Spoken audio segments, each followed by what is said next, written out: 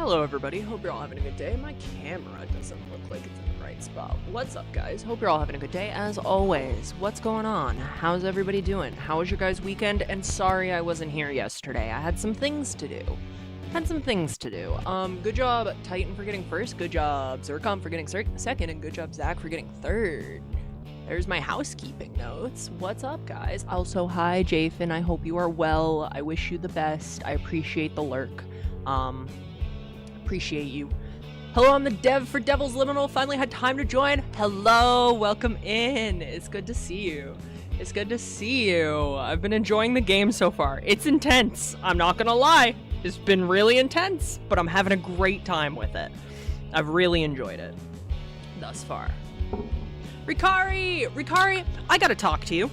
I gotta talk to you right now. Rikari. What are you doing? What are you doing work on a Friday when I don't even stream on a Friday? I see you blocking terms in the mod actions, working on a Friday? What the hecky? Thank you. I appreciate you. Hi Vibes, hi chat, hi Zordly, welcome in. Good to see you. Miss Developer, what do I call you? What do I call you? Hey Vibes, hey Jake. How's it going? What's going on? How do I call you Heptad? Is that what I call you? I just call you by your username? Or do you have a preferred nickname or whatever? Good, feeling better? I am feeling better. Renee, but Miss Developer is pretty good? Okay, then I will call you Miss Developer for today. For while we're playing this game, I'll call you Miss Developer, but if you come back in the future, I'll call you, well, I'll try to remember your name. I'll try really hard. I'm so bad at names. Nice, good to hear. Yeah, I was not feeling great this morning, guys. I woke up, immediately had a headache, like woke up with a really bad headache, and then I threw up because my headache made me throw up. I think that was Sinvin and Mystic streaming. I think I caught a bot in their stream, so I blocked the term in all my streams. Oh my god, so you're a professional, Rikari? Thank you. Rikari's the GOAT. Rikari's the best mod, on god. Rikari's actually, the one that reached out to you, Renee, for context. That's the one that reached out to you and got us in touch, which is lovely. Puma! Hi, Puma. How are you? Hi, Vibes. Sad to hear you were sick. It's okay. It was just like real quick. It was real quick. I threw up one time, and then I, just tried to not throw up anymore. And then I had hot dogs for supper. So, I ate. Don't worry. I'm okay. Doing pretty good. Hope you're feeling better. Thank you, Puma. I appreciate you. Yeah, I'm definitely feeling better than I was earlier. I don't know why. I woke up with just like a pounding headache. I don't usually get migraines, but like I woke up with a pounding headache and then proceeded to die. I don't know.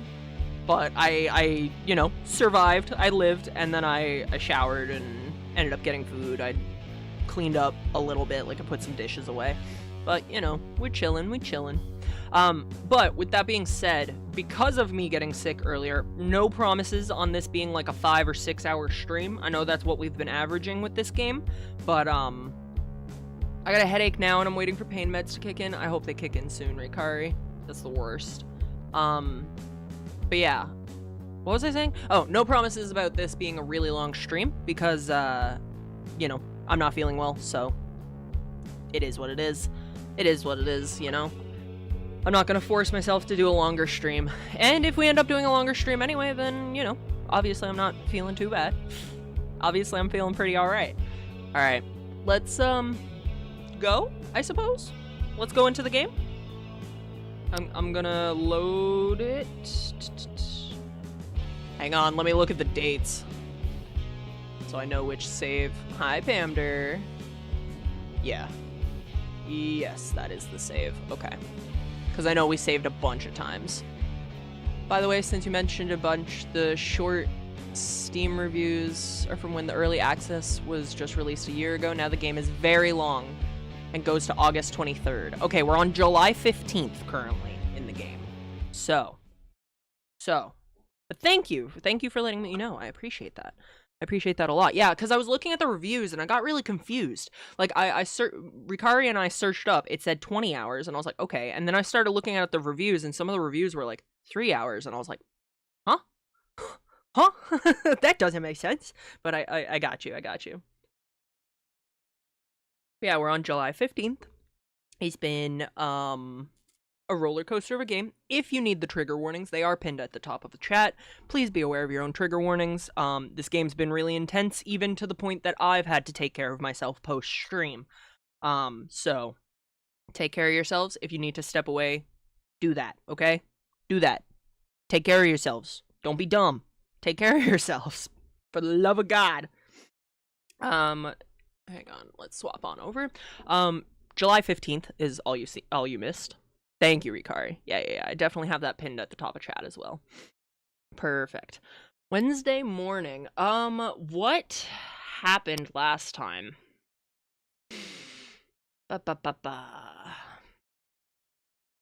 Not as far back as we can go, but let me just double check, just so I can... Oh, yes. Margot and Beck went and met up with Jade, and they had coffee together. What happened before that?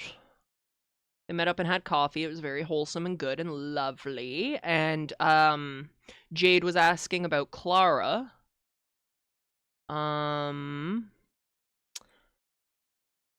Last we saw Clara was at the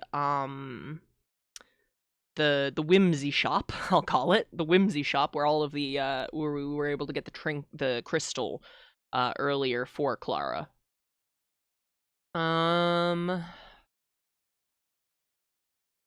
Yeah.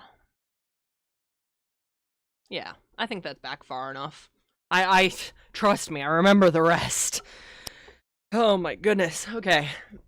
No nightmares, yay, that's good. Or maybe no, I don't think we just had a dream. I think we're good. I think it's literally just went from the coffee shop to waking up. I think we're good.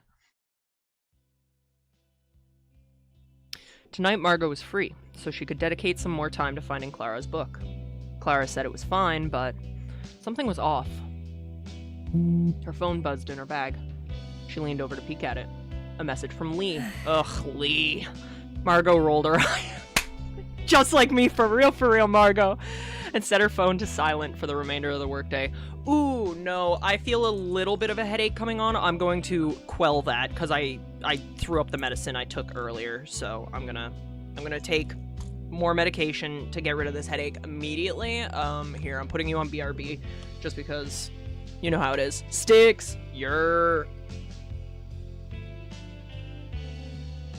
What's up, Sticks? How's it going, dude?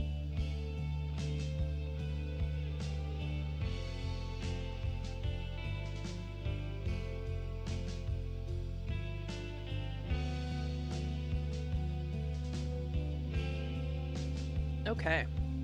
Cool. Let's get rid of that headache ASAP. I feel it coming back right up here, and I'm not about to deal with that again.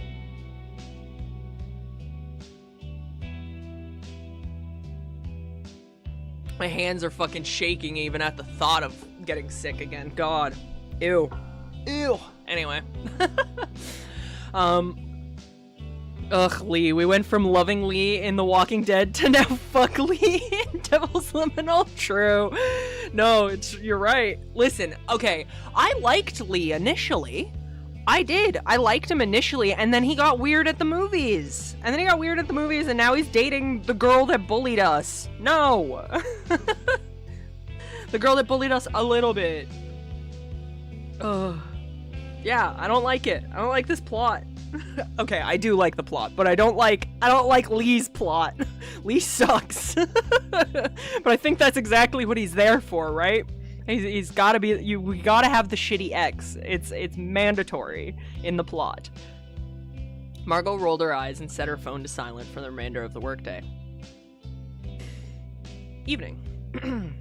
She heard people praying to Saint Anthony or something, or using dowsing rods to find something. Oh yeah, the Saint Anthony's prayer.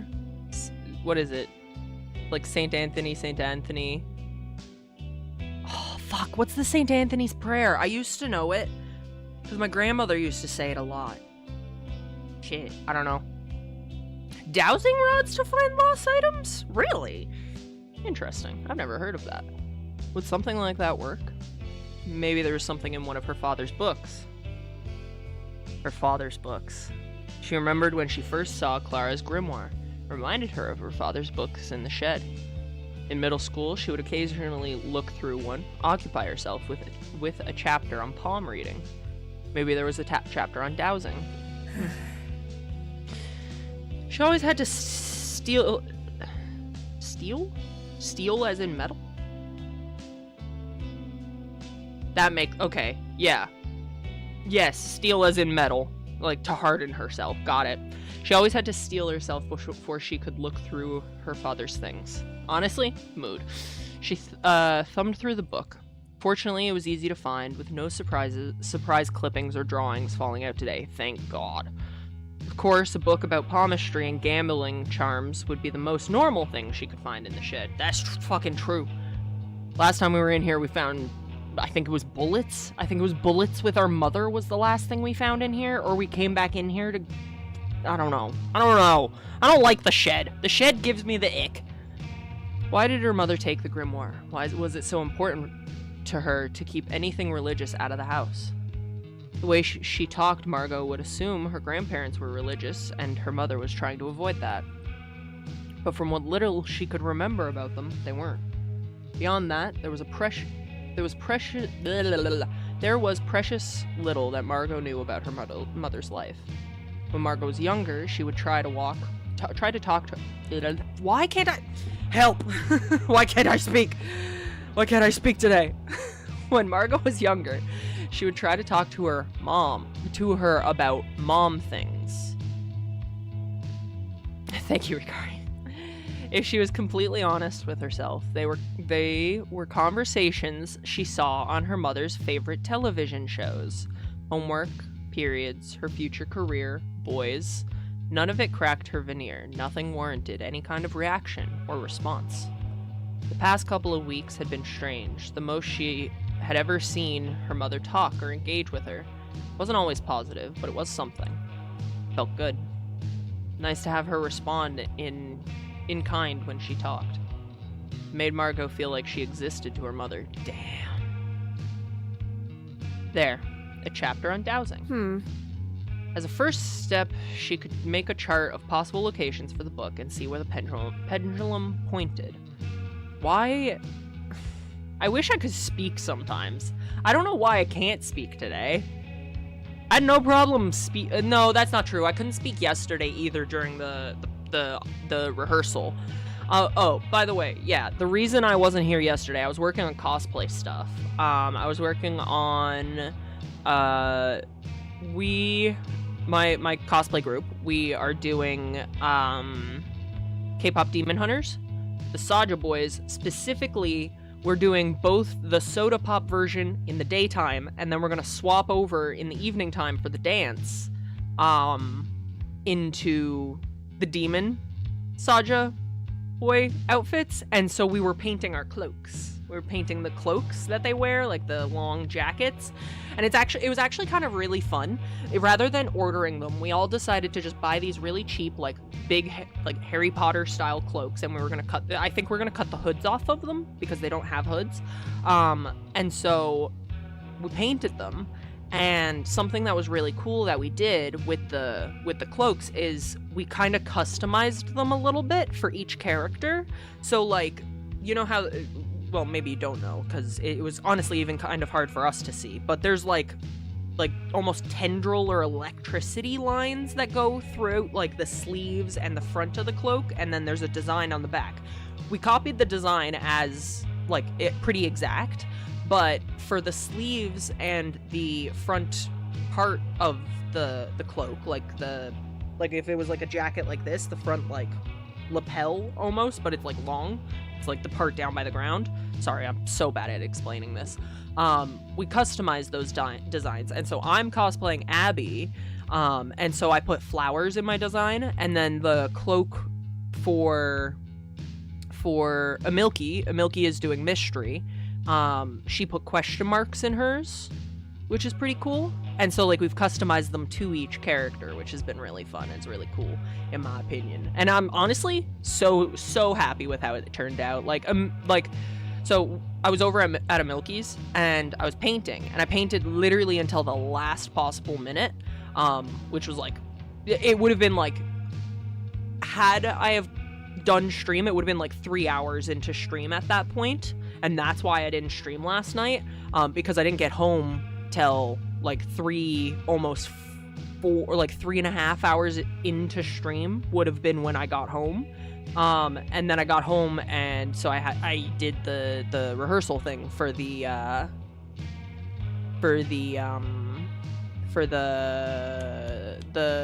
Reader's Theater on the 1st.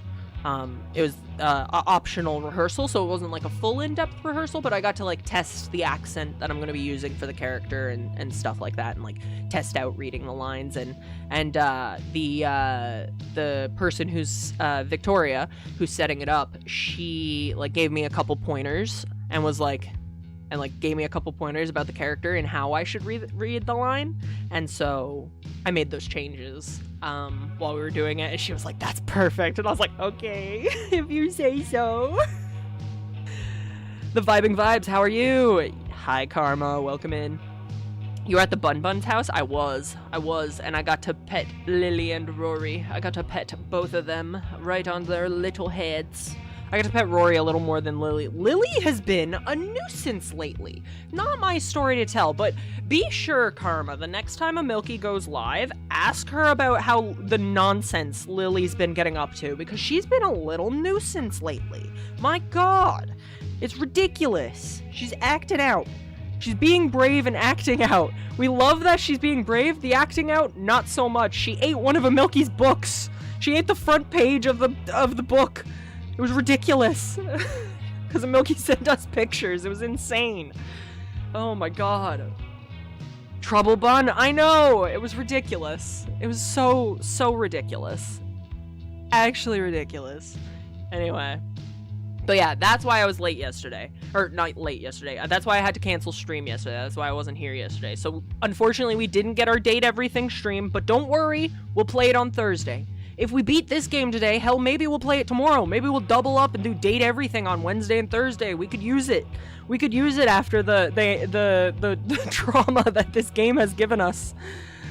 Hope that's not the page on how to make Penna Choco? Penna Choco? Hi, Lettuce. How was your stream after? I stopped in really briefly, but I wasn't feeling well this morning. How was it after? Did you have fun? Did you have fun? Criminal Banui. That's what I'm saying. Chocolate croissant. Got it. Thank you, Karma, for translating. I'm not smart, in case you didn't know. Alright.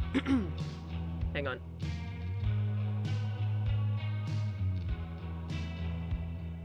You know what? I'm gonna put a cough drop in my mouth already. My throat isn't bothering me yet, but let's just like... Let's stop all of the things from bothering me before they can bother me today, right? Right? That just makes sense to me. Okay, sorry. Let me lock back in. As a first step, she can make a chart of possible locations for the book and see where the pendulum pointed. She had some old jewelry that was the right shape. Oh, okay, that's what it meant. Got it. She had some old jewelry that was the right shape. The book recommended using an amulet for one of the previous chapters. From there, she could use it to play a game of hot and cold. It was straightforward enough. She thumbed to the next end of the chapter. Girly, read the whole chapter, please. Want to bait Mystic out, but I don't know if they're lurking? Let Mystic lurk if they're lurking. Leave them be. If Mystic wants to lurk, let them lurk. Bro's a eepy guy. Bro's a eepy guy. Tea.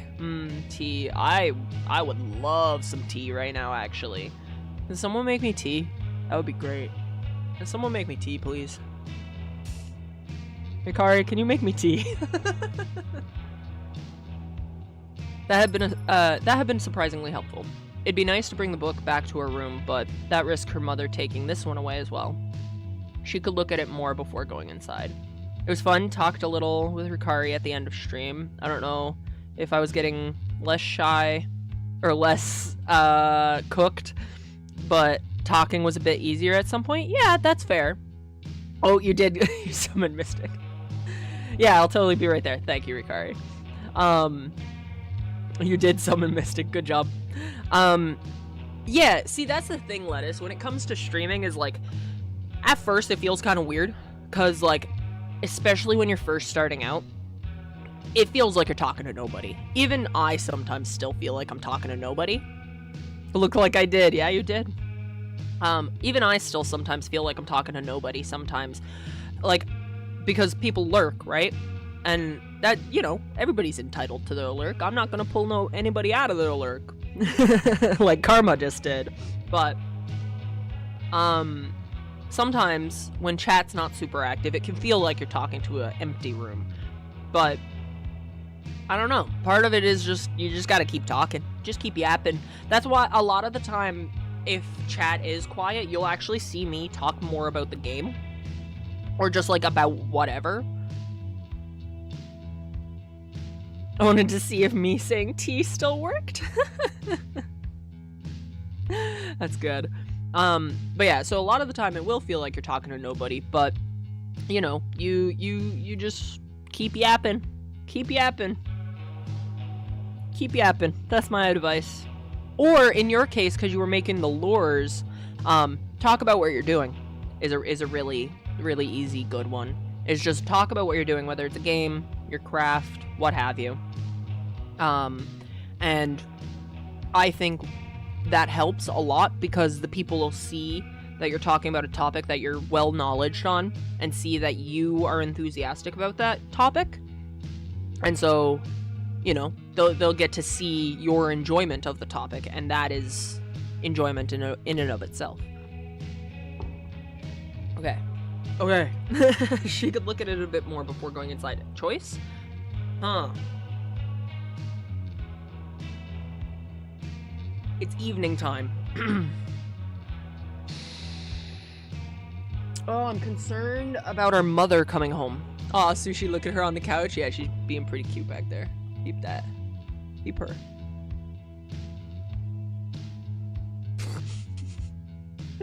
She's very cute, always. Should we keep reading? What if there's important information? Like stuff we're missing?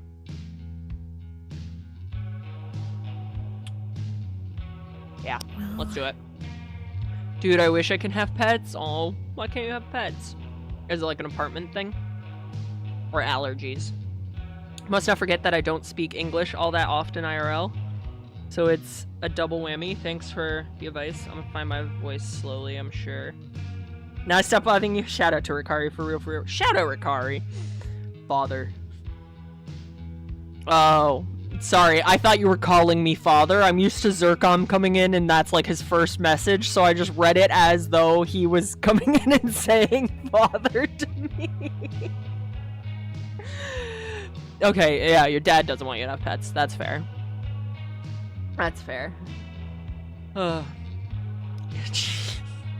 God. Hey, I'm a little dumb today, okay? Give a guy a break. Fuck.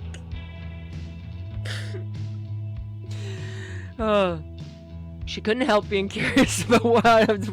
Quiet me. She couldn't help being curious about what else was in the book. No. Karma, I'm not going into the tangent about why we don't like those terms around here. Didn't know you adopted Karma King too. I didn't. I only have Zircom, I think. I don't have any other children that I know of. I think. Listen, I said I was a bad influence. That who was it? Yuki? Was it Yuki the other day came in and asked me to be their dad as well, and I was like, you have to know I'm a bad influence. And they were like, that's okay. And I was like, alright, then I guess. So yeah, I guess I have two. I guess I have Zircom and Yuki. I think it was Yuki. I feel like it was. There's schmutz all over my desk. I think it was Yuki. I don't remember. Funny. She skimmed some more, seeing if anything caught her immediate interest. I think so, yeah, I think so as well. Several ways to make a woman confess their secrets. A chapter on ghosts. Want to make it 3? As long as you can understand I'm a bad influence. She slowed down, reading a bit more thoroughly. It was mainly information on how to get rid of malevolent spirits in one's house. Apparently not storing or disposing of remains properly allowed any attachment storing or disposing of remains properly allowed any attached malevolent spirits to manifest. Her father's ashes, maybe? Sure, I'm a bad influence myself. Okay, sick. Margot gripped the pendant in her hands, attempting to feel the energy. All she felt was annoyed. Rikari! The thing with the best shape for the task happened to be a glass pendant Lee had bought for her once. Regifted, more likely. She had to push the thought away and focus. In a way, it was similar to a meditation exercise. Let go of any other thoughts, only focus on this one thing. Clara's book. Where was her mother keeping it? Where could her mother have taken it? You make the joke the apple doesn't fall far from the tree? True. Funny. On a piece of paper, in pen, she drew a half circle, divided into sections. In pencil, she wrote in some starting possibilities to narrow it down. Home, pawn shop, landfill, other. After a moment of getting her feelings to be neutral towards the pendant, she let it dangle over the paper. It's hard to tell, but... Other? Already off to a bad start. She placed it down, wrote her previous options off to the side, and erased them from the sections. Maybe I can do parts of town? Neighborhood, shopping center, downtown, outside of town. She sighed, hoping it was anything but outside of town. Okay, here it goes. She dangled it from her hand again, watching its erratic movements slow down into a consistent swing.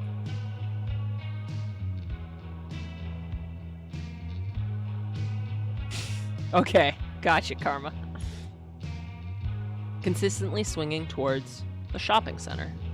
Again, she wrote the erased options. There weren't a lot of stores in the shopping center. The pawn shop, the New Age store, the cafe, other. Another round of dangling. Somehow, Pennant felt more uncoordinated than before. Was it because she was getting too annoyed with it? Or the other times it was so clear up. What could I read? I don't know why I can't read. Hang on.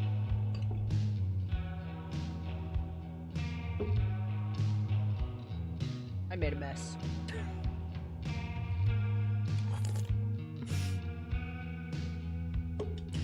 Rikari, you know me getting flustered over not being able to read, and then you calling me out for not being able to read is only gonna make it worse. You're having fun, that's why. I'm trying my best. I'm out here. Tasty. Okay, maybe I need more caffeine. Maybe that's the problem. Seemed to bounce off its cord as though it was elastic. What, the pendulum?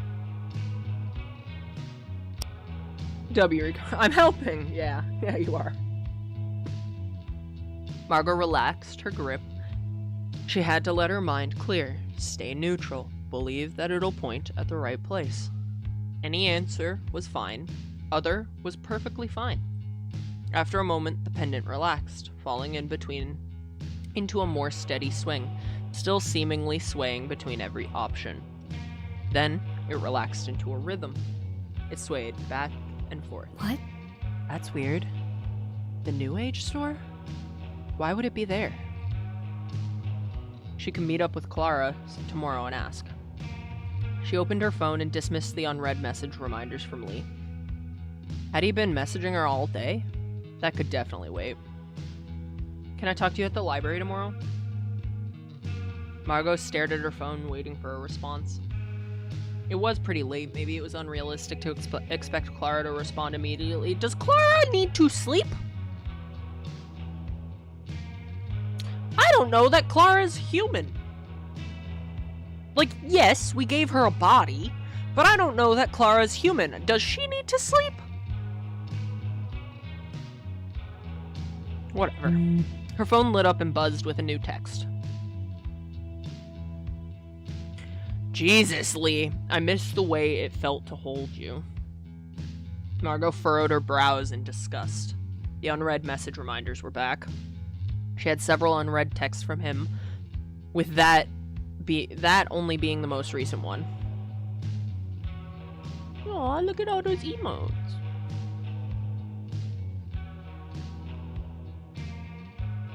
Bro has a girlfriend, gross, yeah. Yeah, it is.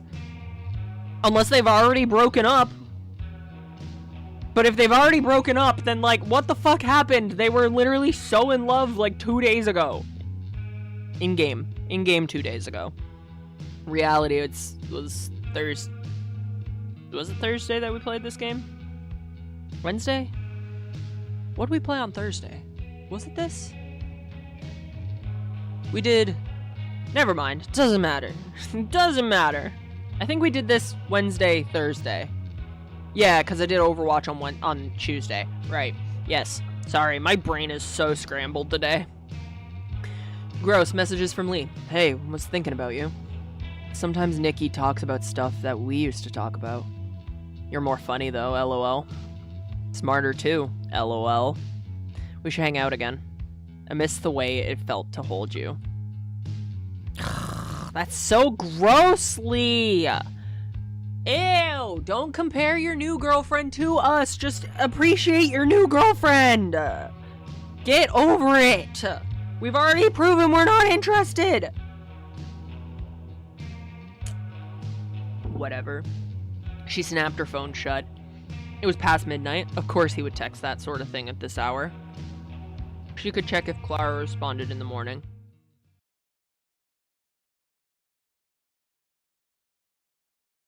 And don't tell us about it! Don't tell us about it! But if you say lol, it's okay. That's definitely what he's thinking. That's the thought process. It's gotta be. It's gotta be, right? I mean, that's probably the inflection. But if you say lol, it's okay. Yep. Right. Oh yeah, right, my bad. Yeah. Also, I'm gonna do a quick save. Dot.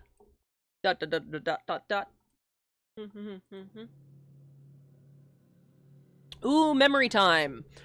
Trigger warning. The memories kinda suck sometimes. So be woke. Be aware. Fuck. I don't remember what the last one we did was. I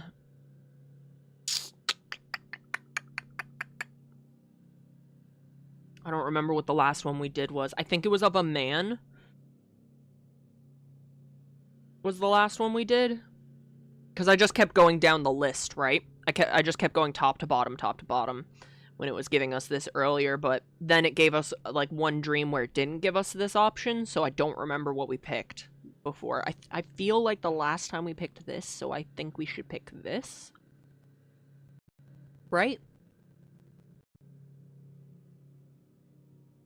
Yeah, let's go. This might not be a good time. Because these are Margot's memories, it seems. Excuse me. I'm good. That tasted like hot dog. What the fuck? Sorry. I did not mean to smack the mic just now. Dot. There were words that Margot learned when she was very, very young. Before she'd even started school or met other children and adults. She wished she had learned these words when she was a little older. Maybe not at all. Margot did something her mother didn't like. Her mother taught her the word spiteful.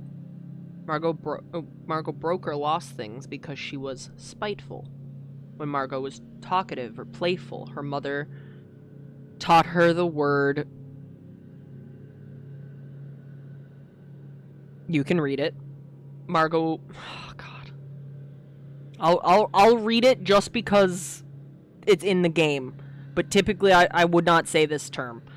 Margot was loud and running around because she was retarded. While her mother watched her shows, she insisted Margot sat quietly.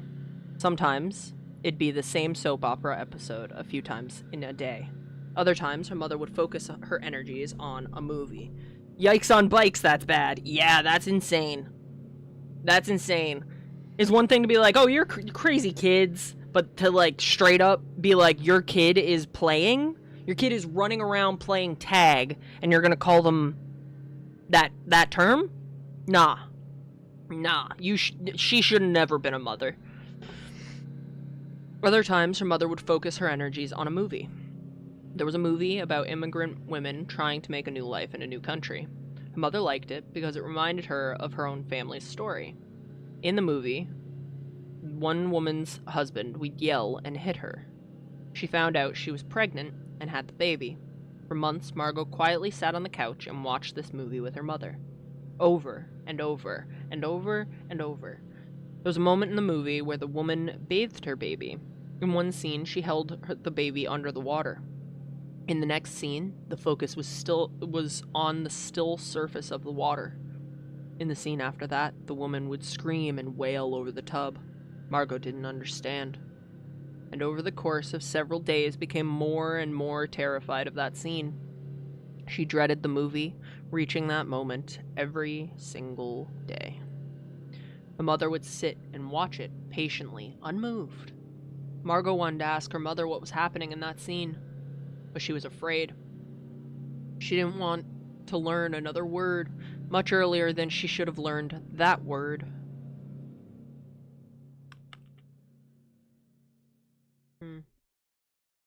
July 16th, Thursday, after work. Margot sat alone at the library, trying to organize her thoughts. Clara agreed to meet up with her soon, but she wanted some time by herself. Clara had told her not to worry about the grimoire anymore, but it was at Teresa's house. What? But it was at Teresa's house.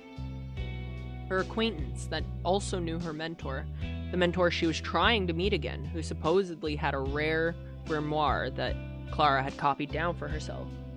Sorry, I thought I saw the ads pop up for a second there. Margot had seen her as a cat, seen her create seemingly magical things with relative ease, seen people act as though they couldn't see or hear her. Maybe there was something more to this mentor. Or Clara's, our sleep paralysis demon lesbian cat. With the rumors about satanic cults, was Clara in a cult? What else could describe what little she had mentioned? You know what? She could be in a cult. I could believe it, actually. You know what? In the search bar, she typed Arizona cults. Bodies found, girls seen in the desert. Girls seen in the deserts. We know about the bodies. As Margot skimmed the search results, she noticed a pattern. There were several articles about missing girls written in the 80s. Excuse me. Missing girls seen in the desert. Locals have reported sightings of teen girls in the area desert. In the area desert. Teen girls in the area desert? In the area's desert? I don't know. Authorities I'm not good enough at language to question most of the time. Authorities are investigating if they may be missing girls from neighboring country. Victims, part of nomadic cult. Bodies found at the desert are believed to be members of a satanic nomadic cult. All bodies have been young female victims, but their identities are still unknown. Child bride suspicions. Residents are concerned about suspected child brides. Police say they've been unable to confirm reports of teen girls in matching clothes seen in the desert. These sightings have been outside multiple cities, leading authorities to believe it may be a hoax. Page was a digitalization of an article printed in the 80s. Body in car. Police report a third unidentified body. What? Police report a third unidentified body has been found in a burnt-out car. Due to the ritualistic treatment of the bodies, the cases are thought to be linked to a reported satanic cult thought to be in the area. Margot checked an article from the nearby town's local newspaper. Family found dead. Following a wellness check, a local family was found dead in their home. DNA testing has linked a recent found unidentified body as a relative. There was another article from 18 years ago. At first glance, it sounded a bit unrelated, but Margot decided to check. Body found in river. Body of a man connected to the alleged nomadic cult found in the Colorado River. This sounded familiar.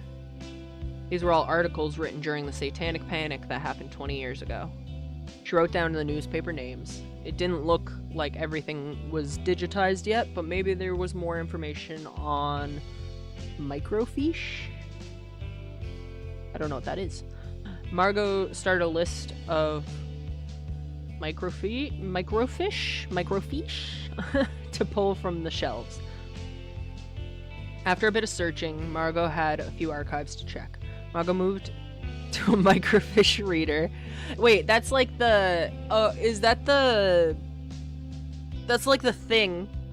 Is that those things that have like a whole shit ton of newspapers in them and then they're like magnified? So it's a shit ton of different newspapers, but they're just really, really tiny, and then it's like a magnifying glass that looks in at them. Is that what that is?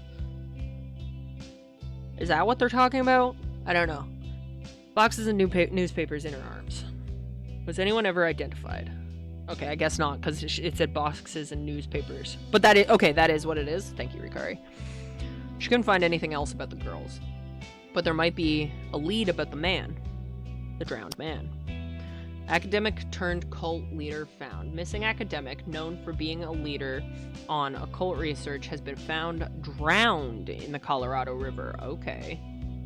Academic turned cult leader found. Known for his publications on practices that were revealed to him, it has been speculated that he started a cult after he went missing. Those close to him say he started going by Quixote?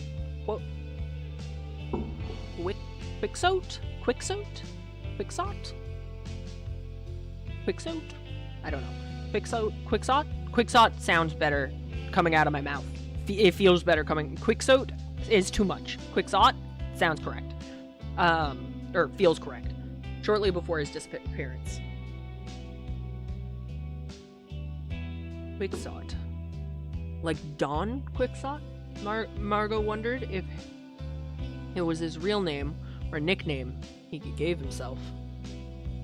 Quaker Oats, yeah. Margot carefully collected the microfiche and the old newspapers to put on the return cart. She neatly stacked the articles she printed out. Quixote? That's how that's spelt? I've heard that name, Quixote, but that's how it's spelt?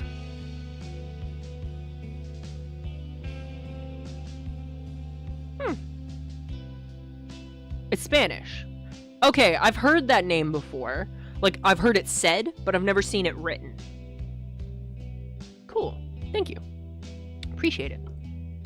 Margot returned to her table. Clara was there. Hello. You asked me to meet you here? Yeah.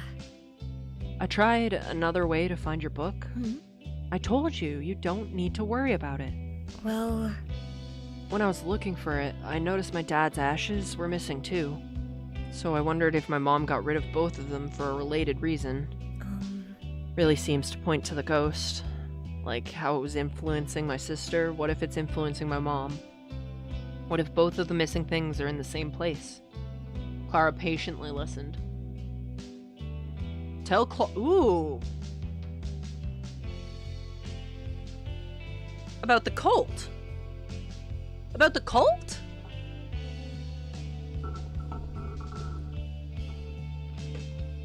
Should we?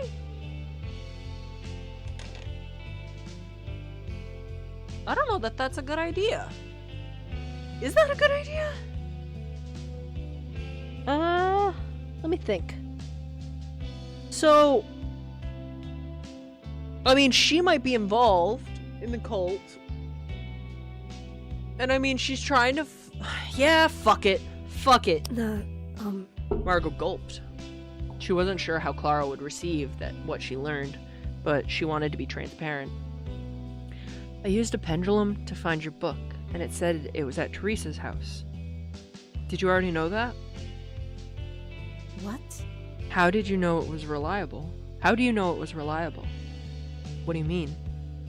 Did you put anything of yourself on the pendulum? These things always require a sacrifice from your body. No. Then it's not reliable. Regardless, I told you it doesn't matter. Okay. Given Clara's skepticism, she wasn't sure about the next part. I also tried looking up your mentor. What? Excuse me? I think he... Clara stood up from the table. What exactly do you think?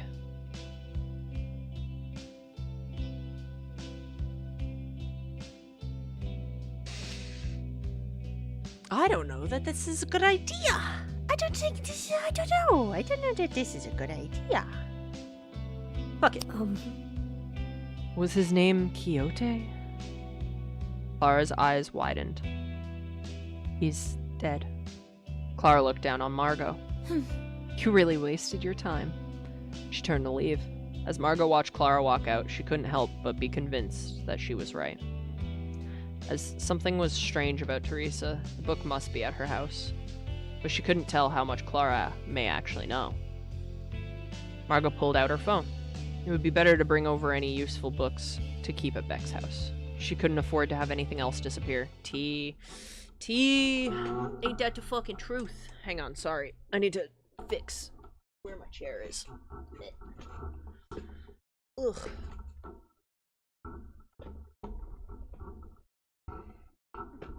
There we go.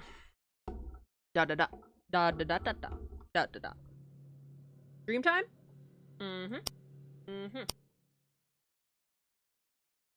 I don't think I could pick of an island yet. It looked grayed out. I didn't try to hover over it, though. These are usually Helen's memories. Trigger warning, the memories are intense sometimes. Oh. Mom, can I ask something? What? Margot knew her mother had seen her notebooks. This conversation was bound to come up eventually. I've been not feeling great lately. I think I'm depressed. No. You want me to spend all of my money on medication? Nope. That's definitely not happening. No, I just wanted to ask. What? And we lose the house? Your father's medical expenses are enough. Ask to take it easy on me.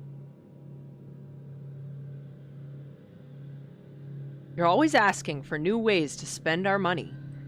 Please, just listen. I don't want... And now you're yelling at me? Look at how you treated us. Do you think your life is really that bad? You have a roof over your head. I didn't even get that when I was your age. I had to live on the street. I had to foster parents who wouldn't feed me. Do you really think that's reasonable? That I can't be unhappy because I'm not homeless? What am I supposed to do then? Give up? Give up? Give me a turn. Give me a body. I'll make better use of it than you ever did.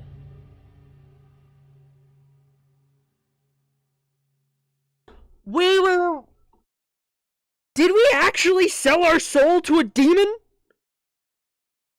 I think Margot might have actually sold her soul to a demon. I thought it might have been intertwined with the stuff with Beck. Because we did the blood pact with Beck. No, I think she might have actually sold her soul to a demon because she was depressed. That's not good. That's not good. July 17th. Also, the ads are incoming in 5 minutes. I'll pause when they happen, obviously. Friday after work. Very not good. Hey, sweetie. I didn't see you leave work. Where are you? Come home soon. We hardly spend any time together anymore. Let's have more family time before you go off to college. Will you be home for dinner? Hey. Is everything okay? You're phone is blowing up. Margot sighed, switching it to silent. July 17th is the day I started working for the first time. Whoa! Let's go. Yeah. Yeah, sorry. My mom keeps texting. Anyway, thanks for letting me come over with the books. Are you still okay with me keeping them here? Yeah. Yeah, of course. Margot and Beck sat across the room, sat on the bedroom floor, Margot's bag between them. Margot pulled out a small stack of books. Something happened? You were kind of vague over text. My mom went through my things. She did something with Clara's book. Wow. Well, shit. What did Clara say? She was surprisingly calm. That's strange. Has there been any, oh my god! Has there been, I'm gonna fucking implode, dude. I can't read today. I gotta do some of the fucking, the like, the fucking stuff from High School Musical, the like vocal exercises that Sharpay did. Fuck. Has there been any other stuff? Well, almost daily I keep having these intrusive thoughts. Font options, if that helped. That I don't think that that's you. It's my mouth. My mouth is the problem. It's not that I can't read. It's that I can't speak. Like, my mouth is moving incorrectly to the words I'm trying to say. That's my issue right now. Oh my god. Maybe I should try the fucking the dyslexic options. Maybe it'd help. I don't know though. I don't know. Some days I just can't speak. Mouth moves faster than brain. Yes. Precisely. Oh my god. I'm normally able to, like, last time we were playing this, I had no fucking problems reading, but I don't know, today I can't fucking speak. That's so common for me as well. Yeah, it's hell. It's hell. It sucks.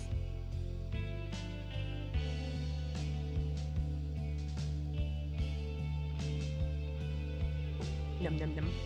Num num num. Okay. No worries, just wanted to see if a tasteful serif. Tasteful? Ooh. Yeah, I actually, because some games have like a streamer mode and stuff, I always look in at the settings and stuff.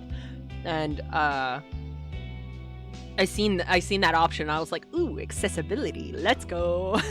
Like, it was just like a little moment to myself, like before I started stream. I was like, that's really cool that they did that. And I tested it and I was like, I like the font, but I like this font. Not going to stay because I like to avoid things where witchcraft is heavy, but I wanted to say hi and give my support. Yuki! Hi! I hope you are well. If we don't finish this game today, we will probably finish it tomorrow, and then on Thursday we're going to be doing Date Everything. So it'll be safe and good and lovely for Date Everything. For Date Everything on Thursday, if you want to come hang out then. I appreciate you stopping in. Yes, as Rikari said. But yeah, the ads are about to start, guys, so stretch your legs, get a snack, a drink, whatever you may need, and we'll be right back. I'll see you guys in like 5 minutes.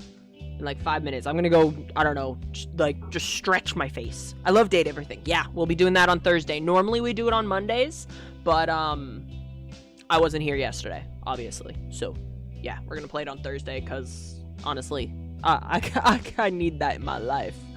I need that in my life. I love that game. It's so good. Alright, I'll see you guys in a couple minutes. Take care of yourselves. Take care of yourselves, okay? I'll see you guys soon. Real soon.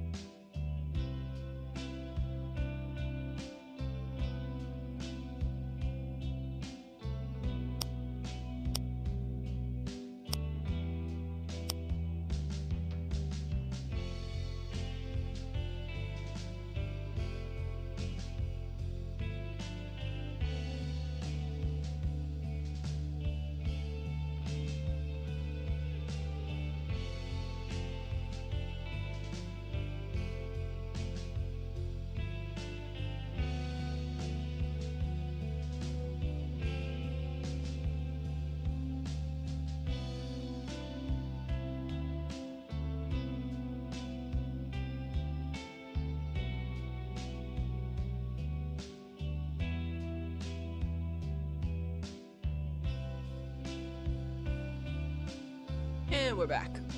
I gotta remember I gotta stick to this side of the screen. The webcam. Because I got my webcam squished over to that corner, so that you guys can see all the art. But don't worry, I'll put myself back when we play something else. But for now, I'm gonna stay here.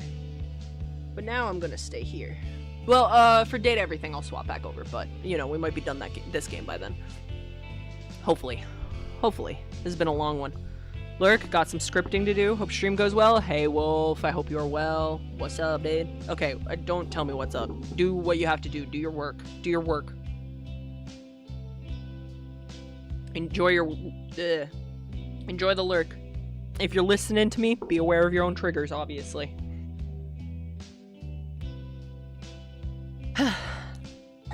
Sorry, I'm out of breath from the stairs, Jesus.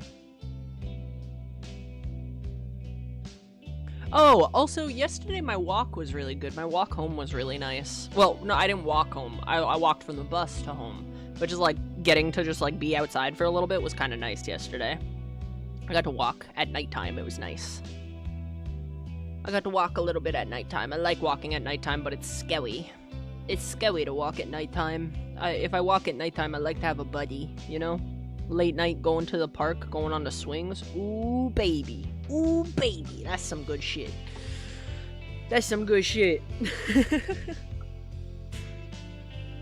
Almost daily, I keep having these intrusive thoughts. I don't know if they're dreams, daydreams, memories, or what. Weather has been nice here. I want to walk more. Yeah, I gotta get back into walking these next 2 weeks, to be honest. I want to try... Okay, I'm specifying these next 2 weeks because the cosplay thing is coming up. And I want to look my best for that, but also I'm not fully happy with how some of my cosplays are fitting me, so I'm gonna try and like lose some like water weight and stuff in that time frame. So I might do a workout after stream, actually.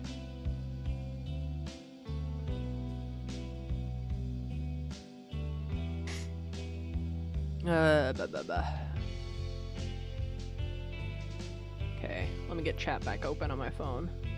There we go.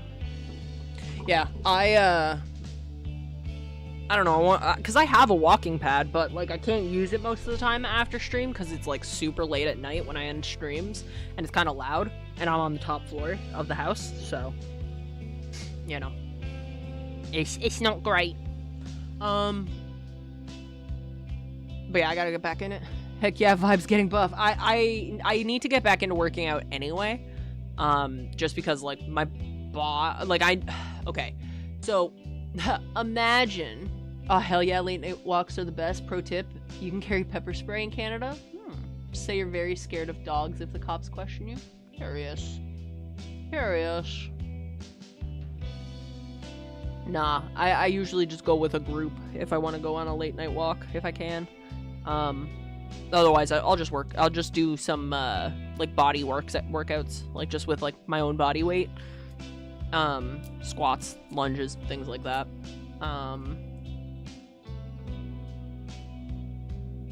But see, it's so annoying, right? It's so annoying because like everybody's like, oh, you'll be better if you're in a schedule and like taking care of yourself and working out properly and eating multiple meals a day. The last time I was in the headspace of, I would wake up at 10 o'clock in the morning, I would get up, make breakfast, eat, and chill till noon. Then from noon to 2, I would work out. I'd shower and start cooking supper, all while I was taking care of my grandmother at the time, because she was living with us and she was very sick. Cancer. Fuck cancer. That's how I feel. But that was the last time I was like really on it, and it was like schedule. I'd like to get back to something similar. At least I'd like to start waking up at noon at the absolute latest. Today I woke up at like 3-ish, 2 or 3-ish, something like that. And so that was better than what I have been, because previously I was waking up like an hour before stream, right? It was not great. I was waking up at like 5. It was brutal. But, you know, we live and learn. Anyway, but it's so annoying that, like, when you're in a schedule and you take care of yourself, yeah, your mental feels better. But, like, when I was last doing that, I feel like I was doing it more so as a distraction than anything else. So I'd like to get back into working out and getting on a good schedule while I'm in, like, a healthier headspace like I am now, right? Because, like, I do have a schedule now with streaming, but my sleep is completely backwards. So I'd like to start getting my sleep regulated so that I can have more time before stream, so that I can start working out before stream. And, like, obviously get dinner and all that good stuff. That's the ideal. I'll keep you guys updated on how that schedule goes, you know? I'll keep you updated. Oops. Return. Oops. It's not always stuff that happens to me. Let's lock in. I'm yapping. I like to yap after the ads a little bit, but I can't let myself get into like a 20-minute yap session because we'll never finish this game. Though we might be somewhat close to the end of the game. We're on July 16th, 17th, and Miss Developer said that we go till August 20-something. Or something like that, 23rd, I think is what she said. I don't recall. Where was that? Let me scroll.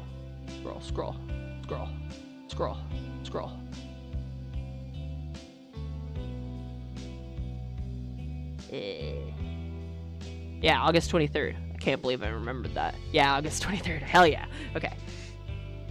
It's not always stuff that happens to me. Sometimes it feels like someone else's memory. I see.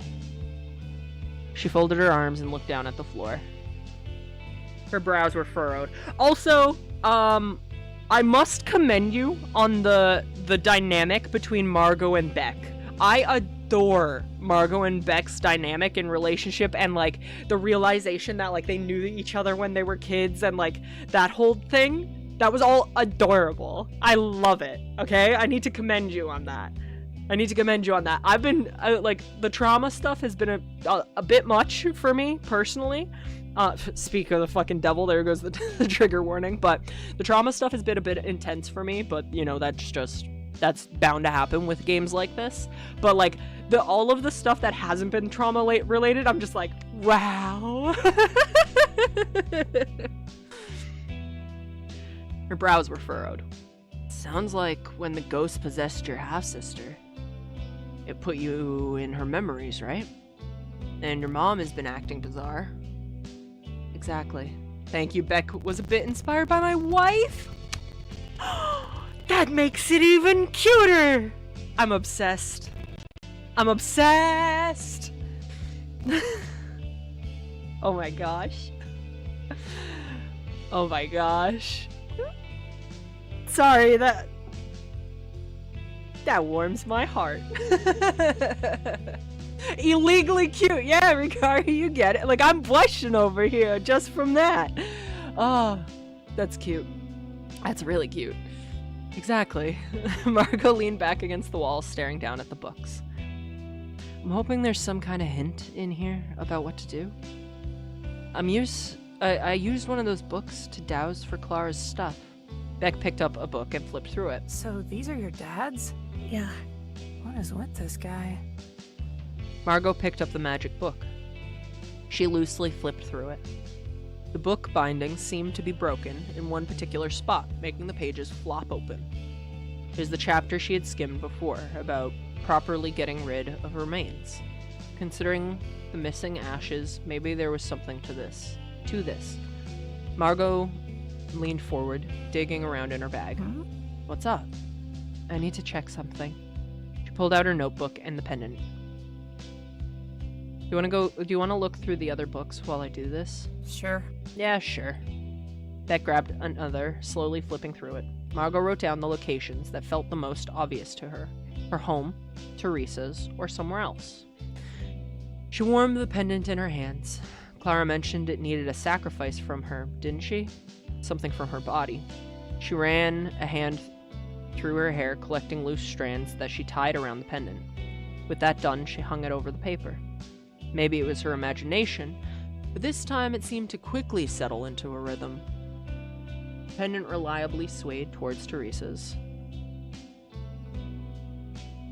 More trivia. Clara's personality is a bit inspired by mine as a teenager, so you had a bit of a toot as a teenager. I'm kidding. I'm just picking at you. The pendant reliably swayed towards Teresa's. Still do? Hell yeah. Same as the book. Why?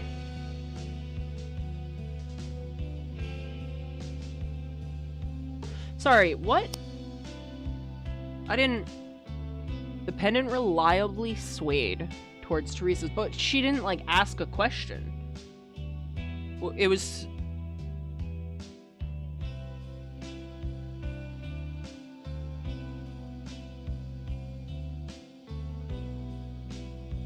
Okay, she said I just need to check something. She didn't elaborate what she was checking. It's probably where the book. I guess she was just checking where the stuff is, both of it. The ghost wants it there, Teresa wants it there.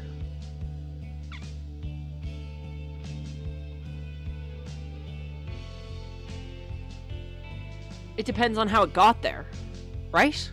It depends on how it got there. If it was our mother taking it there and leaving it there, then the ghost.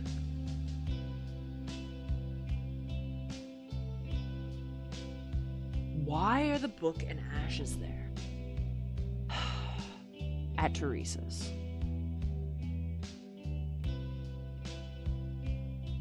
Teresa seemed really chill, though. I don't think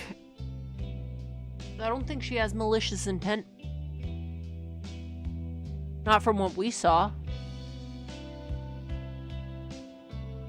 But if it's okay, so if it's there and Teresa knows it's there, why the fuck didn't she say anything when we brought it up? Second, if it's there and Teresa doesn't know it's there, maybe she doesn't know it's there, and it's all the ghosts.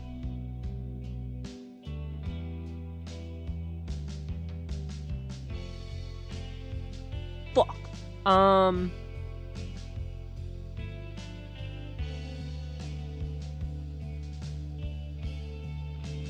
Ghost.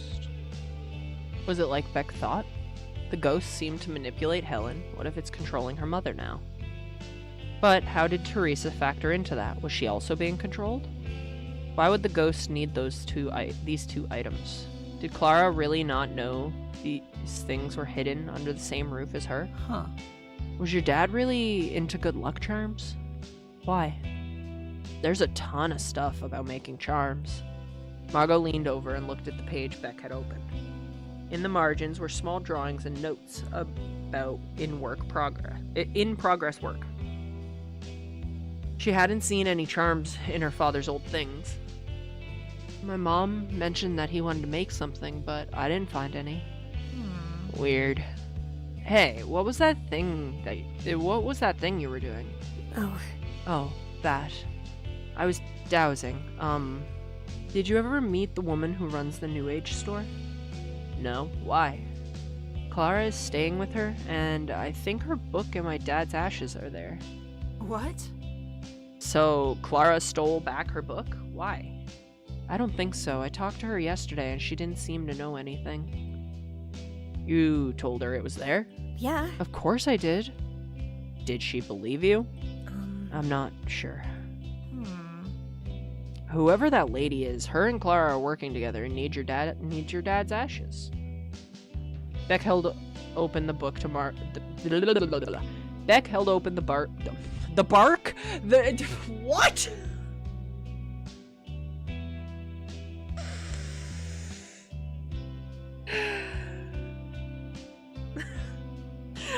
The reason Bark came out is because my brain tried to combine Book and Margot. Okay, that's what happened there. My brain was too fast. Beck held open the book Margot skimmed earlier. You were reading this part, right? It says here that getting rid of the remains gets rid of the ghost. But now they have the ashes. Clara wants the ghost around? Then why has she been helping me? We don't know if she's actually been helpful. She was nowhere to be found when your sister tried to drag us away. Evening. Margot went to the library and headed towards the piano practice room. Through the door window, Margot could see Jade practicing on the piano. Margot walked in. Hey, glad you could make it. Margot sat down. Sorry. Sorry I'm a bit late. It's fine, I practiced with Clara earlier. Either way, it's a weekday. You had work, right? Yeah. Yeah, that's true. What song did you pick? Since you showed up late, it'll have to be a surprise now. I knew I'd be punished somehow. Jade absent-mindedly played a section of a song Margot recognized from the radio. It had always impressed Margot how easily Jade could play. As Jade played, she looked up at Margot. I thought about what you said at the cafe. About what? Nikki. I invited her to open mic. Is she coming? Yeah. Great. Oh, that's great. Yeah, it'll be good to see her there. For a moment, her fingers went still over the keys. Can I ask you a serious question? Margot internally winced. Sure. Yeah, of course. I know you haven't brought it up, but... Are you doing okay? Is your mom okay? Does your family need anything? Jade turned back to the piano. Must have been obvious that Margot was uncomfortable. If you want, I can also never bring it up again. Devil's Ligma? Dill? No. Dill, behave. Banned. God damn it, Dill. What's up, dude? Hope you're well. What's up, brother? Behave. Hey, hope you're well, man.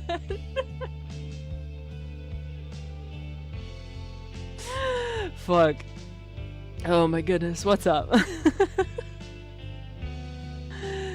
Good to see you, genuinely. But that's a crazy message to come in on. That's a different game. Common misconception. Thank you, Miss Developer. You know what? Actually, Dill, I guess you don't have to behave. I guess you don't have to behave. The Miss Developer made a funny joke towards you, so I guess you're okay. What's up, Dill? This is, welcome in. This is a game called Devil's Liminal that I received the, Steam code for from the developer, who is Heptad in chat. But it is a very traumatic game, so take care of yourself, and trigger warnings are there if you need them. But I know you're feral, so you might be fine. But they're there if you need them. I'd say take a look at them, because it's some pretty heavy shit. Because it's some pretty heavy stuff. Pop in and say hi, I'll hang around for a bit? Hell yeah. But yeah, that's what this game is, Dill. What's up, dude? If you want, I can also never bring it up again. I'm sure I'm not the first person to ask about it. But I wanted you to know I'm here for you. I've only ever lost my grandma, but I remember for Nikki, guess we were too young to know what to do. Jade's playing slowed down. I'm sorry, I'm rambling. They sat quietly for a moment. I don't need anything. Margot wasn't sure how to express her appreciation. Jade was always so supportive, but Margot felt like she could hardly muster a thank you. She put her head on Jade's shoulder. Thanks. I'm just glad you're my friend. Jade leaned against her. Me too. Oh. I feel like we haven't gotten to see a lot of Jade, but I really like Jade. Like, comparatively to some of the other characters, I feel like we haven't seen a lot of Jade, but I do. I really like her. I have a ping. What's going on?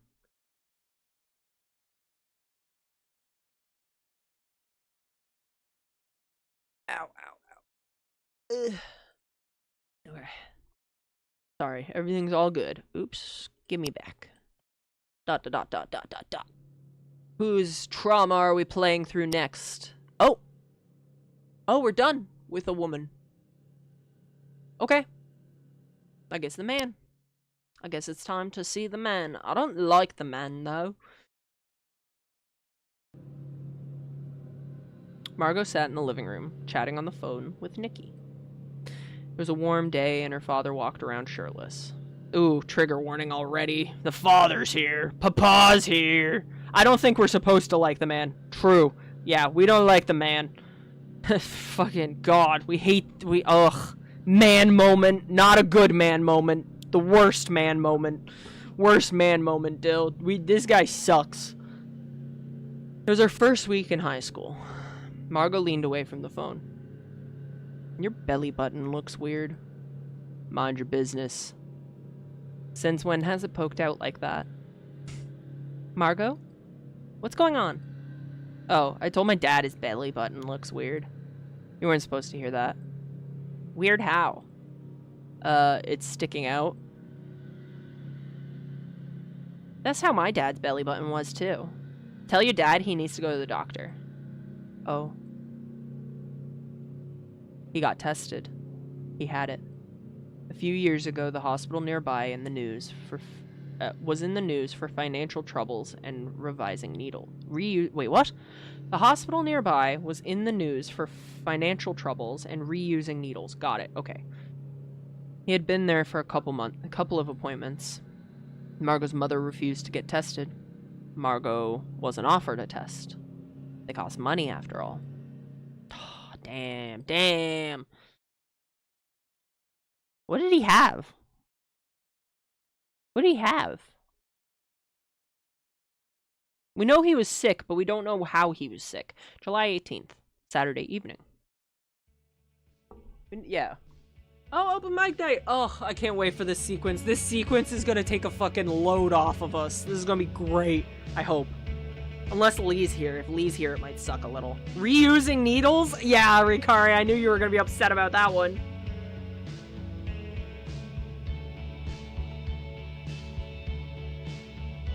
Ooh, hang on, I'm dehydrated.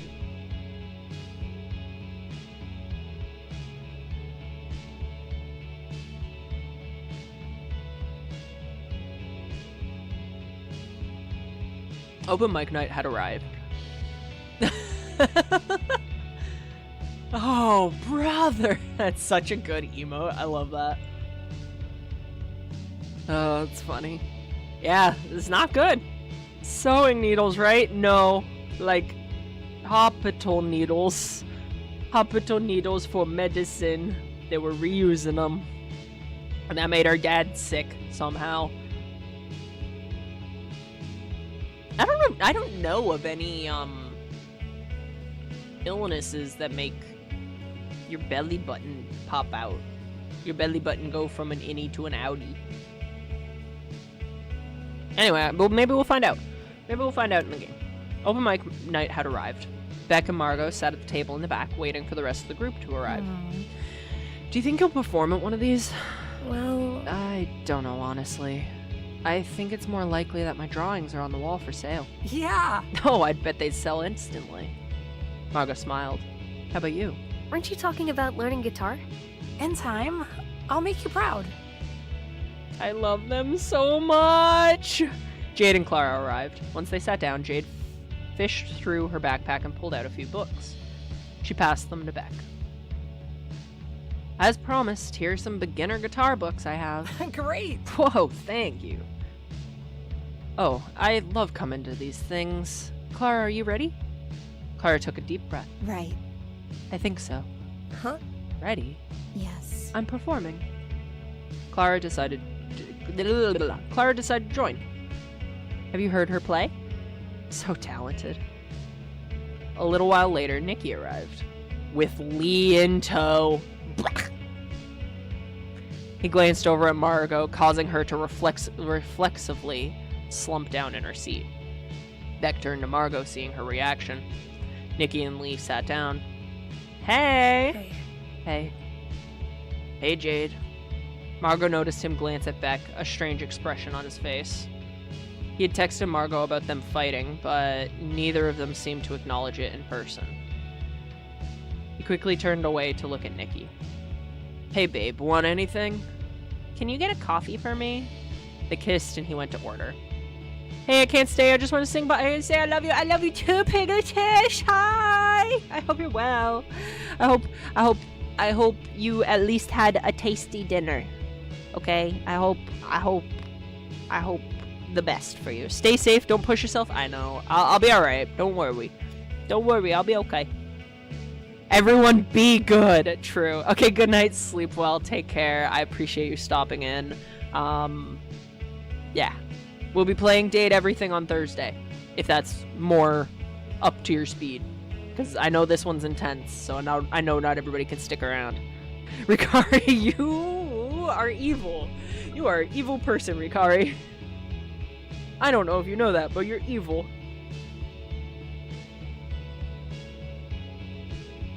But I appreciate you stopping in.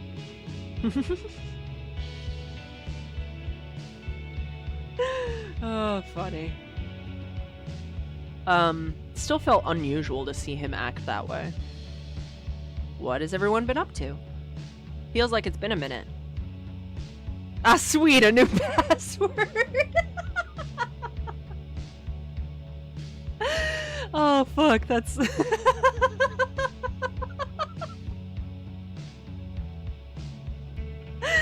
Oh, it's so funny! Rikari! Oh, shit, that got me good.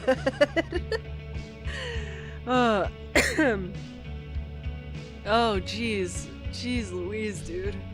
Feels like it's been a minute. Last weekend, Lee and I went to Six Flags. Lee never went on a day trip with Margot. Normally, I don't really like roller coasters, but it was pretty fun. That's cool. Was it crowded? Not too bad. Margot listened to everyone chat for a bit. She felt herself zoning out. Have you talked to her about, you know? Out of the corner of her eye, Margot checked that Clara was busy talking to Jade. She leaned closer to Beck. No. There hasn't been a good moment yet. Isn't it important enough to find a moment? Find out how she's benefiting from the ghost? I don't know if it's that. After a while, the performances started. First up was Jade. No way, Vibies, you beautiful. Yo, hi, Kai. Weighty, not a weighty. Nope. Wrong, Kai. Wrong. But hi, Kai. I hope you're well.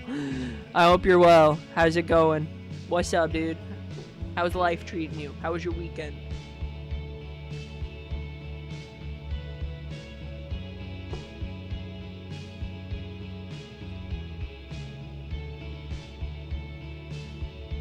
I know I regretted that as soon as I sent it. Oops. You're okay. You're alright. You can't offend me, Kai. That's the thing. Know that you can't offend me. You can't offend me. It's not possible. I got it wrong. Me tired. You're fine. Why I got a cut on my finger? Where'd that come from? And if you're tired, go sleep. Get rest, Kai. On the stage, she smiled and looked over the small audience.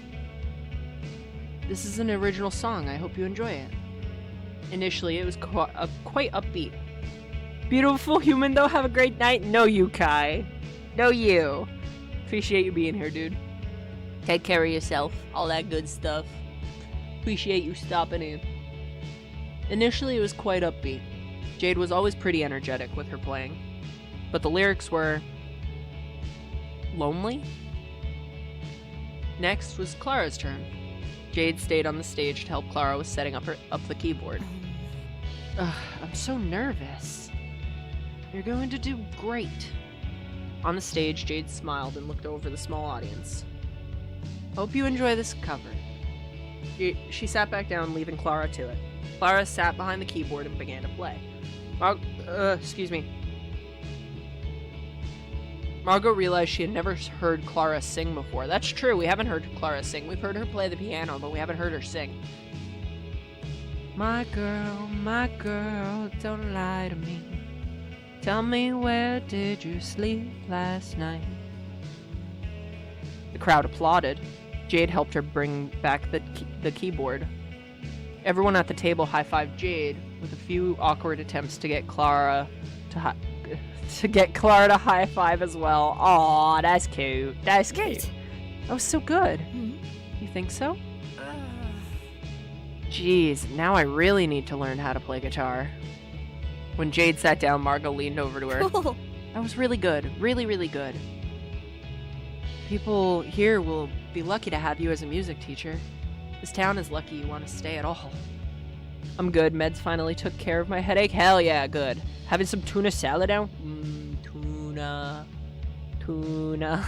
I love tuna. I love all seafood. Ugh. Ugh. Now I want sushi. Fuck. Jade smiled. That means a lot. Bah, bah, bah. There was a break in the performances. I need a smoke break. Margot, wanna come with me? Sure. Sure. They went outside. Nikki took a drag. She pulled it away slightly, tilting her hand as she examined the burning end. What's your problem? Sorry, what, Nikki? I love seafood so much. Same. Oh, same. You know what I would fuck up so hard right now? Just like a ton of crab. Just a ton of crab. Oh, so good. What's your problem? Nikki didn't look up at Margot. Huh? What do you mean? You keep staring at Lee. You've been quiet all night. You haven't been texting me, but instead Jade is doing the texting for you. Had tuna kimbap the other day and it was epic. Oh, that sounds fire. Oh, that sounds so good. What the hell? What? I haven't done anything. Yeah, that's the problem. I've tried to be understanding, but you've been super weird all summer. And you have these weird new friends that have to be around you at all times. What's going on? Hey, Nikki, come on. You remember it's hard for me to live at home? So? My mom's shitty too. My dad died too. But you didn't see me being so weird. Now she was looking at Margot with an expression that was hard to meet. That was years ago. This is new for me. Seems like all you want to do is hang out with your new girlfriend and obsess over what your ex does. How is that a normal way to handle your dad dying? Aren't you working and going to college and stuff? Aren't you working and going to college and stuff too? Why don't you focus on that? This is why I don't text. Oh. Oh. Do we want to start drama? Do we want to start drama? Do we want to start drama?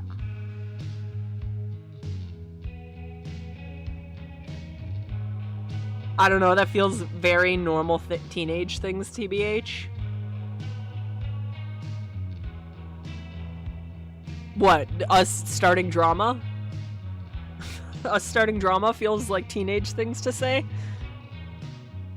Or what she said. It would be very normal teenage of us to start drama, so yes, okay! Thank you, Rikari. seriously? And you're wondering why I don't text you more? I'm going to the bathroom.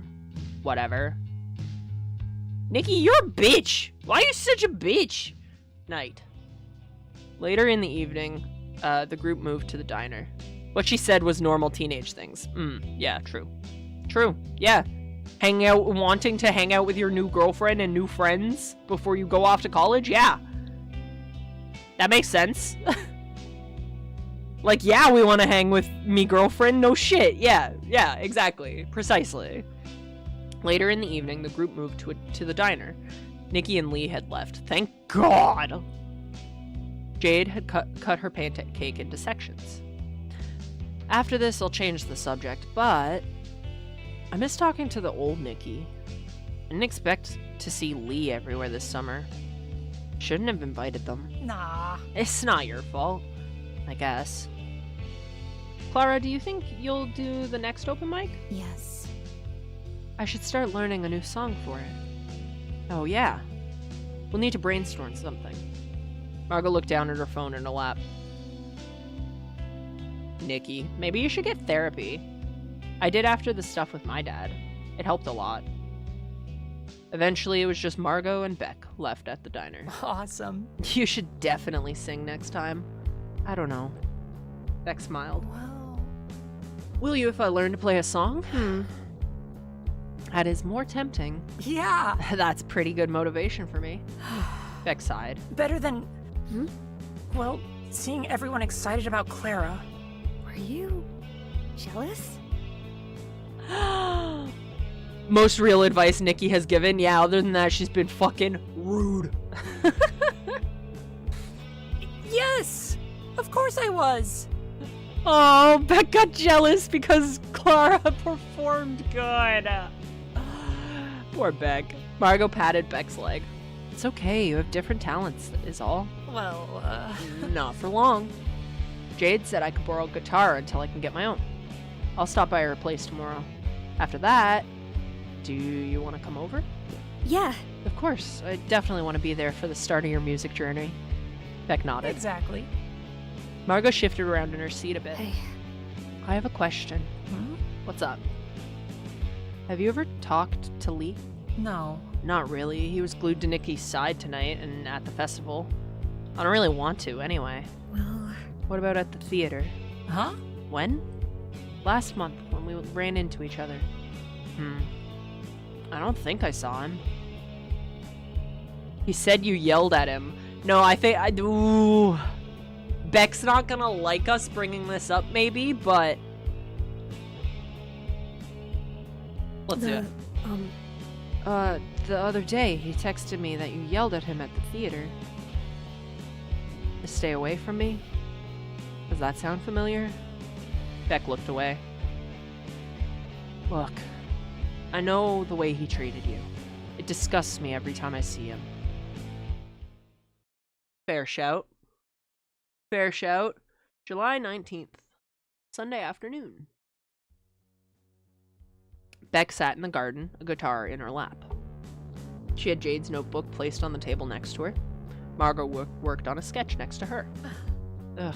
This is so hard. She looked at her hands. And it hurts. No one tells you how much the strings hurt. It's true. It's true, it hurts. It hurts to play guitar. You got built up to calluses. Margot looked over from her drawing. your playing sounds fine to me. You're learning, right? I guess. Just frustrated. Margot nodded. Mhm. Maybe I should ask Jade for lessons. You could. She's going to school to be a music teacher after all. Margot looked back down at her drawing. Wonder when Clara and Jade became friends. They got along pretty well at the festival. I guess they stayed in contact. Beck flipped through her book. What song would you want me to learn? Well, Oh, Margot thought about it. Really thought about it. She realized. I feel like I've never heard a single song in my life. Fuck, ain't that the truth? When someone's like, hey, what's your favorite song? You're just like, it's just like dial-up tone in your head because there's no other, like, I typically constantly have music playing in my head. The second someone's like, hey, what's your favorite song? I'm like,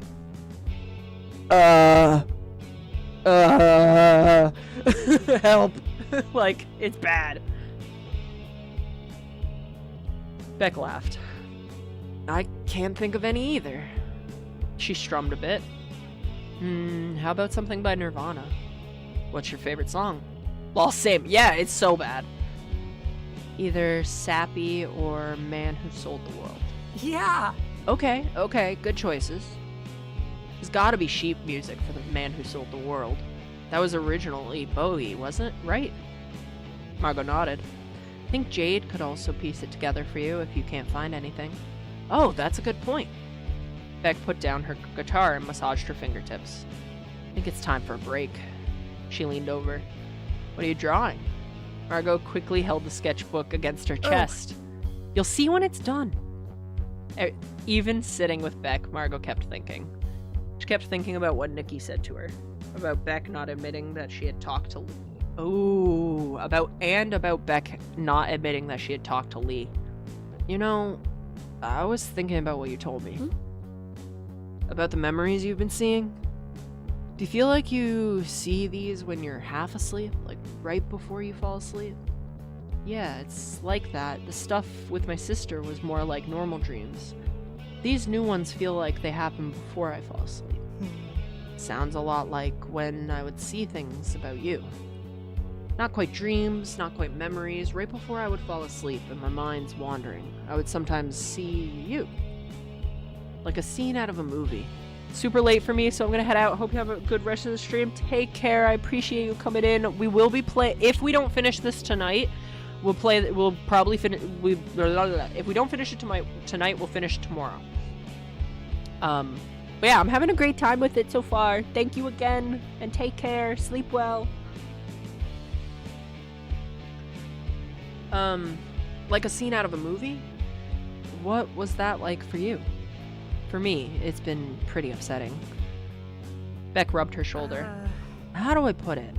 It was pretty upsetting stuff too, but I looked forward to seeing you. It felt like maybe one day I could come and save you. She buried her face in her hands. Do I sound creepy or cheesy? Not at all, or you didn't know me.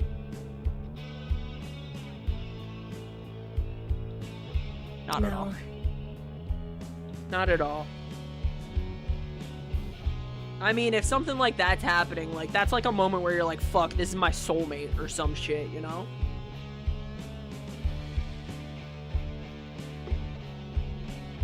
Monter.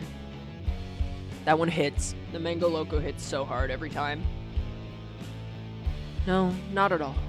I mean, I know with the stuff I'm seeing that it's impossible to not be emotionally invested. Munter. When did it start for you? You've kind of mentioned it before. Beck looked up. When I was 6 or 7? It was right after my family moved. I put a big pause between those. You mean femboy juice? The white one is the femboy juice. What do you mean? Or are they all femboy juice? If they're all femboy juice, then fuck. It was right after my family moved. That's a long time. Sorry. You don't have anything to be sorry about. Heard femboy juice? Hi, Wolf. Oh, shit. Oh, that's funny. It's because of my blood. We were kids. I'm back to lurking then? Okay, appreciate you. Besides, I kinda liked feeling so connected to you, even when we've been apart. Hey! There's a concert this weekend. Would you want to go with me? Yeah. Yeah, that sounds fun. It's out of town, is that okay? Even better, it'll be nice to spend some time away. Beck smiled. They're so cute! Dream time! Dream, dream, dream, dream, dream, dream. Oh, we're done with the man. Time for the girl. Dot dot dot dot dot dot dot dot dot dot dot dot dot. What's happening? Shh. Where's the baby? The baby drowned. What's drowned mean? It's dead now. Great, I missed what they were saying. Now I need to rewind it again. That's about the movie that they were watching. Got it. We can summon Mystic with tea and Wolf with femboy juice. Oh. No. July 20th. Monday morning. Write that down, Ricari. Write that down. Margot's mother managed to be up first. She sat in the living room watching the television. I heard... Never mind. Wolf's gonna get fucking, like, clicker trained, but for Monter. I hear something about summoning. Okay, so he summoned Jafin by talking about summoning. Up until now, Margot had been successfully avoiding her in the morning. They hadn't spoke since her mother took the grimoire. Margot quietly walked through the living room to the front door, hoping her mother was too focused on her to notice or care. Sweetie! Margot froze her hand on the door. And we can summon Jafin with summoning. Write that down, write that down.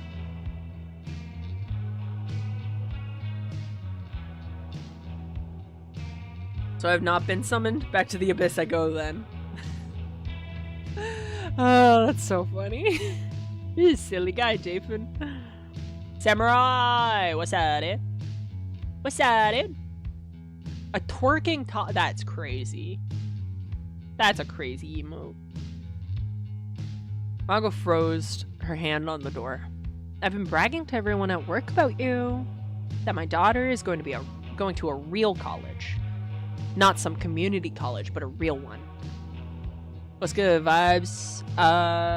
We're playing a game, and I'm kind of tired. Oh, and I threw up earlier today, because I had a headache that was so bad it made me throw up.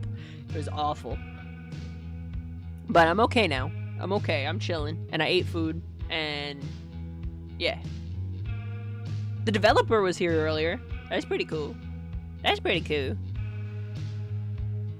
Thanks. Her mother already turned back to the television. No, not throw up. Yeah, I did. I throwed up. Look after yourself, goddammit. I don't know. I woke up. When I woke up this morning, I had a really bad headache, and then I threw up. I don't know. There are other things that will summon me, but you'll never know until it happens. Whoa, you're so right. Yeah, I just woke up. Like, literally, I woke up, had a splitting headache. Tried to just, like, lay in the dark for a little bit to try and get it to go away, and it didn't go away. So I got up and started getting ready for the day, and then I flew up. I flew up. I'm so incredibly tired. Take a nap. Go to bed. Her mother already turned back to the television. Margot left. Oh, God. Noon. Ow. Ooh. Ooh. Why? Why would there be sore? Is it sore on this one too? No, just this one. All right here. Right there. This tendon that runs down there fucking hurts so bad. That doesn't make why? That's not even the arm I was using to paint all day yesterday. Ugh. Nap, motherfucker, it's almost 1 a.m. Go to bed then. Go to bed, go to sleep. Or stay here until you fall asleep to the dulcet tones of my voice. Yeah, just a little nap. Margot sat with Erica at lunch. What do you think of working on the newsletter? I'm still getting used to it, but it's fun. It can be a bit intimidating to ask the residents about themselves. Erica chuckled. Don't worry, I've been pointing you to the friendlier folks to start. Erica turned to her food for a moment and then stopped. She tapped on her palm to her head. Oh, I keep forgetting to bring the photos. Oh, of your granddaughter. Starts to drift off, Vibe shouting and tism noises. Hey, I don't have the tism. I don't have that one. Wonderful sound of Vibe's voice reading off ungodly horrors. True. Honestly, maybe this isn't a good one to fall asleep to. Like, it's good because I'm reading, but, like, it's possible that you could hear me talking about the horrors or trauma, and I feel like that would lead to bad dreams. Maybe this isn't a good one to fall asleep to. Hey, Susie. What's up, baby? Meow. Meow. Hi, baby. What's up? But it's a really good story, true. Bro, there is a scale, and you are the example. No, I'm not! Give cat a treat? Yes.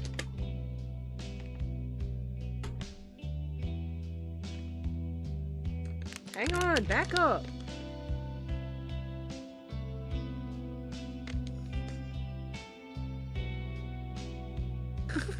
She's so delicate about it. Oh, careful. Don't drop them.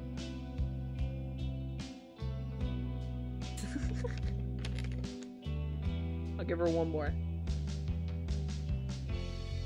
There you go.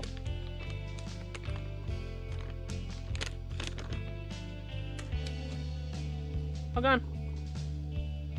Hold on.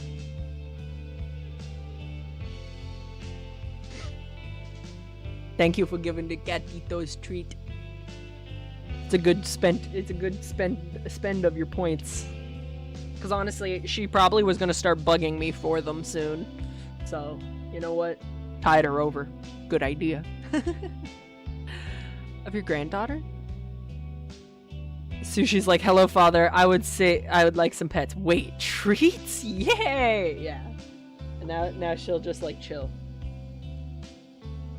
What? I don't have anything. Yes, I forgot. I got them printed out and sitting by the door for a few days now. Margot smiled. No. If you're gonna go somewhere, go the other way. How is she? Very happy and healthy. Feeding has been a breeze, apparently. Margot didn't know anything about babies, but she listened intently. It was nice seeing how animated Erica got when she talked about her family. After work. While Margot walked home from work, her phone buzzed. Come over. Teresa must want Margot to come over for the board games now. Margot wondered if she would have an opportunity to look for the ashes. Margot walked to the shopping center to meet Teresa in her shop. Yes? What is it? It's amazing spend of my points. I see cat and I buy treats. Everyone is happy. It's true. It's true.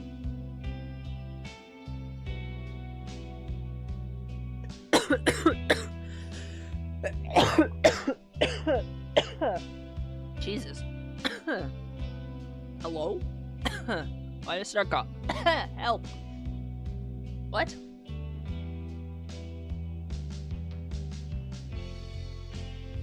Ads incoming in 2 minutes, by the way. We'll break. We'll break for 5 minutes then. Jesus, hello? I know.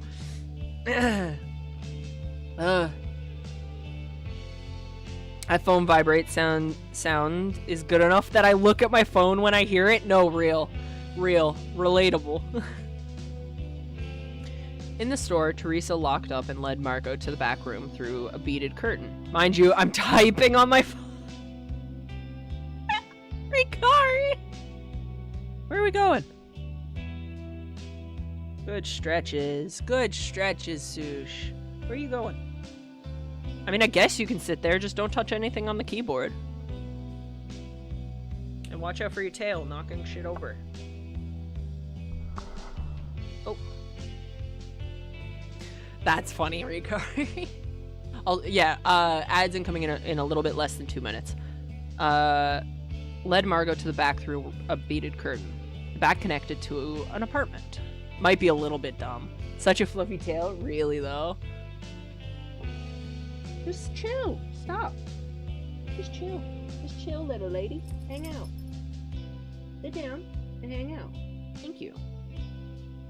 I might be a little bit dumb, aren't we all? Where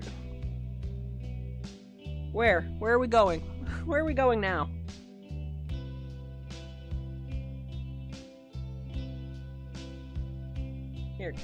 Here, I'm gonna put you up on the back of the chair. There.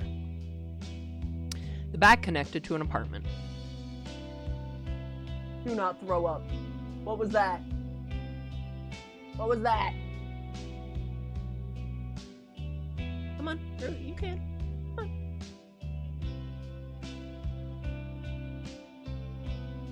You can walk. Good deal. What's your deal, yo?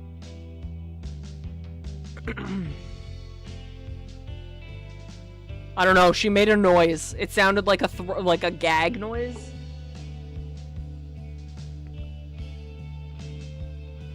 You want this one instead? Okay. Inside, Teresa offered her a seat at a small dining table. Teresa picked through a bookshelf, inspecting a collection of board games. They looked old in frayed boxes with faded graphics. Margot hadn't heard of most of them. From the titles she could read, she awkwardly shifted around in her seat. Sure, she'd talked to Teresa before, but she didn't know how to make small talk with her. She glanced around the living room. Where was Clara? What was taking her so long? She'll be out in a minute. Teresa's tone was reassuring, having noticed Margot's glances. Why did a minute feel like forever? Especially with the loudly ticking standing clock in her living room. I like this giant geode she's got here. I like it. Picasso. Picasso. She did have things on her mind that she could bring up with Teresa. Did she have her father's ashes? How did she get her? How did she get them? It's huge, isn't it? I want it. I want it. I can tell you right now, that thing was a bitch to get in this. If that's a real giant geode, that thing was a bitch to get in this house. Oh, fuck. Ads. Okay. Well, we'll pause there. I'll see you guys in a couple minutes. Take care of yourself, stretch your legs, get a snack, a drink. I'll see you soon.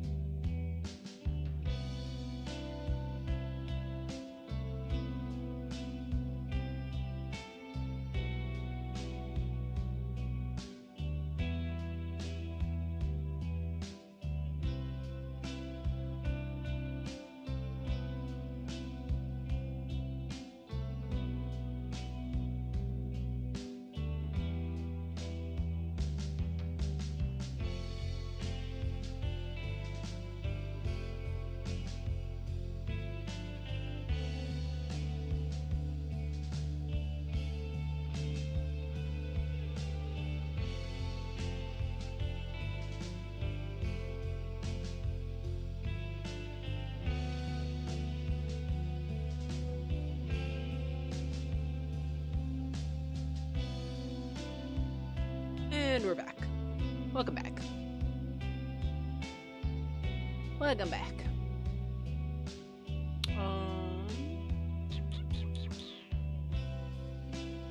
Also, take your point back. Take your points back, Lettuce. Thank you for giving the cat a treat. But you can have your points back. I feel generous today. You can have your points back. Because honestly, feeding the cat a treat made me happy too. So, made me quite happy as well. I had a good time. Fuck, hang on. Oh my god, hang on, I gotta blow my nose. I'll be right back.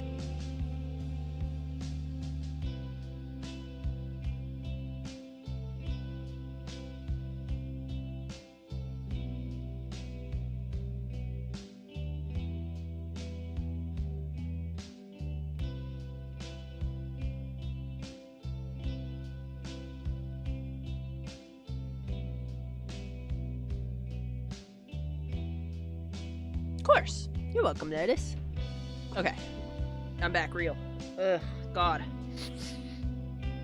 It's so weird. You know when your nose feels stuffy, but like I can sniff? This nostril's clogged. I don't like it. Anyway. Did she have her father's ashes? How did she get them? Does she have Clara's book? Why did she take it? Does she know that the mentor is dead? About the tests he gave Clara? Hang on. Oh no, I almost had a cough. Pops. Oh no, this is terrible. Fine. I imagine you have something you want to ask me? Teresa was still in front of her bookshelf. Hang on, I'm trying to get my cough off. Got a DoorDash a pack of balls. True. No, I'll probably get some picked up tomorrow. Get my Maja to pick them up. Teresa was still in front of her bookshelf. No, just waiting for Clara.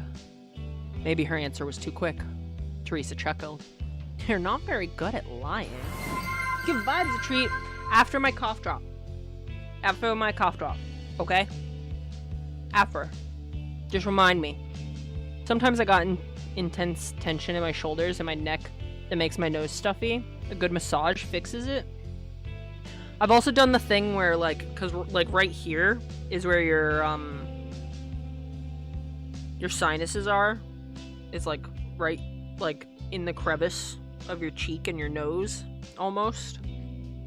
And apparently massaging there can help your sinuses. Apparently. You're not very good at lying. I'm not sure what you mean. Teresa finally turned to her. You're wondering about Clara's book and your dad's ashes. Margot felt her body grow hot. What the fuck? Is Teresa a mind reader? What incarnation? Is she a mind reader? She didn't expect it to go like this. Teresa smiled lightly. I do have them. Both of them. Margot's mouth felt too dry to speak. She couldn't hear the living room clock ticking anymore. What?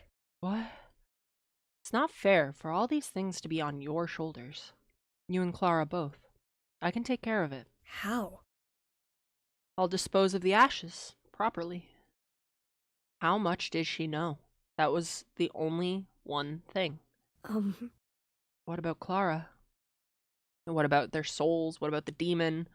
She already completed what our mentor asked of her. But Margot caught herself before she finished her sentence. Teresa considered her for a moment. In the silence, she gave her a sympathetic smile. Yes, I know about that too. Did Clara tell you? It was written on your face what the quartz was for. Does massaging the temples helps too? No, now I stopped talking about it because I feel like my nose is clogging too. Fair. Yeah, sometimes my sinuses just get upset. It's alright. I'll live. I will live. It was written on your face about what the quartz was for. So, I have it under control. You only need to keep your head down and focus on work and school. How... What are you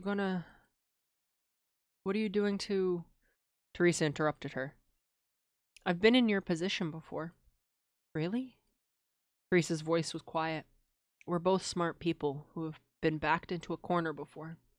I'm sure you've read about our mentor. She sat down at the table, placing down a wooden box. Hang on. I do hope we can eventually trust each other. In another room, Margot heard some light footsteps. The strange stillness finally dissipated. Clara peeked into the living room. Margot. Hey. Hey, are you ready? Clara frowned, her eyebrows glancing between Margot and Teresa. Her gaze lingered on Teresa. Right. Board games. Right. Clara sat down. Do you need help setting up the board? Teresa considered the boxes for a moment. Then the doorbell rang. Excuse me. She went to the door. Clara and Margot sat silently. They would need to go to another room to discuss anything anyway. Teresa came back. Beck was in tow. Beck? Why was she here? They never talked about Margot coming to Teresa's house. Margot. As far as Margot knew, Beck never went into her store out of principle. Beck turned to her, looking equally surprised about where she was. Clara also didn't seem to know, scowling at her. Yeah? Yep, Carla? Carla? Who's Carla? Clara? Great, everyone knows each other. Teresa sat back down. Beck sat down. I didn't know you knew Teresa. Oh, she came into the store to look for something for you. Beck looked away. After talking a bit, I realized she's also involved in our little situation. You never mentioned that, Beck.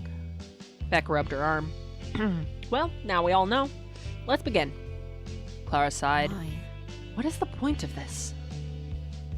Teresa took apart the box, revealing it was two pieces of the board with storage for marbles. She assembled it into a cross shape, placing the marbles at the end of the arms. Board games have many purposes. To while away the time, competition, divination.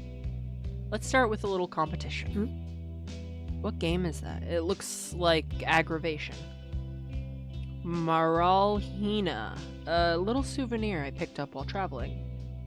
Main differences are the larger board and an extra piece.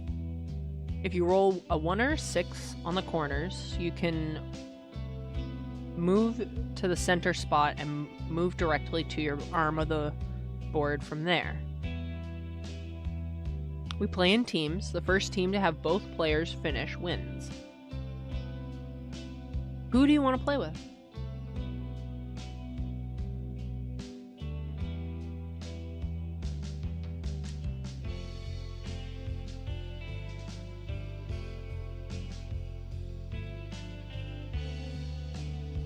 I'm a little frustrated at Beck right now, to be honest with you.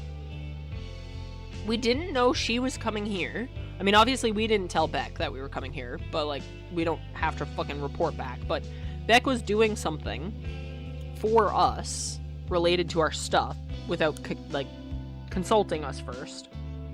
The thing with Lee, the fact that Beck didn't talk about the thing with Lee, I don't know that I trust Beck right now. Fuck. Fuck, dude.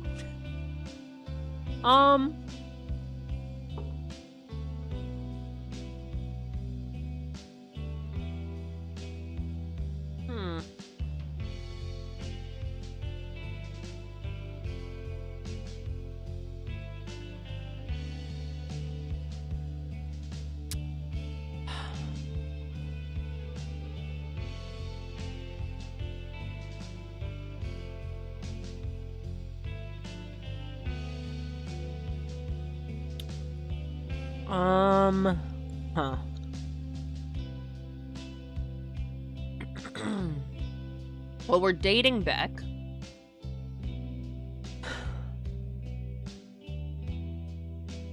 But we came here with the anticipation of hanging out with Clara and Teresa.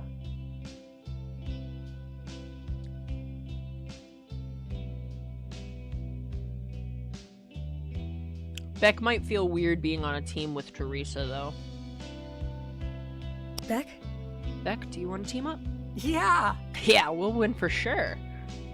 Then I'll team up with Clara. Mhm. This should be interesting. Everyone rolled to see who would start. Teresa rolled a 6, cementing herself as the starting player. Let's see. She rolled again. Another 6. She might have been trying to surprise Margot, maybe. Teresa moved her piece up one side of the board. Next was Clara, then Margot, then Beck. Margot watched everyone for a few turns, trying to decide on her own strategy. It was clear that Teresa was aiming to control the board. She kept all of her pieces out and distributed it around the middle, capturing everyone else as they came near her. By going to the store, not by showing up here for game night. Yes, yeah, I know what you meant. Yeah, I knew what you meant. Capturing everyone else as they came near her. Clara's strategy was to protect her pieces. She was more defensive and avoiding the middle of the board. Beck was aimed for speed. She focused on one piece at a time, trying to break through the middle in order to use the shortcut. Play risky and target Teresa. Play carefully and avoid Teresa.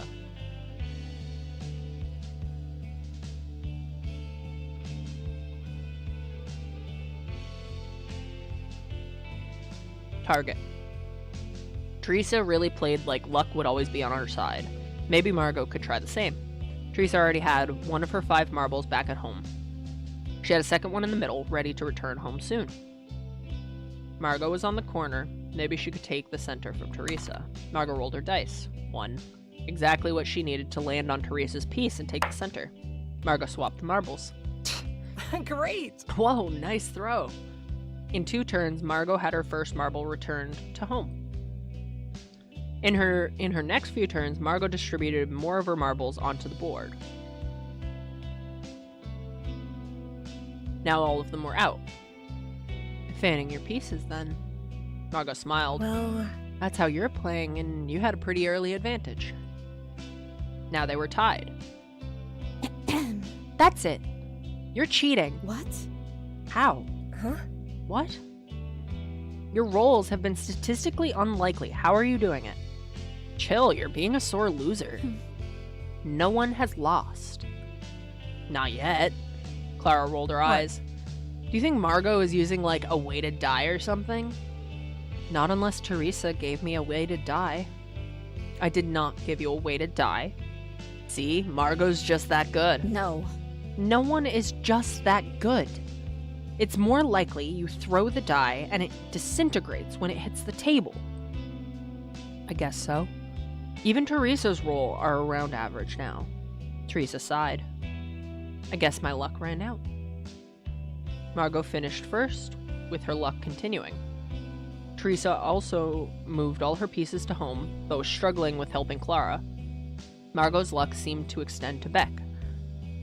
It was a landslide victory. Beck grabbed Margot's hand and waved their arms in the air. Awesome. Victory! Margot laughed. That was wild, huh?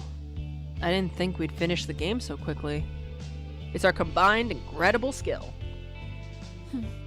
Margot carried you. Loved playing Ludo, same game, different name. Played it a lot with family as a kid. I don't fully understand what's happening. It kind of I don't know how this game works, but that's okay. I assume you're trying to, like, get your pieces to the opposite side of the board to get them into the end, or maybe into the middle. I don't know. Sushi, do you know how to play the ball game? Margot carried you. Ugh. Teresa started putting the marbles back into their storage while Beck and Clara bickered. I'm curious what you thought of the game. Well, It's pretty reliant on chance, I think. Yes. All the way around the board. I see. It's similar to another game I have in my collection. The royal game of Ur? One of the oldest known games. That one was sometimes used for divination, perhaps as a response to it being a game of chance. whoa. Oh, wow, how? It's two-player with square spaces. Some of the spaces have predictions tied to them. Huh. We can play that next time. Yeah. Sure, I'd love to try out such an old game. Besides Margot, Beck yawned. It's getting late. Margot, you have work, right? Let's head out. Before you leave, I have my own game. What is it? Well, more of a story for us to discuss. Okay. Okay, that's not a game. I think they're pretty fun. Go ahead, Clara.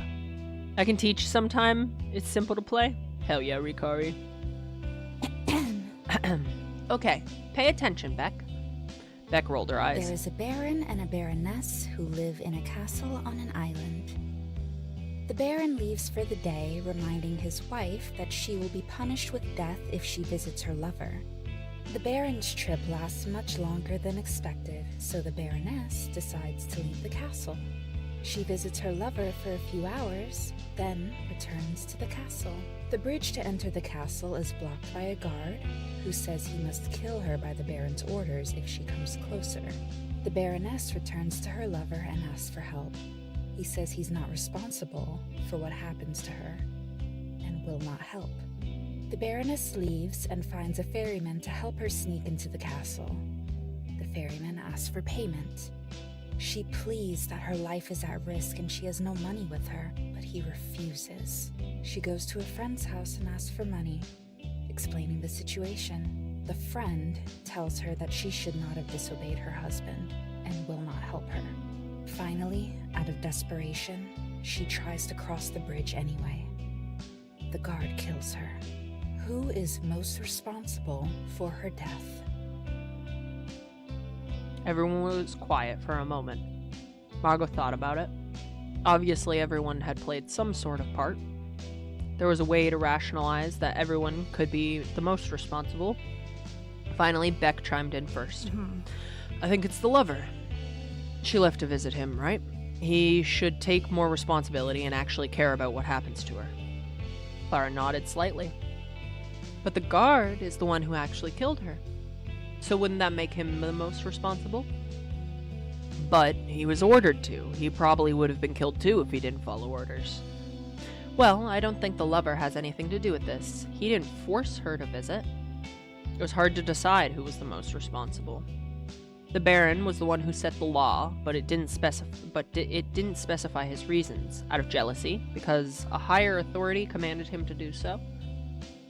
There was the reasoning of the friend that the Baroness was at fault, that she should have listened to the Baron, and it was her decision to leave the castle regardless. Who is most responsible?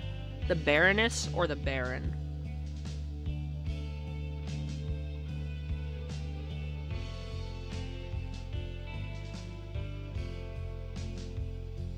What was the Baron doing that the Baroness felt the need to get a lover that wasn't him? You know? It's like, typically people do not seek another relationship unless they are unhappy in the relationship they are in.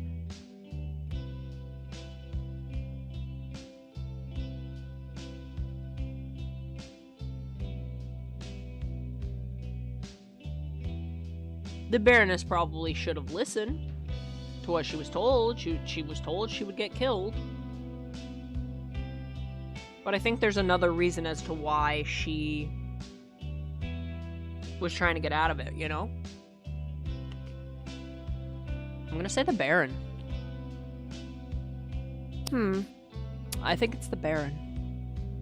Maybe he had his reasons. I thought about that. If it was jealousy or because of orders from a king. In the story, we don't know about a king. So it was only his decision. There should have been a better way to handle this conflict with the Baroness than punishing her with death. He did warn her. But his punishment still significantly outweighs the crime of leaving the castle. People break the law knowingly all the time, but they don't deserve to be killed. Margot turned to Teresa, who seemed lost in thought.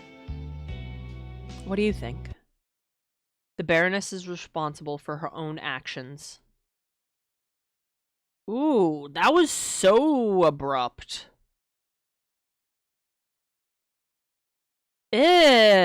I didn't like how the music cut out like that. Yuck. Show me a memory of a girl.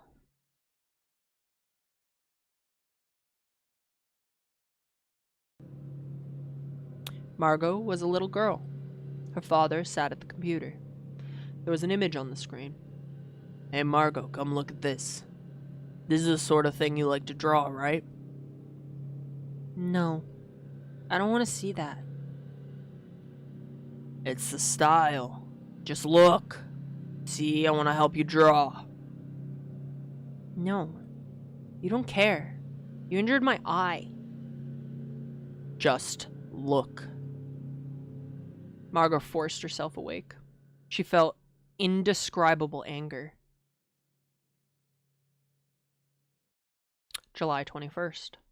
Monday morning. Margot got up early to get ready for work.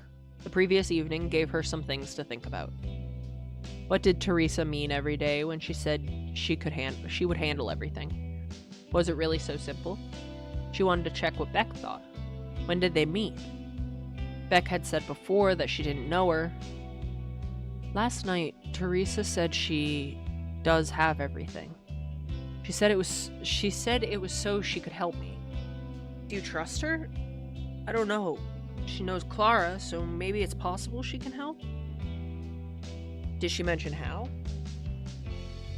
No, just that we should leave it up to her. Hang on. My glasses are filthy.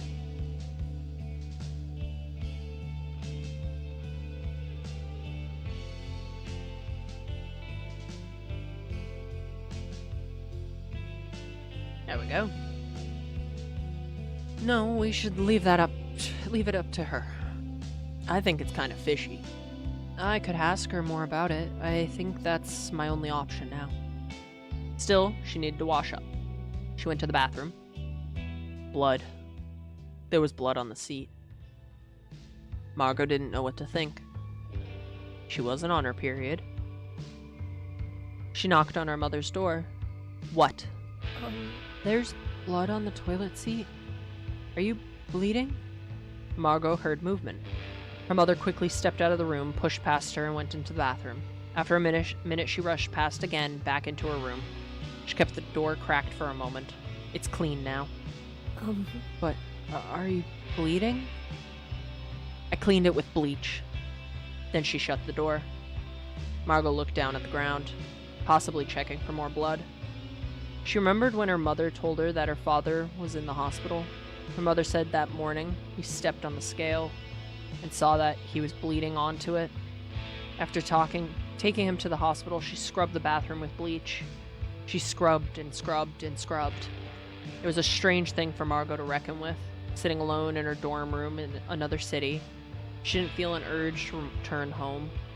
Maybe she was relieved she didn't have to be there to experience everything in person. How does a person come to terms with being sad and relieved? That's not a normal response to a parent's death, is it? She got dressed, grabbed her bag, and left for work.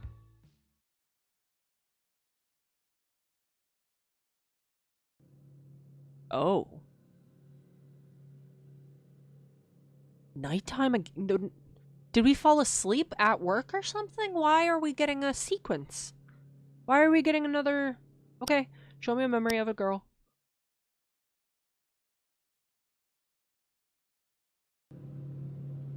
Margot sat with the social worker at dinner.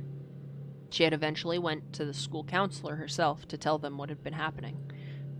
How are your grades? They're fine. You're a straight-A student, right? Yeah. You know, Margot, earlier today I saw a toddler with cigarette burns on their arm. The dog in the yard nearly mauled me on the way in. You're nowhere near underweight, you only have a light bruise, and you're doing well in school. I don't know if there's much I can do for you. Normal for teenagers and parents to not see eye to eye. Christmas is coming up, so this will probably be our last session. Try to be more understanding of your parents, okay? New Year rolled around. Every so often, her mother would scream at her. Her mother was afraid of the social worker coming back with the police. Or worse yet, a bill. Maybe even taking the trailer. After a few months, another school counselor called her out of class. Did the social worker need anything else? What are you talking about? Never mind. Well, anyway, Margot's grades qualified her for a gifted summer camp. Then she heard about the private school and applied. See, everything wasn't so bad. The social worker even told you that. Could have been worse. In fact, I'd go so far to say it was normal. All your dreams came true, Margot. You even got a second chance. Not everyone gets to live twice. You get to leave the trailer behind and go to a private university. Your peers will be the fail-sons of Ivy League graduate parents. You will be the fail-sons of Ivy League graduate parents. I didn't get those chances. I worked just as hard, if not harder. I was on the stage. I was in the museums. Can't I have this one win? Why can't I have that second chance? Is that the demon? Is the demon still with us? Is that what that... Oh, I think we're still possessed by the demon. July 22nd. Wednesday afternoon. Margot sat with Erica at lunch. How's your granddaughter?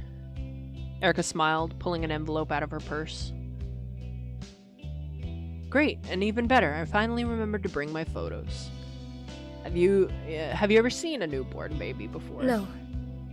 Care to see? Yeah. Erica removed the stack of photos from the envelope and started flipping through them. She leaned over, holding out one for Margot to look at. It was a photograph of a very small, wrinkly red baby held to a woman's chest. Judging from the similar appearances, the woman must have been Erica's daughter. Margot's immediate reaction was, well, she realized she had never looked at a baby before, but in an inexplicable way, the buggy eyes and little clutching hands of the newborn baby made her uniquely cute. She looks just like me, doesn't she? Your daughter? Of course. No, my granddaughter takes right after me. Margot studied the picture again. She wasn't quite sure what to say. Do newborn babies look like anyone? Yeah. Yeah, definitely. Same nose. Erica tilted her head. No, I think it's more like her dad's. Erica flipped through the stack again and then held out a photograph of her daughter with the man. See, definitely has her father's nose. He didn't have a particularly distinct nose. While typing up the newsletter article that afternoon, Margot thought about Erica's family. It struck to Margot that she never had the experience of getting together as a family for something like that. For a holiday, a birth, a funeral. It would be nice when she became Erica's daughter's age to have gatherings like that. To keep having gatherings like that when she was Erica's age. But how would she get there? She wasn't sure. How she would get there, she wasn't sure. How does someone build a family? Jeez, girl, you're just going into college. Chill, you ain't gotta think about that yet. Jesus Christ. Oh, treat. I forgot you gave me a treat earlier. I remembered, though. Where are you going? What are you doing? Back up. Back up. No. We're not going this way. If you want to go, you can go the other way. No. No. Thank you. This isn't for cats. It's not for cats. Just because it's in a similar bag, it's not for cats. After work. Margot quickened her pace. Maybe it was the change in conversation. Maybe it was the change in... Maybe it was the change in scenery. But she had a realization on her walk home. She needed to be more proactive. If she wanted a future, and she wanted to keep the people around her safe, she had to act first. She remembered her mother mentioning her father making ambulance charms, something like that involving uranium. Maybe Clara would help her find something. She pulled out her phone, clumsily typing while she speed walked. In the living room, her mother was talking to someone. Nice catching up. Goodbye. She must have caught the tail end of a phone call with Danny. Margot shrugged to herself, then turned towards the bedroom door. That was your little friend's mother. I wanted to make sure you weren't causing her any trouble. Beck's mother? She was on the phone with Beck's mother? Did she look her up online, like she did with Helen? Margot shook her head. She wasn't going to take the bait. She could ask Beck about it later. Margot went into her room. Damn.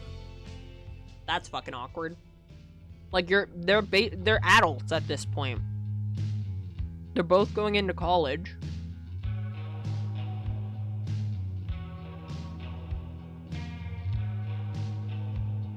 They're both going into college, right? So they're pretty much adults. Why the fuck are you trying to check in on your kid's friend's mom? What? That's weird.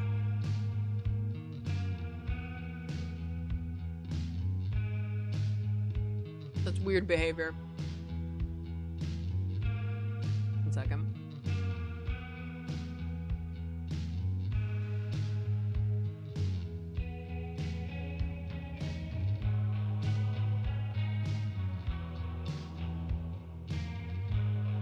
There we go.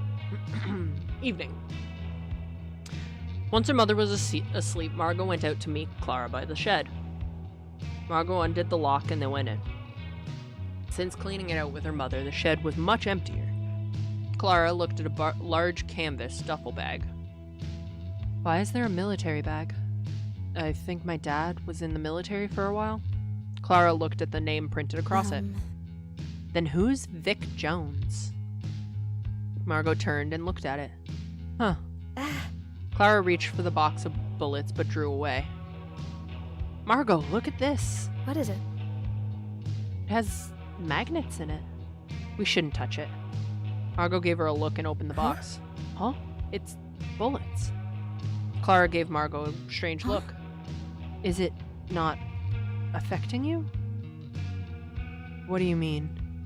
Well, since you can touch them, look at them. I suspect that they're all a little different. Margot pulled out a few to compare. They were different. Each one was slightly different metal cast into the shape of a bullet, with a unique symbol scratched into the side. Margot held them up for Clara to look at. What do you mean by magnets? Well, ideally, I'd test them more thoroughly, but some of these are flesh magnets. Flesh? Magnets? What the fuck is a flesh magnet? Flesh magnets? Alchemists experimented with making magnets from materials besides metals. How does that work? Tenuously. Flesh magnets. What the fuck? I know some of these symbols, but they're weird. Upside down and backwards. Hate that. Hate that too. Wait. Did you know if you invert a symbol, it inverts the power and meaning? Yeah? Yeah, I've heard of that. Right. I think I know what's going on. What is it? You took his books to Beck's house, correct? Yeah. While we're here, let's copy down in your sketchbook what each rune looks like. We need to check his books again for more specifics, but I think your father was trying to make new runes. And putting them on flesh magnets. I'm picturing him planting a magnet into my skin. Ugh. Sounds like a dope death metal song. It does. Flesh magnets. Your father? Clara looked up at Margot. Has the ghost told you what it wants? It mentioned that it wants to have my body. Well... I think these are made to draw out the energy from the soul. Margot dropped it on the floor. Are you serious? Hey. Hold on, before you panic. Maybe you're immune because you're blood related to him. How do you know? From what I've read, flesh magnets typically have a psychological effect we'd know from a sudden change in your behavior. Okay. If it's because of blood, are you possibly immune as well? Maybe. Maybe, but I don't want to find out the hard way. Margot looked around the shed. It might make some sense now, but the timeline doesn't add up. He didn't know he was dying until a few years ago. He had most of this stuff before I was born. Some of it's from the 70s, before he even met my mom. Why? Clara nodded. You have a point. They both looked down at the boxes, hoping the answer was in view. It felt like time was running out. We should try to summon the ghost tomorrow. Yes. I can come by. I'll text Beck too. on Monday, when I was over for board games, Teresa said she had a plan for helping me. Has she talked to you about that? No. Oh, Do you think I should talk to her about this? If you believe you can trust her. July 23rd, Thursday after work. There's only a month left to the game. After work, Margot went to Teresa's store. Finding the flesh magnets worried her, and girl, it'd worry me too. Teresa said Margot could rely on her. Margot sighed. That really was something Margot deeply wanted. Someone she could trust, who would believe her, who could fix everything. She lingered outside the store, away from the view of the windows. Ask Teresa for help or go home. Fuck it. Margot nodded to herself. Teresa had experience in this, she reminded herself. She needed to rely on someone older who knew what to do. Teresa looked up from the counter. Margot, what a surprise. Hey, something new came up that I need your help with. Certainly. Well, last night, Clara and I found flesh magnets. That is serious. Do you know what we should do? Leave them alone for now. They require proper neutralizing. okay. I've been having more and more dreams where the ghost talks to me. Between that and the magnets, we've figured out a way to summon it and a way to cut away at a soul. Yes, I gave Clara the incense for that particular trick. Then, should we do that again? You don't need to. I'm working on disposing of the ashes. This was getting frustrating. Teresa wasn't giving her a clear answer. What should I do? Teresa chuckled a bit. You need to have patience. Evening. Patience. That was certainly easy for Teresa to say. Ghost was telling her it wanted her body. It wanted her life. Subconsciously, her hands balled into fists. It was frustrating not knowing what Teresa's plan was to help her. Beck sat on the floor with her as Clara walked around the bedroom. The knife sat in the middle of the floor. Margot looked between Beck and Clara. Beck sat cross-legged, brows furrowed, looking through Margot's drawings of the runes. So these were on the magnets? Clara, again, brought the incense. Clara busied herself with prepping the room as she did last time. It was still nauseating. It was a smell and a feeling she hadn't experienced before meeting Clara. Did you get that from Teresa? Yes. What does the incense do? Has it been working? It has been helping. You see, it makes your mind more permeable. Also, look at Clara's pajamas! This little robe is so cute! Huh? Permeable? Subject to the influence of other minds. In a mind control sort of way, or... No. No, in more of a visiting sort of way. But it's a mutual sort of permeability. I think that gave us an edge last time. Beck let out a full-throttled sigh, earning an eye roll from Clara. How many times do we have to do this? Considering the ghost has gotten to other people, it'll take time. Okay, now can you explain who Teresa is and how exactly she's supposed to help us?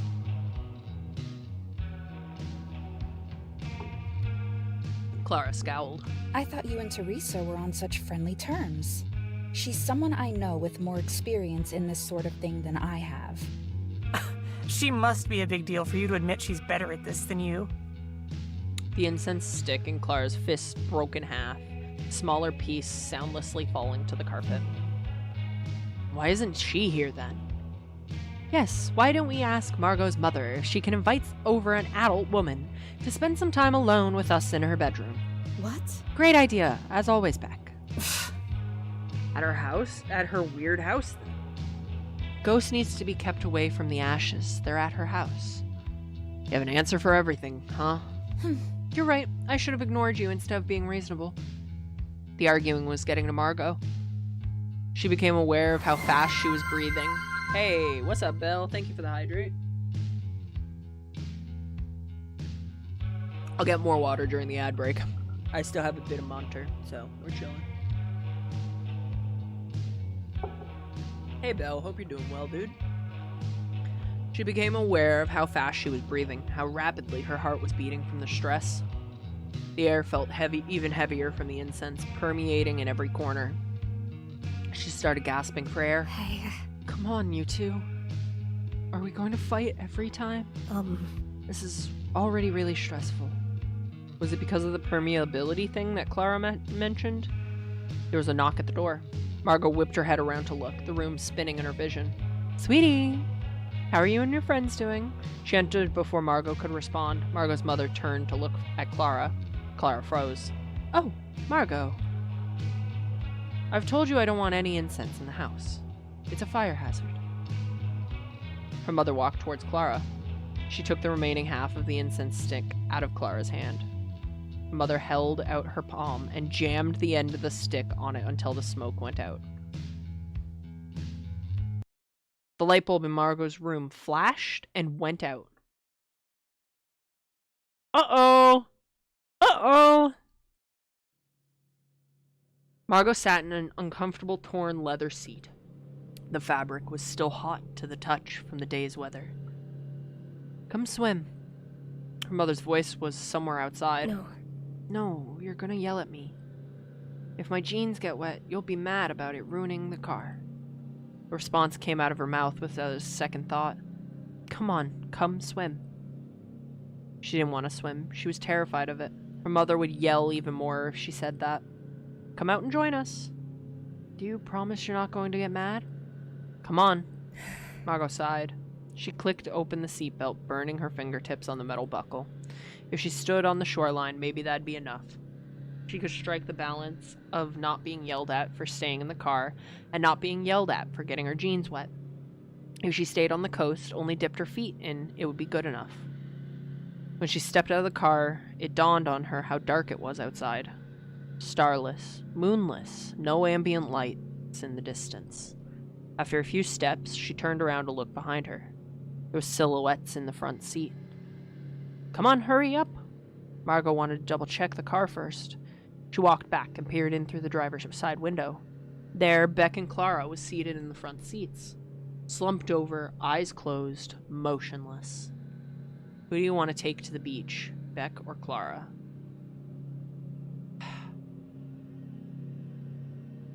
Beck. Margot went to the window beside Beck and knocked on the glass. Beck? Hello? Do you want to go to the beach together? Beck sat up and shook her head. What? Huh? Let's go to the beach. Which beach? The West Coast. Beck nodded, unbuckled her seatbelt, and got out of the car. I need my shoes off, right? Beck unlaced her boots and yanked off her socks.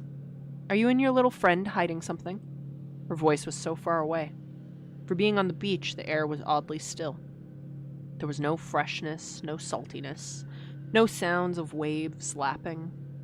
There was nothing. Huh? Where's the water? It's so dark I can't see anything. Well, Heard her voice over this way. They continued walking towards her mother. Margot's foot bumped into something. The ground shifted under her weight. Above her, a moon slowly came into view. Her foot touched a bag. It had a name printed on the side. Vic Jones. Margot picked it up. Whose bag is that? Vic Jones? I think my dad was in the military for a bit, but he never told me anything specific about that. But that's not his name. She slung the bag on her back.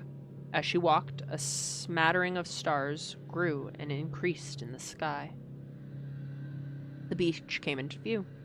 Water foamed on the sand. Mom? Where are you? Margot imagined being able to sit and watch the waves. But she had to find her mother first. She carefully looked across the shoreline. It was rocky and uneven, with small tide pools in the dips. Margot glanced in the tide pool closest to her. There was something strange about it. Was it a type of starfish, or... Hey. Hey, what's that? Beck pointed to something in the distance. Margot squinted. There was some sort of lump protruding from the sand. They got closer. At first, she thought it was a rock. They kept walking closer. It wasn't a rock. As Margot got closer, she realized it was an arm. Margot stared at it, fixed on the limb. It was a rock lobster. Rock lobster. Oh, or an arm, or whatever. Ever so slightly, the fingers moved. You remember when... The voice seemed to be coming from the arm. You gave me chickenpox? You were a baby. It was the second time I got chickenpox. I could have died. You would have liked that, wouldn't you? That's not how chickenpox works. I can't convince her otherwise.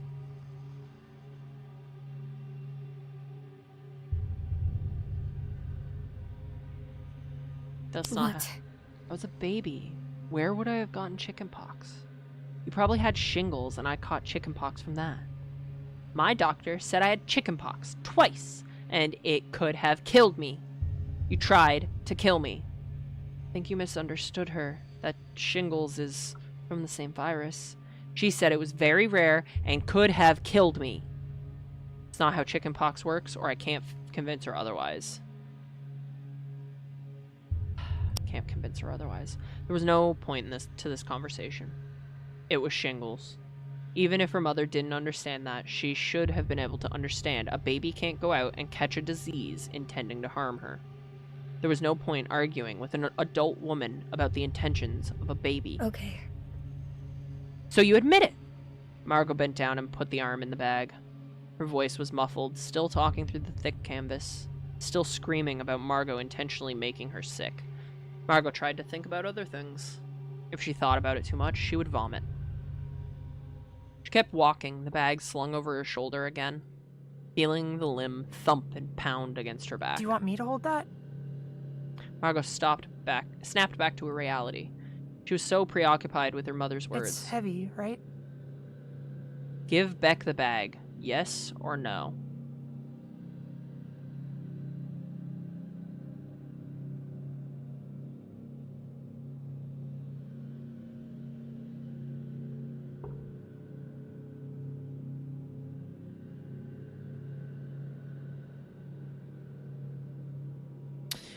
Is this a metaphor for dealing with your traumas and how you need friends and things to rely on to, like, lift some of the weight off your own shoulders? Is that what this portion is? That's what this portion feels like. Right? Am I insane for thinking that, or...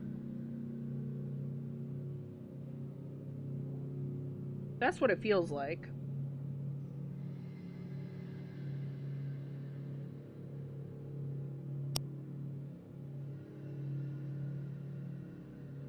Give Beck the bag.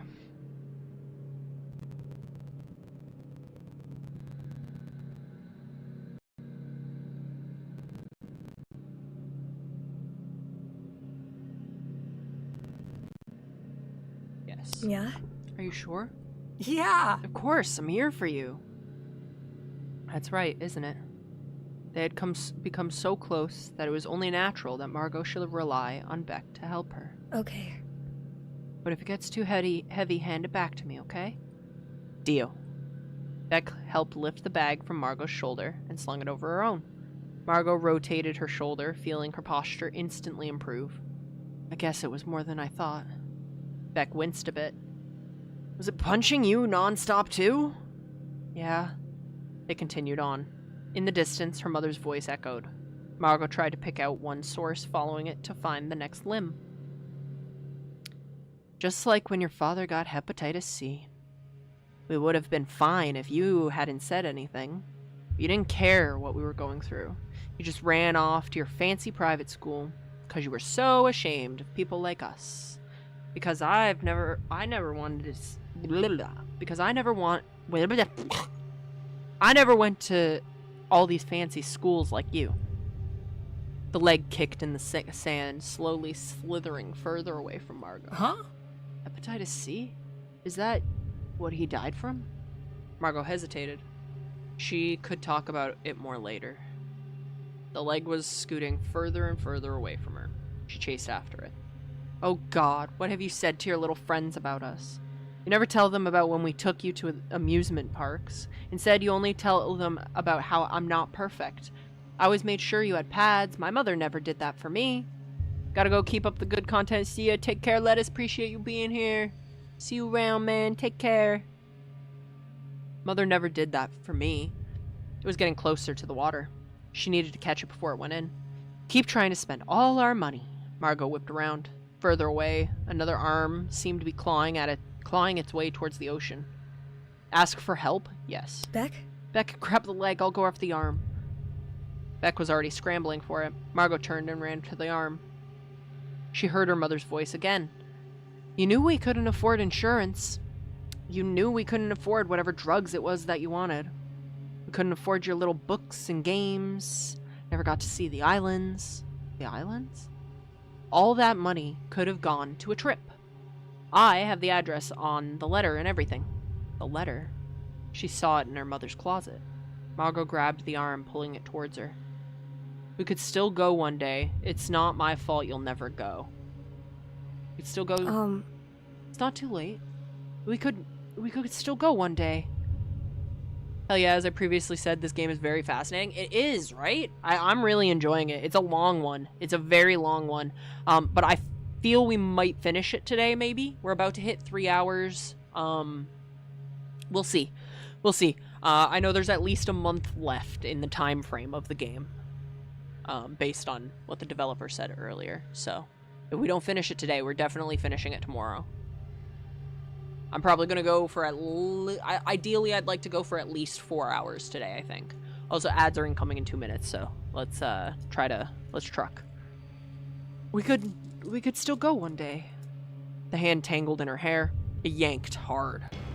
With what money? Margot yelped in pain. She tried to pull it away, but it wouldn't let go of her hair. Let go! You pulled my hair all the time. Because you'd pull mine. It was the only way to make you let it go. Margot sunk her nails into the hand. You little bitch, you little bitch, you little bitch. Beck! Help me! All Margot could do was beg for help. I'm gonna peace out. Have fun in the horror zone. Good night. Good night, Dill. Take care. Appreciate you stopping in, dude. Always good to see you. I hope you are well, all in all. All in all. And I hope, hopefully, we can all get together again sometime soon. Maybe, I think this weekend there might be something planned, Dill. Maybe. I don't know if it's this weekend or next weekend, but sometime soon. There's something planned. Yee. Okay, take care. Have a good night. Appreciate you. Ugh. All Margot could think was, the thing to do was beg for help. Let go, you dumb, stupid bitch. Shut up! From behind her, Beck had run up and grabbed the arm. She sunk her own nails into it, drawing more blood. It screamed louder. You bitch, you bitch, you bitch! But it let go. Beck hurriedly shoved it into the bag. Thanks. Thank you. We need to close this. Margot was finally able to turn and look. The limbs were trying to pry their way out. Together they grabbed the drawstring at the top of the bag and yanked it closed. Margot held the fabric together as Beck tightly knotted the string.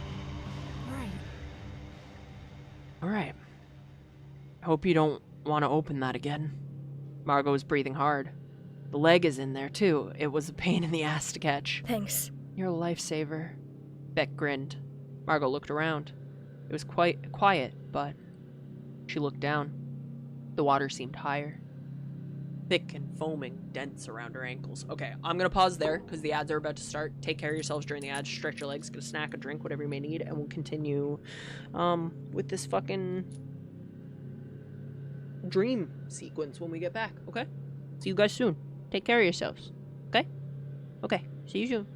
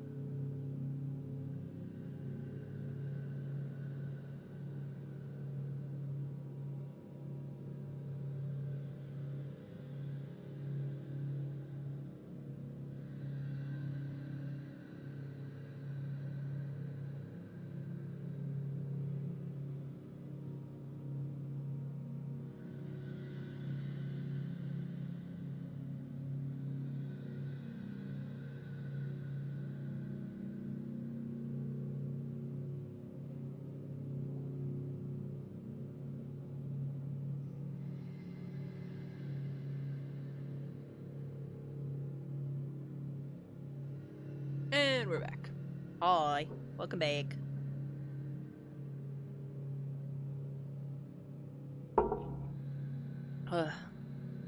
Itchy ear. Hang on.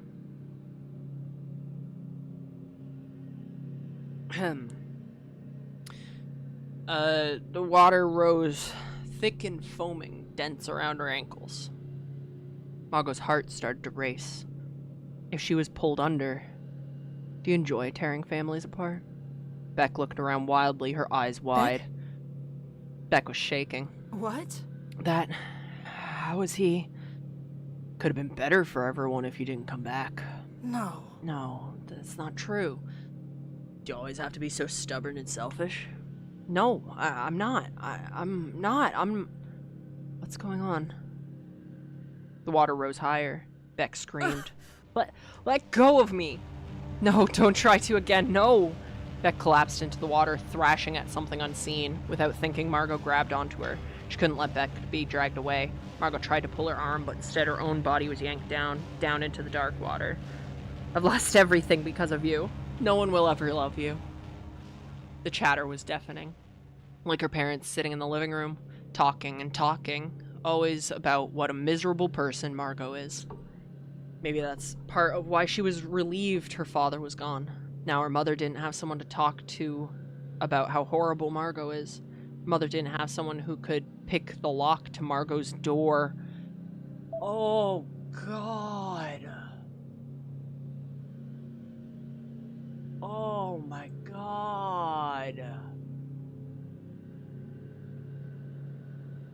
The sinking feeling that line just gave me, with the knowledge that we have about the entire, like, all of this, oh my God. I felt,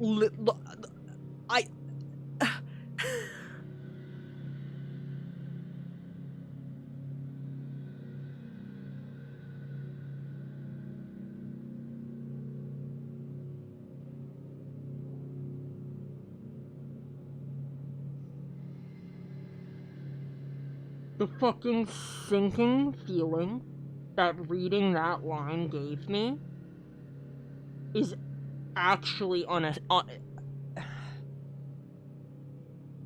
Yeah, good time for a trigger warning, Rikari. Yeah. Jesus.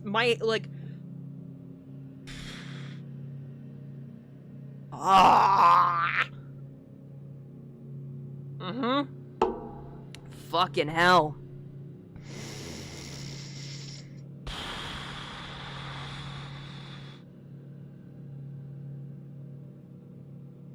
I felt every part of me sink just then. Jesus Christ. Margot gasped, finally surfacing. She opened her eyes. She had to stop from screaming. Her mother's head floated in front of her. All of the limbs loose from the bag encircled her. Let me do this. Don't take him away from me again. We deserved more time together. But you took away the time we had together. I could feel the ick, yeah. Her long, stringy hair seemed to melt into the sea foam around them. The hair stretched outwards towards Margot. I wanted to see the California beach with him one last time. I wanted us to retire there. But you took all our money. As a baby, you'd scream and cry, trying to take our home, too. Margot frantically looked around. What was she supposed to do? Where was the ghost? The hair tangled tighter around her. It was becoming difficult to stay afloat. She couldn't swim, she could barely tread water. Margot spat out the water, threatening to fill her mouth. Was Beck okay? If Margot wasn't trapped, she could find Beck and help her. But now, Margot had to figure out where to cut. Did she have time to close her eyes and focus again? Or did she need to focus on her mother, threatening to pull her down? Cut away the hair with the knife or close my eyes.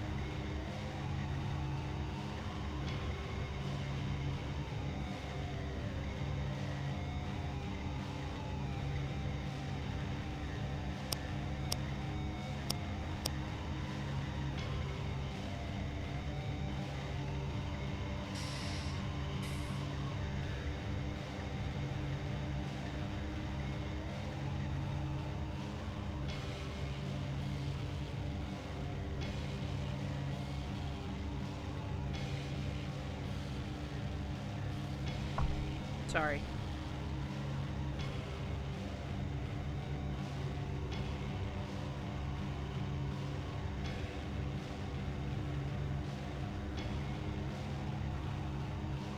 The hair? Oh, fuck. I don't know. Okay, so, like, if we cut away the hair, what if there's just, like, what if it just, like, keeps growing? It just keeps going, you know? Or if we lock in and we can find the thing as we're fucking being dragged under, we can just go for that, right?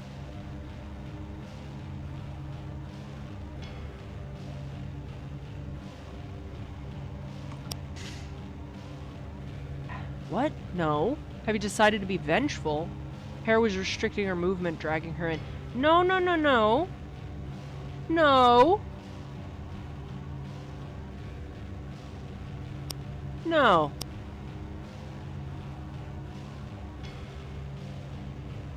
Close my eyes. Have you decided not to seek vengeance? Quiet greeting. Hey, Alchemistic, what's up? Welcome in. No, yeah, no. I'm reloading. Fuck that. Fuck that.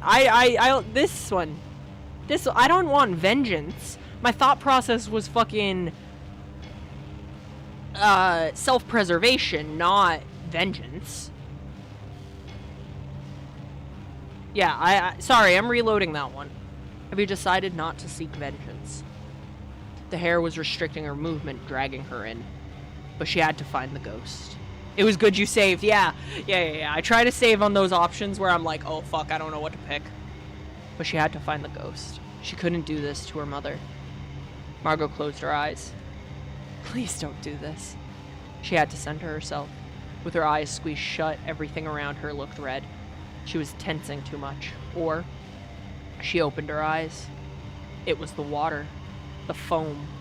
That was the ghost's body. Margot pulled out her knife. Stop! Please! Margot reached out and grabbed the head, holding her mother close to her chest. Don't touch me! She hacked at the thick foam surrounding them. Where she cut, she felt a fleshy slice in the water. Blood seeped out, diluting into the water around them. What if Margot let go? What if she let her mother have her wish? No. Her mother's arms grabbed onto her again, pulling her down. She had to act fast. She grabbed at the phone, thick and heavy. She had to consume it before she was pulled under. Stop! Stop it now! She had to. She couldn't risk drowning. Again. Again. Couldn't risk drowning again.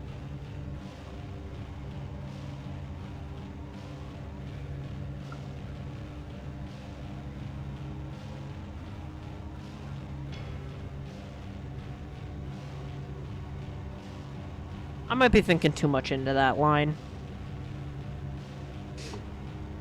It was red all around her. Margot was afraid of the blood. Her mother's head gurgled and screamed in the water. Margot held tight. There was a bright flash. The light bulb was back on. July 24th. Friday morning. The light was still on from last night. Margot looked down at her body, checking again for blood. Just sweat. I don't know if it has come up that she got a second chance. I don't know. It has come up that she got a second chance. Yeah, that's true. Yeah, there was a line about... Earlier, there was a line about how... When the lines were shaking, you're talking about, right? But I think it was just referring to her getting out of her home life and getting to live a life, you know? That's what I thought it was about. But maybe. Maybe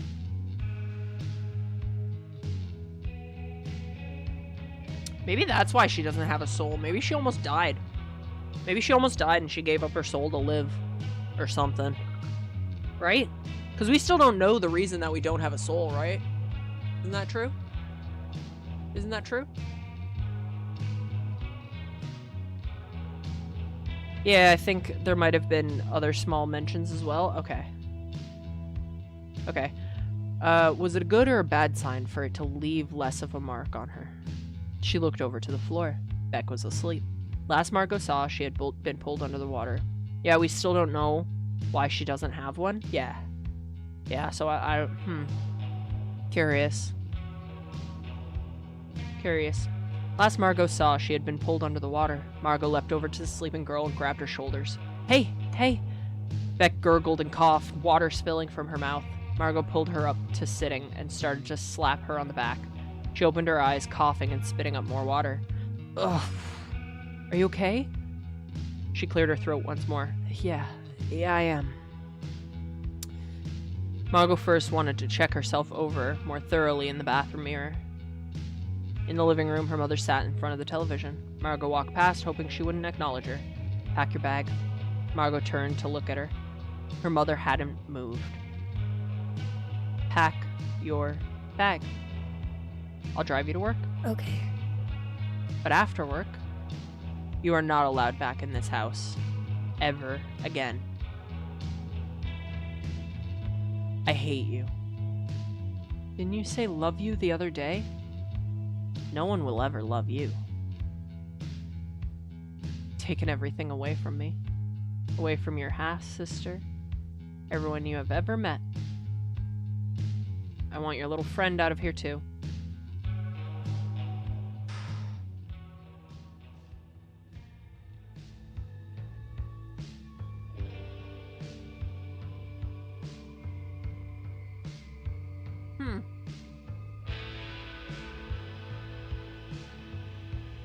So was the move there to not kill the ghost? I feel like we have to kill the ghost, right?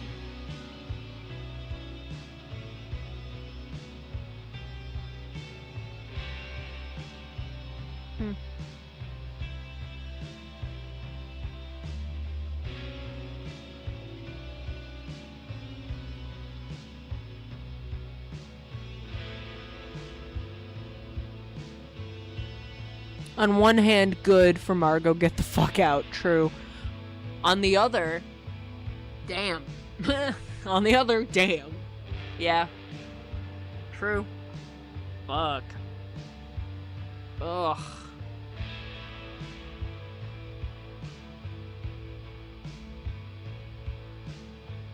Okay, time for work, everyone! Work. But damn. Good morning. Hey. Extra big bag today. Are you doing something fun this weekend? Erica! Margot stared at her. Yeah. Margot placed the bag on the ground next to her desk. Sorry, if she could keep her mind blank for 3 more minutes, she could get to the bathroom. I'm a little nauseous this morning. In the bathroom, she could cry as much as she needed, and no one would notice. Need to go to the bathroom. Of course, you don't need to ask me. Margot dashed out of the office. Margot locked herself in a single-stall bathroom at the far end of the hallway. Just in case she throws up, maybe be woke in case you don't like throw-up noises. Margot hadn't told anyone that she was kicked out yet. She simply hurried Beck out the door and sprinted to work before her mother got up from the couch. Beck must be worried something happened with the ghost. And Margot didn't have a chance to ask her what happened in the dream, but did Beck almost drown? Could she have died because of Margot? Margot leaned against the wall. She just had a backpack now. It was crammed full with anything she could fit. Clothing, her sketchbooks. Margot slid to the ground. She pulled out her phone. She needed someone, some kind of lifeline. It was difficult to read the text on the tiny screen. When did she start crying? When was it enough to start dripping down from her chin? Before she could choose a contact, her phone started ringing in her hands. Beck. Somehow the relief Margot felt from just seeing her name made her sob harder. Hey! Want to do something this weekend? We should talk about today, too. Hey, Beck. Are you okay? Evening. As soon as work ended, Beck came to pick her up. She maintained it was fine. Her mother didn't say much when they arrived, but Margot did rush past her. Once all of Margot's things were put away, they went outside. All afternoon, Margot had been silent. She felt like she was sleepwalking. To Beck's car, to her room, back outside. Beck insisted on an evening walk. Margot complied, despite wanting nothing more than to hide away. How are you feeling? Huh? We've only talked about logistics today. How are you feeling about everything? Yesterday? Today? Oh, I don't know. I think I've pushed it to the back of my mind. Really? Yeah. We can talk about it whenever you want to. I'm not going anywhere. Okay. It started on a second lap of Margot's neighborhood. Did she want to talk more? Margot wondered how many laps they would do if she didn't say anything. She wondered how long her mother had been under the ghost's influence. How much of her father's words or her mother's words? How much of it was her father's words or her mother's words? It feels weird. Sometimes it was kind of nice when she would actually talk to me. I did kind of hope after he passed away, maybe we'd get along better. It's fine. Margot's phone buzzed. Maybe it was Alejandra. Concert in Tuscan tomorrow. We can pick you up if you want. Karina said she doesn't mind the drive. You can sleep on the couch too, so you don't have to go home at 2 a.m. Of course it wasn't her mother. But, any news from your mom? Margot winced. Sorry, I shouldn't assume. We still have the concert tomorrow, right? Well... If you're up for it. But, are you sure you wouldn't rather stay in? Relax a little? No. I want to go. I need something else to think about. A couple of friends from school will be there. You can meet them. Okay. If you're sure. You're free to change your mind tomorrow. I won't. They walked in silence for a while. They returned to Beck's home. Night.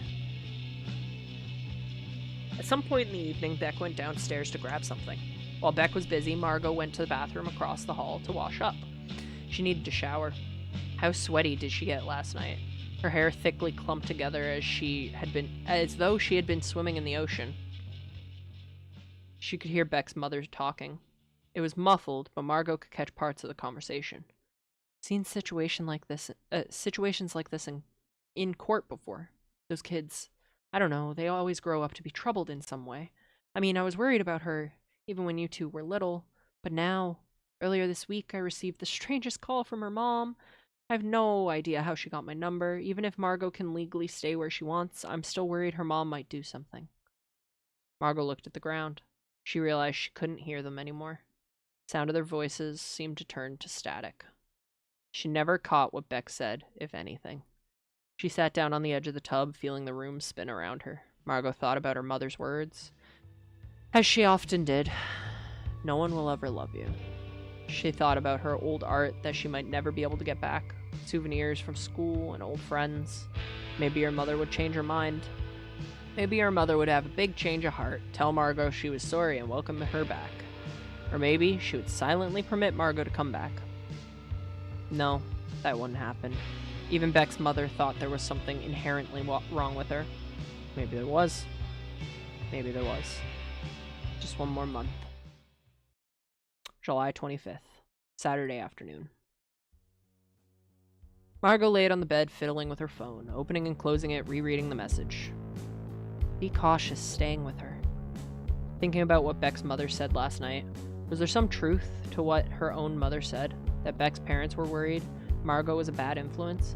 Maybe Beck's mother was only being superficially nice after all.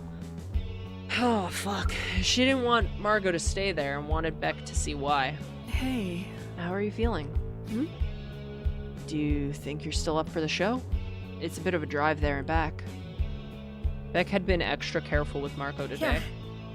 I should be fine. I really want you to meet my friends. Okay. Did you text them we're coming? Yep. Beck sifted through her closet, finding an outfit. She pulled out an old shirt from the band.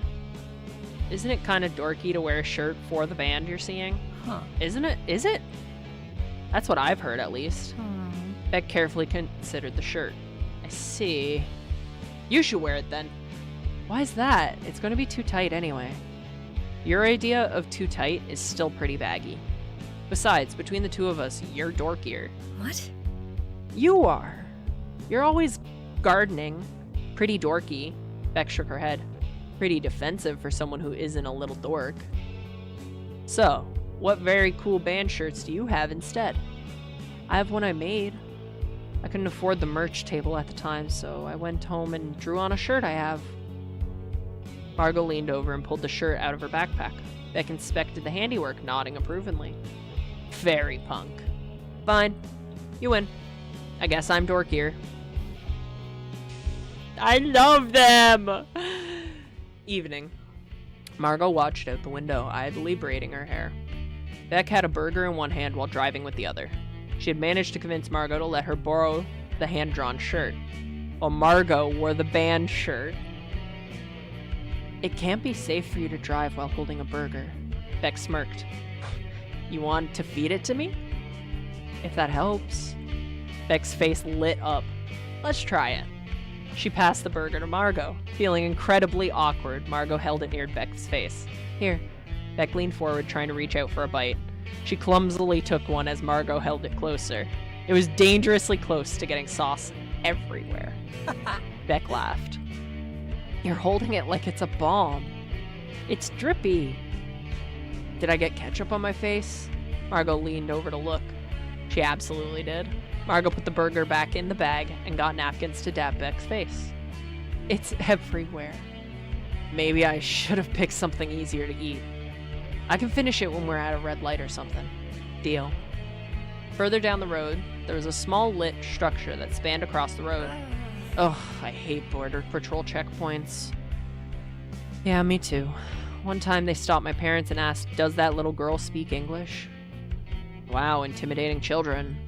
Really doing some important work out there. Sure are. Hey, Beck. Yeah? When you're driving at night, do you imagine stuff on the road? Like what? When I was a kid, sometimes they talked about chupacabras on the local news. So I tried to spot chupacabras. Didn't they find out they were mangy coyotes?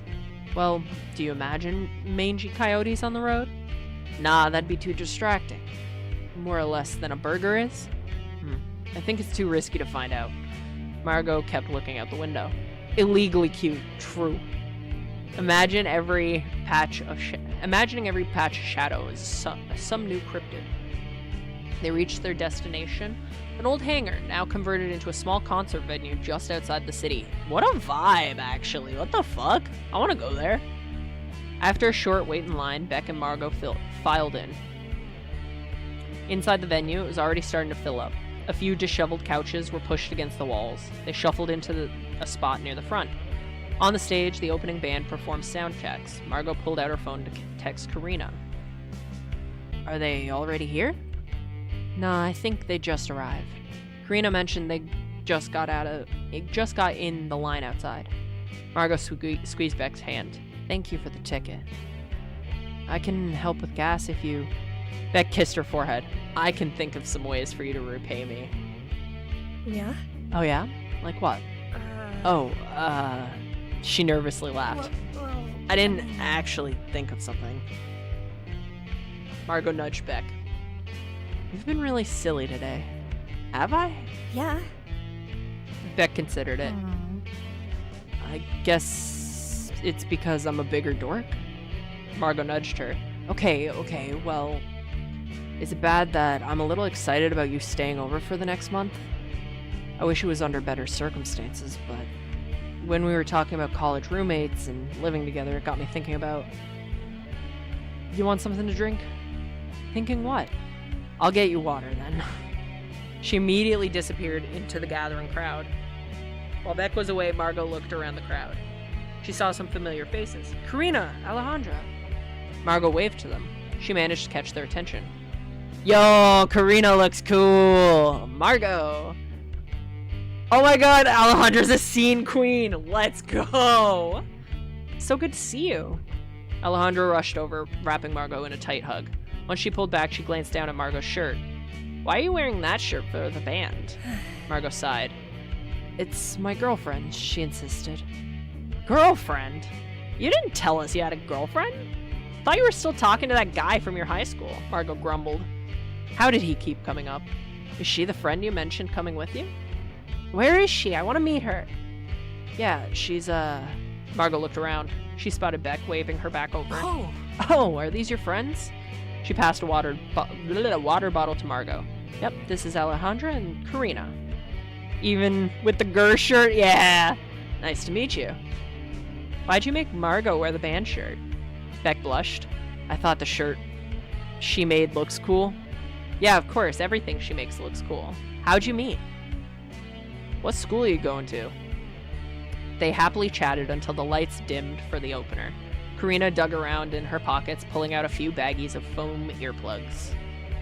Thanks, Mom. Keep talking like that, and I'll make you reapply sunscreen. Drink some water, too. Oh, jeez. Oh, hey. Alejandra was already being pulled into another conversation. A couple more girls from their school arrived, but Margot didn't know them well. They'd been a grade ahead of her. Will you two be okay if we catch up later? You're staying over, right? Yeah, if that's still okay. Of course.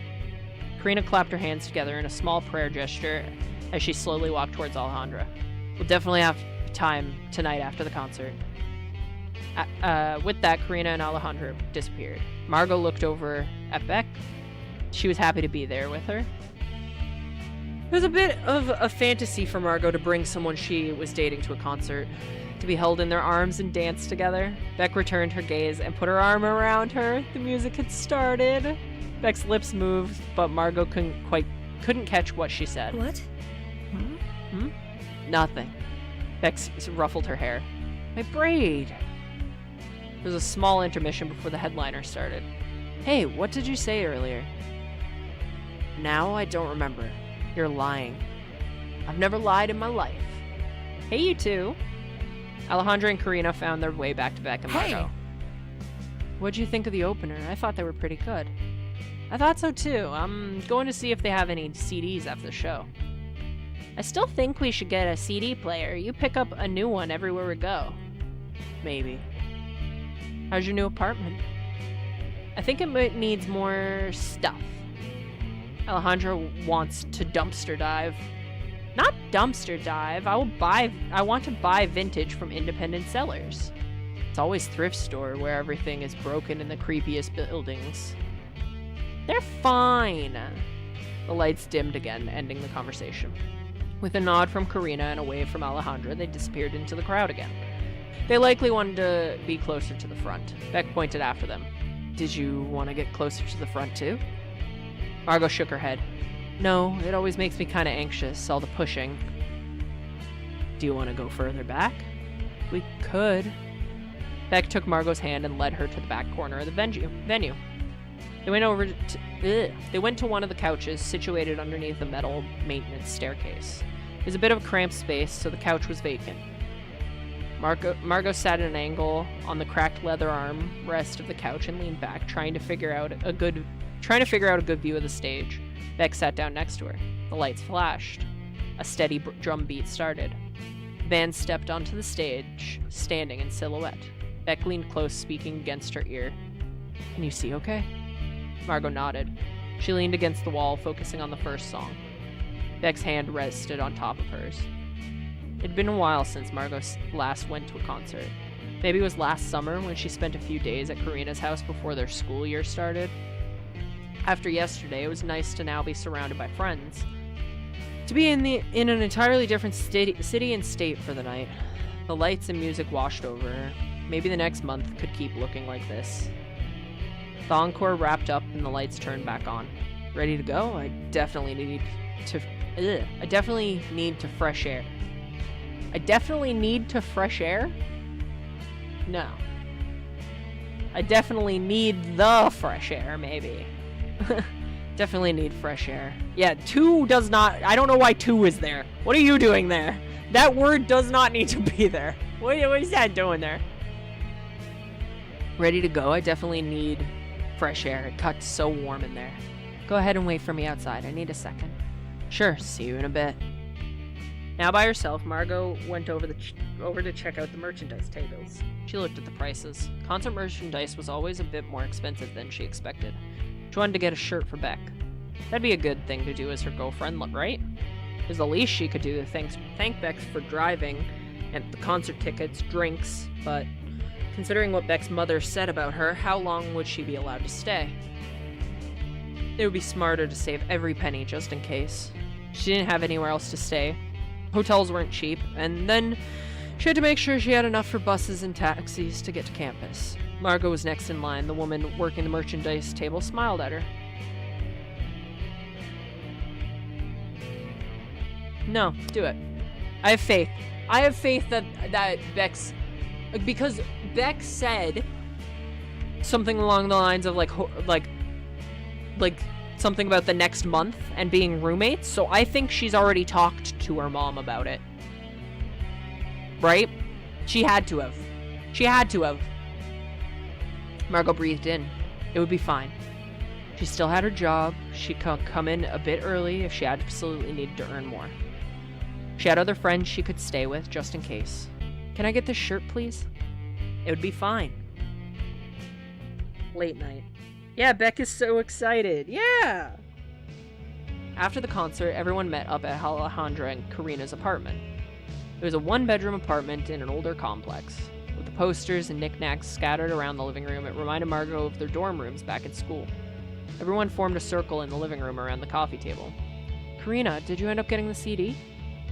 I bought it for her. Karina smiled. It was the last one. They had to dig around in the box under the table to find it. That's pretty lucky. Did you get anything? No. Nah, not this time. She could show it to Beck later. Have you two heard from anyone else lately? A little bit. Think everyone has already gone their separate ways. I guess a lot of people are working over the summer like you are, Margot. I think a couple of other people are working in research labs. Really? Already? Alejandra shrugged. Connections, I guess. I felt like it took a lot of luck for me to get this job. You're going to school here, right? Yeah, it's been really quiet near the university. It's easier to find an apartment now before the school year starts. I still need to actually get an apartment. The sooner the better. Alejandra looked between everyone, suddenly becoming quite eager. So, do you guys feel like staying up longer? Yeah. Yeah, of course. I missed you guys. She was a bit tired, but she wanted to push it aside. Well, I got a housewarming gift from my sister. Alejandra grew. Then she sprinted to the kitchen. Here we go. The fridge opened and closed in the other room. Alejandra came back, plopping a beer can onto the table. Margot looked at it. Are we sharing? Alejandra turned red. There's more. Does everyone want one? Everyone around the table nodded. Alejandra scurried back to the kitchen, returning with several more cans held against her chest. Karina helped her place the rest on the table. Margot went to pop the tab, then stopped to turn to Beck. Is this all right, or... Beck already had the can to her lips. It seemed to be fine. It's beer. Is beer fine, Margot, or do you want box wine? Does this one taste like meat? It comes in a box. Of course it tastes like meat. Alejandra huffed, placing her drink down on the table. I thought this one was pretty good. Nice. Can I have some meat wine? There's no meat in it. She quickly fetched a red plastic cup filled halfway with dark wine. Beck picked it up and swirled it. Margot could already smell the vinegary aroma coming off the wine. There are bits. That's the chunks of meat. Margot held out her hand and Beck passed the cup to her. She took a swig. Oh, yeah, that's savory. Alejandra plopped back down on the couch.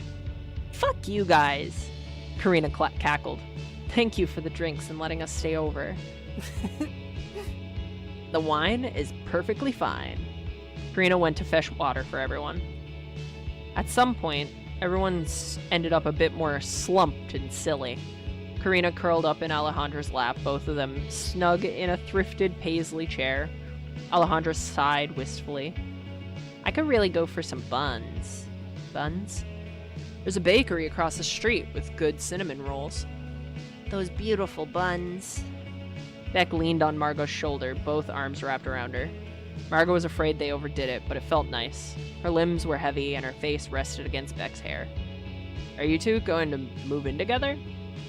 She did, yesterday. Margot murmured in a confirmation. Impressively fast work, Margot. Alejandra leaned back. You guys really should have joined us for 4th of July. Yeah, but we had a great time on our own. What'd you end up doing? That's when I asked Margot out. Margot nestled closer to Beck. Karina's eyes started to water. I love love. How'd the road trip go? Car kept breaking down. But it helped us realize some things. No one else I want to be with in a broken down car. Oh, I love love. I love love. Bedtime. Margot stared down at the couch. It was long enough for one person to lay across, but that was about it. Alejandra placed a thick folded up blanket and pillow on one end. I'm sorry I don't have something bigger to offer. It's okay. It's cozy. Karina laughed. See you guys in the morning then. With that, Alejandra and Karina went to the bedroom and closed the door. Margot stared at the couch. Somehow it was smaller than her bed, and certainly much smaller than Beck's bed. Beck also seemed to be examining it. I guess we pile on? Before we pile on, I actually did get something. Margot unzipped her bag. So freaking cute. I'm scared the trauma's coming up soon. No, real. It's too sweet, right? It's like, oh yay, the girlfriends are moved in together until they have to go to college. Yippee, we have no more trauma to worry about. No, I feel the trauma is still here. Margot unzipped her bag and held up the new t-shirt. Next time we can be dorky together. What? I was looking at this one. Do you like it? I love it. Thank you so much. Margot grinned and tucked the shirt neatly back into her bag. They managed to squeeze into a configuration that was good enough to fall asleep. Margot was wedged between Beck's arms and legs, pressed together so neither of them would end up rolling off in the middle of the night. With each of Beck's soft exhales, Margot could still smell a bit of alcohol on her breath. Seeing her old friends hang out with Beck, Margot eased more into her chest. How nice it was to see everyone getting along. Going to a concert together, Beck kept saying something to her, seemingly strategically when the music was at its loudest. What was she saying? Was it important? Margot could try quietly talking to her, just in case she was already asleep. Yes, what if it was important? No, it probably wasn't important. What if it's important? Margot whispered. Hey. Beck sounded fully awake, her voice crisp. She gave Margot a small squeeze. Have you been able to sleep? A little bit. I just have a lot of things on my mind. Me too. Margot hesitated for a moment. What did you say earlier? When? During the concert, you kept mumbling something. Right. She gave Margot a kiss on the forehead. I'll tell you when you're older. Margot scoffed. I'm older now. Beck ruffled her hair. Hey. Beck pecked her on the cheek. You're so cute. What makes you say that? Well, you did look really good today. Maybe I like when you're in tight clothes. Oh my god. What about what I'm comfortable in? I like when you're in that too. Could be that I just like you? Margot smiled. Good thing it's mutual. I had a lot of fun today. I'm glad. How are you feeling? It didn't feel like the right time to bring up her worries. Tomorrow would be better for that. I'm okay. She gave Beck a light kiss. Wish you'd tell me, but, I can be patient. Well, I'd hate to launch into a whole conversation and be too loud, wake everyone up. So, what are we doing right now? $20 says Beck said I love you. 100%. 1,000%, Rikari. 1,000,000,000,000%. That's what she was saying.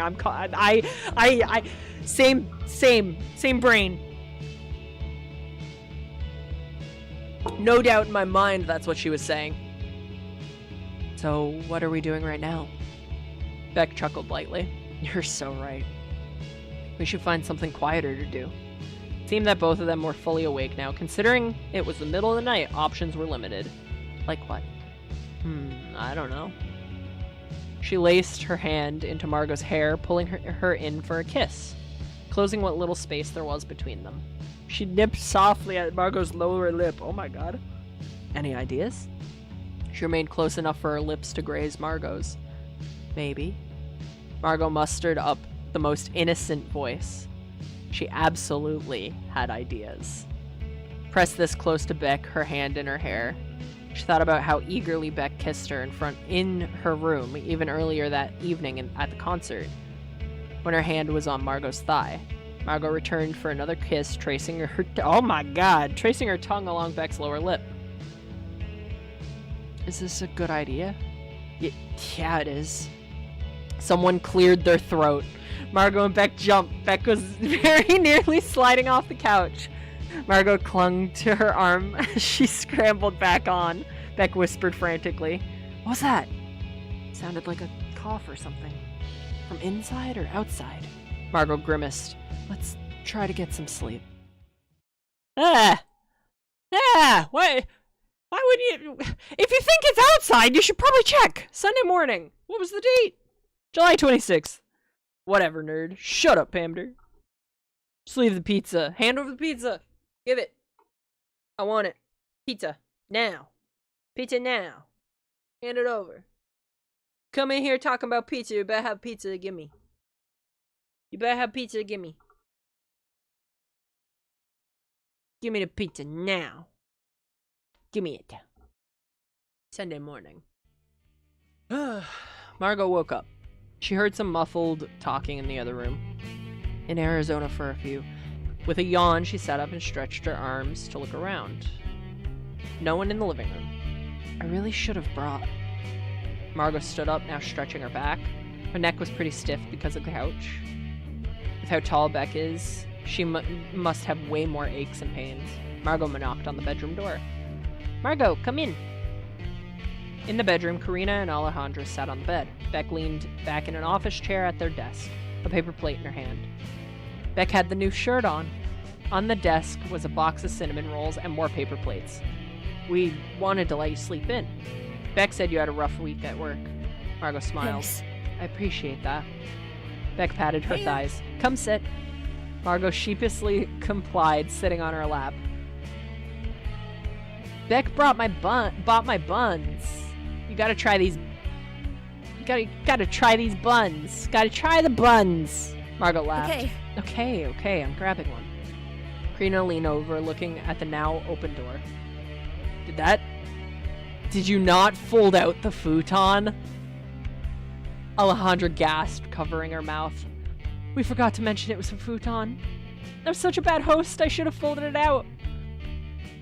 I should have... sorry, I thought it was pretty obvious. Oh! They're so dumb! After breakfast and some more chatting, Beck and Margot were back on the road. Beck lightly bobbed her head to the radio.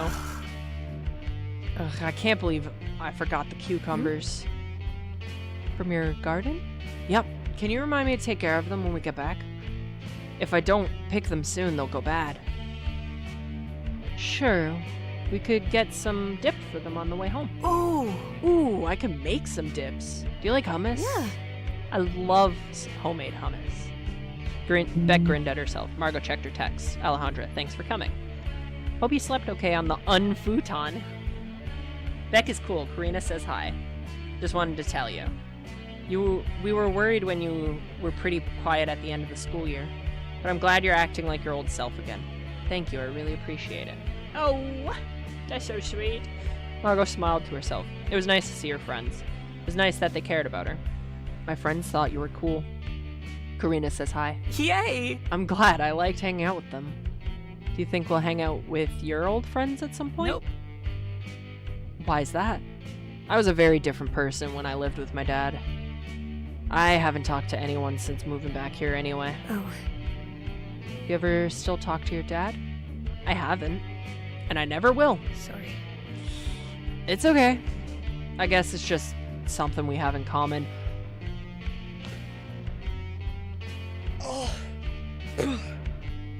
Rip the heart out of my chest, why don't you? Fuck! I know you don't like to talk about this stuff, but can I ask what happened? That's fair to ask. Well, Beck's expression hardened. She spoke slowly, each word strangely precise. We had a physical fight. It was bad enough that I was afraid to stay. I see. Margot felt a bit selfish for asking. Beck had seen so much of her own situation in gory detail. Maybe she hoped Beck had a similar story that she would feel comfortable enough to share. That maybe they could commiserate over. Sorry. Nah. No more apologizing. Margot just needed to understand that not everyone wanted to be an open book. If she hadn't been forced into the situation, she probably wouldn't share everything with Beck either. You can ask me anything. Honestly. I might not be able to answer, but I want you to ask. Okay. Margot fought with herself not to take it personally. Afternoon. In the garden, Beck got to work plucking any ripe vegetables she could find. Margot sat with her cross-legged with a bucket in her lap. Beck leaned back, placing a handful of cucumbers in the bucket. This week, I'm going to seriously focus on renting an apartment. Any way I can help? Just remind me to actually do it. A bunch of tomatoes went in the bucket. What if I was able to transfer to your university? Already enjoying living together that much? Well, Yeah. Wouldn't it be cute having our own little place? And you could tutor me? Oh, that's what this is really about. Beck laughed. You caught me. Margot looked down into the bucket. How long would she be allowed to live here? Was there some truth to what her mother said, that it was her fault Beck's family moved? I have another serious question. I'm sorry. It's fine, really. The other night, I heard you and your mom talking. She couldn't bear looking up from her lap. She doesn't want me here, does she? I understand, I can figure something out. Beck's garden gloves plopped down on the ground next to Margot. Beck moved the bucket and took Margot's hands. Hey. Look at me. Margot peeked up at her face. Did you hear the whole conversation or only catch some of it? Part of it? Well, I think she's just looking out for me. I really don't think it's personal. Did you hear what I said to her? Margot shook her head. I reminded her that she's dealt with way worse people for her job. And if I'm going to be a lawyer too, it'll be the same deal for me. Your mom's not like a mafia boss on trial or something. Margot smiled weakly. And I did tell her we're dating. So I think she's worried it's too much happening too soon. That'll get my heart broken. You know, the stuff with her and my dad. Beck sighed. I don't think there's a way to predict how any relationship will turn out. Either way, you're my friend. I'm not going to regret helping a friend in a tough situation. Margot felt herself smiling a bit more. I may have threatened to move out again if she said no. Isn't that a bit extreme? It felt more extreme to leave you out on the street. See? That's why you need to ask me about these things. Were you worried about that all weekend? A little bit. Margot, she doesn't dislike you. It really is that she's worried about me, okay? Okay. Do you feel a bit better? Margot nodded. I do. Thank you. Oh, that's so sweet. Okay. My gosh. Wow. Okay. We're about to hit the 4-hour mark. Or, sorry, we have just hit the 4-hour mark. So the ads are about to hip-hop happen any minute now. So, as usual, I will see you guys in a few minutes. Take care of yourselves. Get a snack, a drink, a blanket if you want to get nice and cozy. And, we'll be right back. Oh, and I just remembered there's cake downstairs. I can eat cake after stream. Let's go. Anyway, I'll see you guys in a few minutes, okay? Take care of yourselves. See you soon.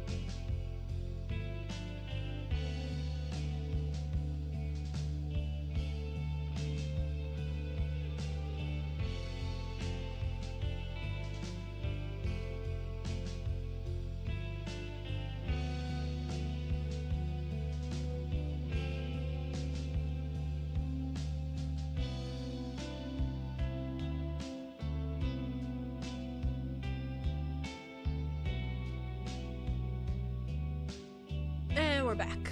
Welcome back. Oh god, why is this arm so fucking painful today? Oh god. Look how my arm looks broken. I'm too bendy. Makes it hard to stretch. I can do it with this one too. Make my arm look broken. Hi, Sushi. Ugh. I also can like have both my elbows like across my back like that. It's pretty cool. It's pretty cool. I'm pretty bendy.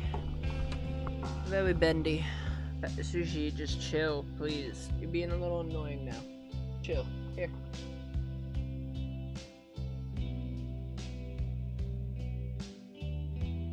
Alright. Back to it, shall we? Evening. Beck convinced Margot to sit by the pool with her.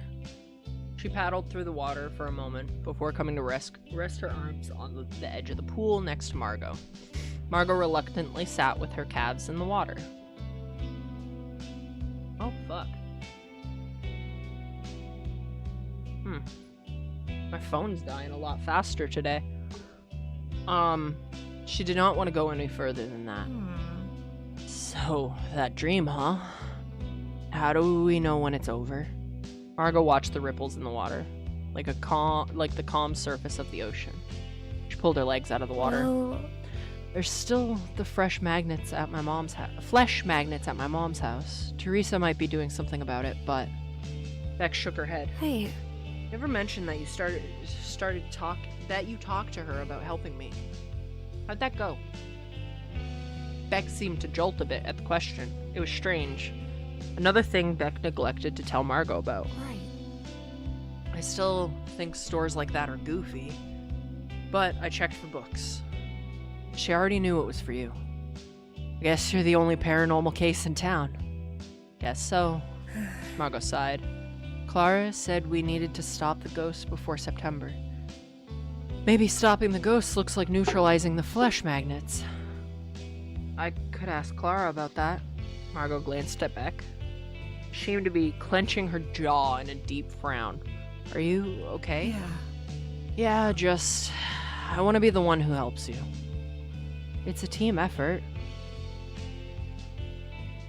Margot sat at Beck... Bleh. Bleh. I almost said sat at Desk's Beck for a second there. Ugh.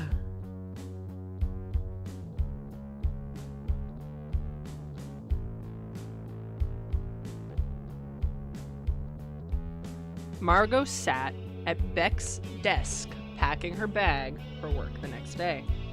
Beck was already in bed, reading an old comic book that Margot brought. I can drive you to work. Margot looked over and smiled at Beck. It's fine, it's not that far of a walk. 2 miles each way every day? Nope, I'll drive you. Margot scrunched her nose. You're planning to drive me every day? That's way too much to ask. That's 20 miles a week in the summer. We're driving. Fine, fine. Margot smiled a bit to herself. Was that really okay with Beck? That would be really nice. Beck flipped the page. There's a couple of times in high school I tried to look you up. On MySpace, stuff like that.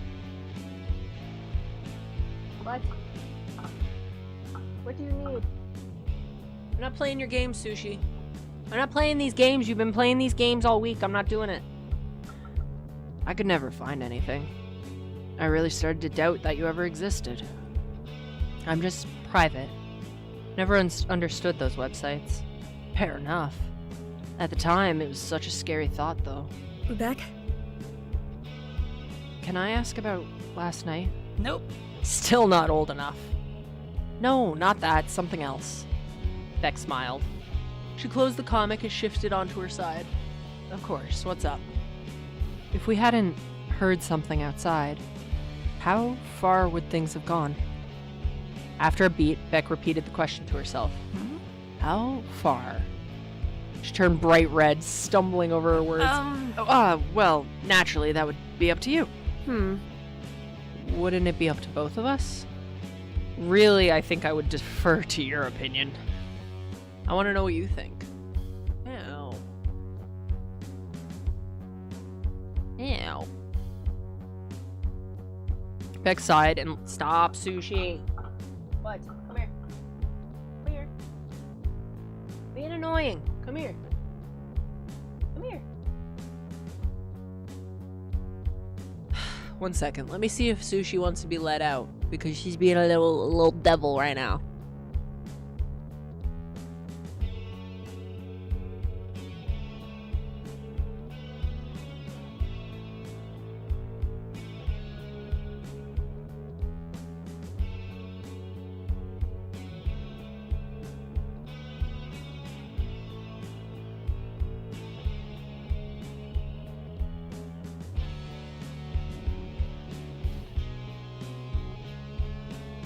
She didn't want out.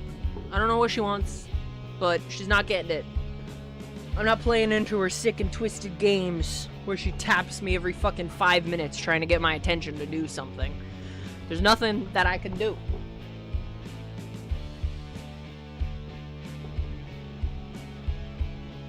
Watch now.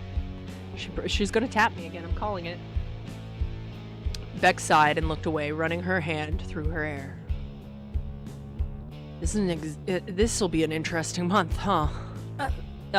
You know I like you a lot, right? Does she want a toy? There's toys all over the room. There's toys literally all over the entire room. Here. Let me see. Is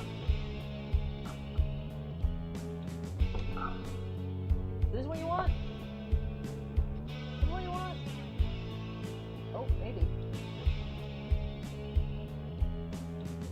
Fuck, I got caught in my chair. Oh, got it. Here.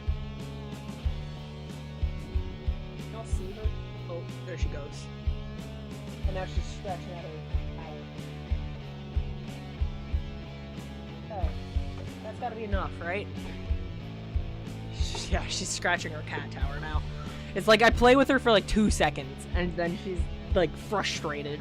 Or whatever, I don't know. I don't know. Weird cat. Very strange cat. I never know what she wants.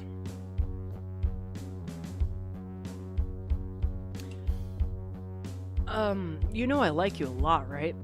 You're smart, funny, creative, fun to hang out with, easy to talk to, incredibly gorgeous. So, if there was something you wanted to do, I wouldn't say no. Margot cocked her head to the side. That's a diplomatic answer. I feel like you're messing with me. You know what I mean. That's kind of cute, though. That's kind of cute, though. That's kind of really cute, though. Ugh, sweating. July 17th. July 17th? No, July 27th. Monday morning. Margot and Beck sat in the car. Cargo trains seem to be particularly slow today. Are you absolutely sure you're okay with giving me a ride? Yeah. Yeah, of course. Every day? Twice a day? Yes, don't sweat it. I'm serious. I can visit my grandma more. And it's more time with you. Are you sure you're not going to get tired of chauffeuring me around? Of course not. I'd follow you around at work if I could. Maybe I should keep comments like that to myself. Margot laughed. Margot sat at her work computer typing. That morning, she called the wife of one of the veterans for an interview about him for the newsletter. She'd visited him before. He was unable to sit up or speak, but introducing herself seemed like the courteous thing to do. Considering they couldn't have a conversation, Margot wasn't sure what to expect from the interview with his wife. After talking about his service in World War II, his career, and their child, Margot asked how they met and got married. They'd only been dating for a month before they got engaged, she explained. They were both teenagers. One weekend, for a date, they went to the local diner. It was eerily silent. Everyone, patrons and staff, attentively listened to the radio. They quickly placed their order and started paying attention as well. There had been an attack on Hawaii. They solemnly looked at each other. You know what I have to do, he said to her. She nodded, understanding. He had just turned 18 the week before. But first, right there in the diner, he stood up from his seat and kneeled next to her. When I come back, will you marry me? Margot, can I talk to you for a moment? Margot looked up from the computer. Sure. Erica closed the door and sat down next to her. How are you doing? Pretty good. I'm about halfway done with this article. Great. But, how are you in general? Last week you seemed a bit... Margot's hands started to shake in her lap. Did I do something wrong? If there's extra work I need to catch up on... Oh, no, it's nothing like that. Maybe it's not my business. I noticed you seemed out of sorts on Friday. I only noticed since I see you every day. So, if there's anything you wanted to talk about, everything is fine. Margot grasped for an excuse. My period. I was a bit more sensitive last week. Sorry about that. Okay, sorry for prying. Margot was by herself for lunch. Erica likely thought she should give her some space after the conversation this morning. Margot toyed with her phone, flipping it open and closed. It did shake her a bit, knowing that Erica noticed how she was feeling. She didn't doubt it came from a place of sympathy, but how many instances of being visibly upset would it take for Margot to seem too unreliable for her job? She just needed to hold it together. Stay positive. Don't even think about putting your paw in my water. It was nice getting a ride from Beck in the morning. She did look forward to seeing her after work. Her phone buzzed, clattering out of her hand. Jeez. She picked it up and opened a new message. Clara, another board game today. Huh, that was abrupt. Teresa had mentioned wanting to play another game. The royal game of Ur? If Margot remembered correctly.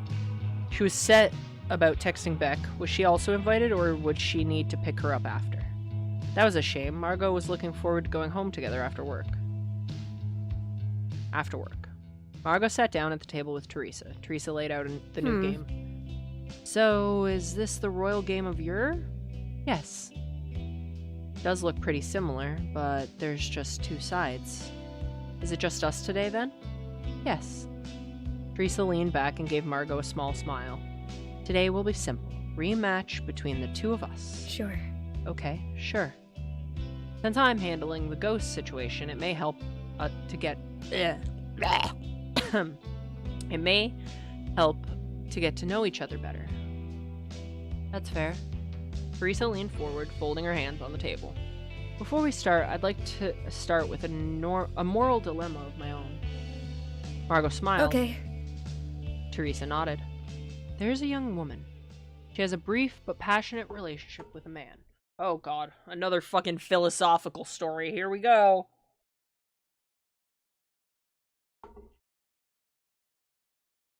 She has a brief but passionate relationship with a man. After a short time, he is called away with important business matters. In that time, unknown to him, the woman is pregnant and gives birth to their child. Stop. When he returns, he learns that she killed the baby. Do you believe this is right? She felt short of breath. What? Do you believe this is right? Her mind seemed to short circuit. As she tried to step through the scenario, a pounding headache grew and grew. She was alone for a year? It was hard to talk with how dry her mouth was. Had she been breathing from her mouth? So, you believe if a woman is left alone for a year, she has the right to kill their shared child. No, I didn't say that. Maybe she had postpartum depression if she was alone for so long. Her forehead prickled with a cold sweat. If she's depressed, that makes it right? I mean, it at least explains what could have happened. I see. Teresa smiled slightly. Let's discuss it more after. Margot weakly nodded, the feeling of pins and needles slowly dissipating. Teresa eyed her for a moment before gesturing to the board. The rules for this game have only been translated since the 80s. Margot breathed deeply, clearing her head. That's pretty recent.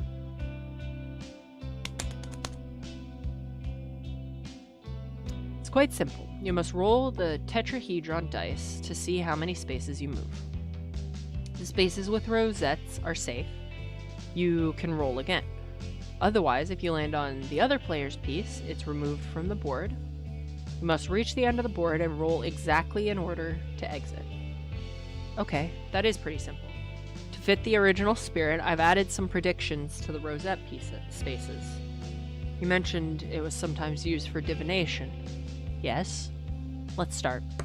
Teresa rolled 2 die pointed up. But she put her first piece on the board.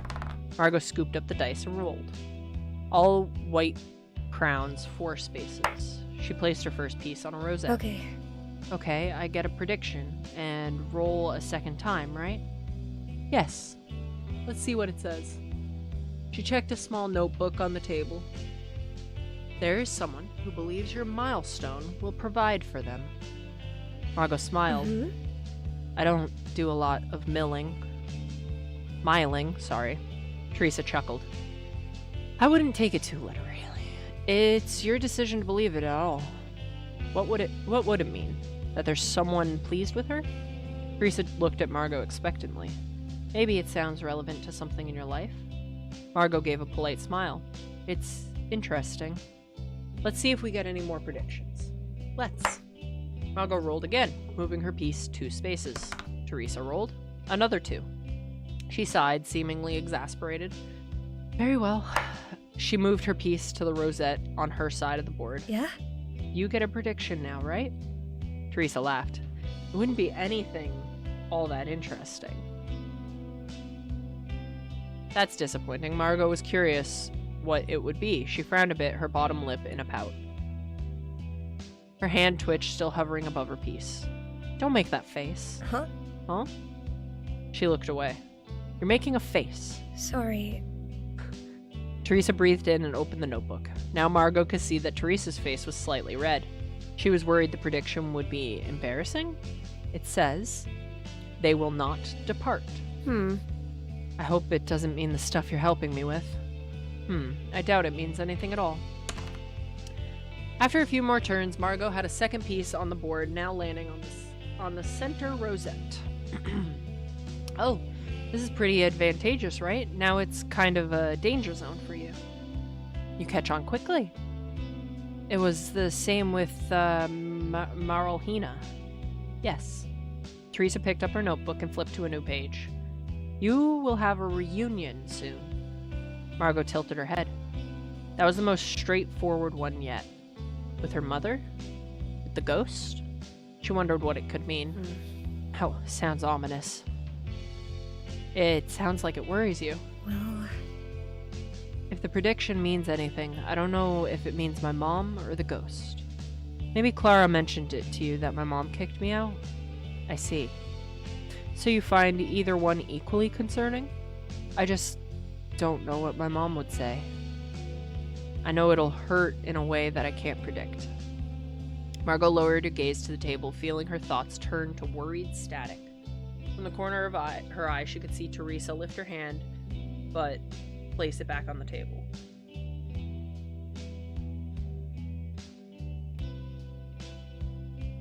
Maybe it was to give Margot a reassuring pat. Or maybe it's not always about her. Maybe she was simply going to adjust something on the table. Margot shook her head. Alright, time for my second roll. After a few turns, by a close margin, Margot won. Margot set about helping Teresa put away the board game. That was pretty fun. There was more strategy than I expected. Glad you enjoyed it. By the way, how's it going with the ashes? I'm currently waiting for something to cure in order to dispose of the ashes. After that, I'll offer to buy the magnets from your mother and demagnetize them. Okay. So everything is fine? Yes? Now then, let's revisit the moral dilemma. Sure. Let's change the situation slightly. If it had been the father, left alone for long days with the child, that eerie silence fell upon the room. Is it right for the man to kill the child? A high-pitched buzz pervaded Margot's thoughts. Came on so suddenly. Stop it. Her vision seemed to be darkening. Did she stand up too fast? Why are you asking this? A simple variation on the dilemma. Margot's breathed deeply, leaning against the table. Can you get a glass of water for me? I feel nauseous. Margot took a few sips of water and rested her head on the table. Did she eat something weird at lunch? No, I think she's having a fucking trauma response is what's happening, and I'm concerned that her father or mother possibly tried to drown her. And that's why that movie sequence stuck with her so bad. That's my guess. The movie sequence with her mother, that's why that stuck with her so bad, is because one of her parents possibly tried to drown her, and that's what the voice meant by a second chance. That's my guess, okay? Throwing it, chucking the rock into the pond. That's my guess as to what it is. Did she not have enough water? That's what I'm thinking too, yeah. Was she eating dinner too late? Once she felt better, she'd call back to pick her up. Ooh, dream. No matter how many times I end up here, still don't understand what this is. Is it lucid dreaming? Is it memories? Is it the ghost already back? It is the in-between. All times and place are within grasp, the exception of two. So I can see almost anything? No. If I so desire, I may show you almost anything. Show me a memory of the islands.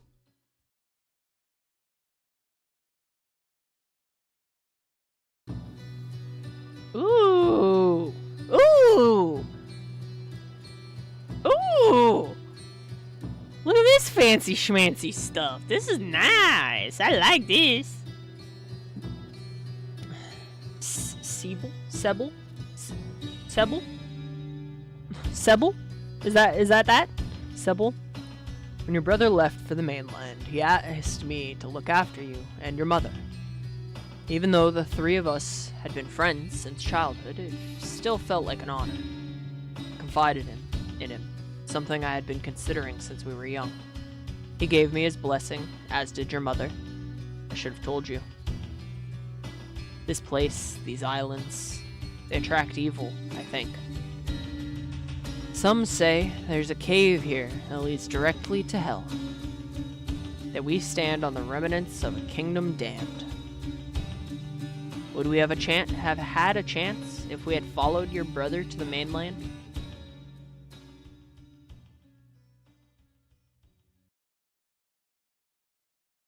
Who? Who is that? I don't know who that is.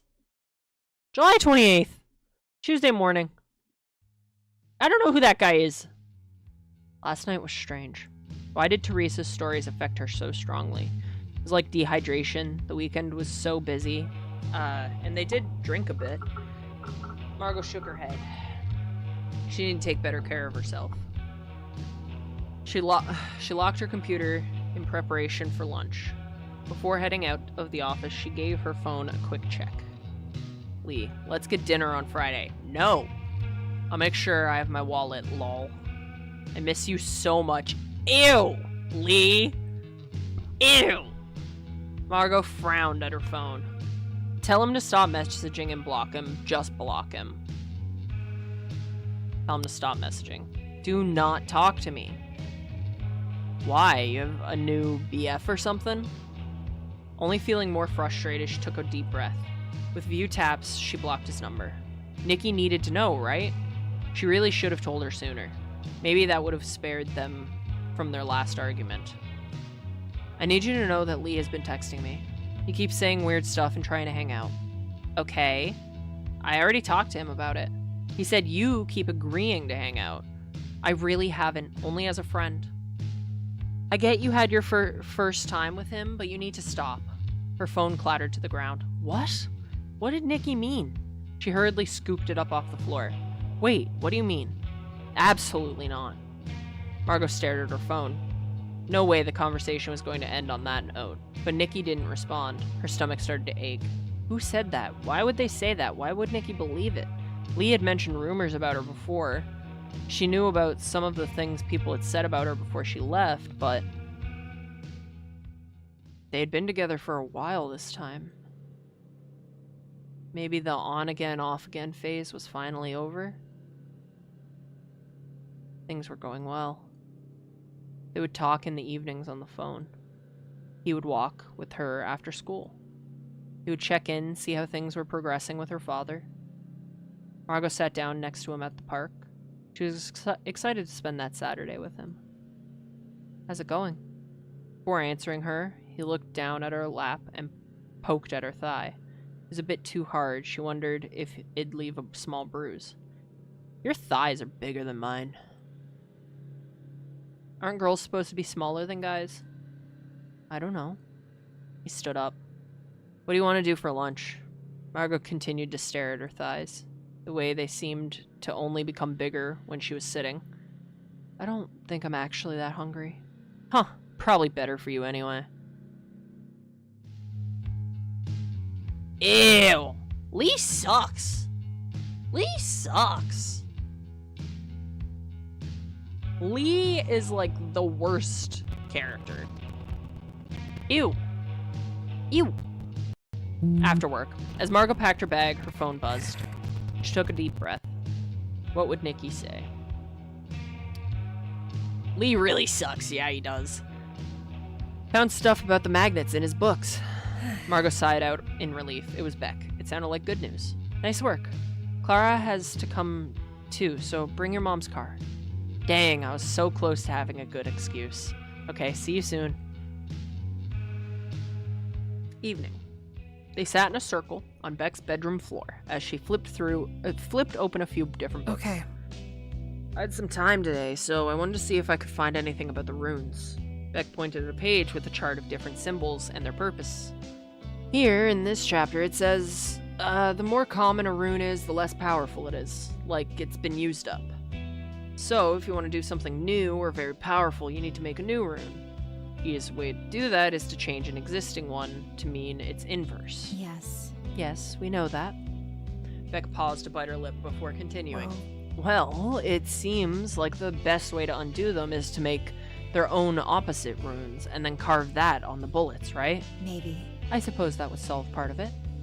But I think the runes are instructions for the magnet, not what makes it a flesh magnet.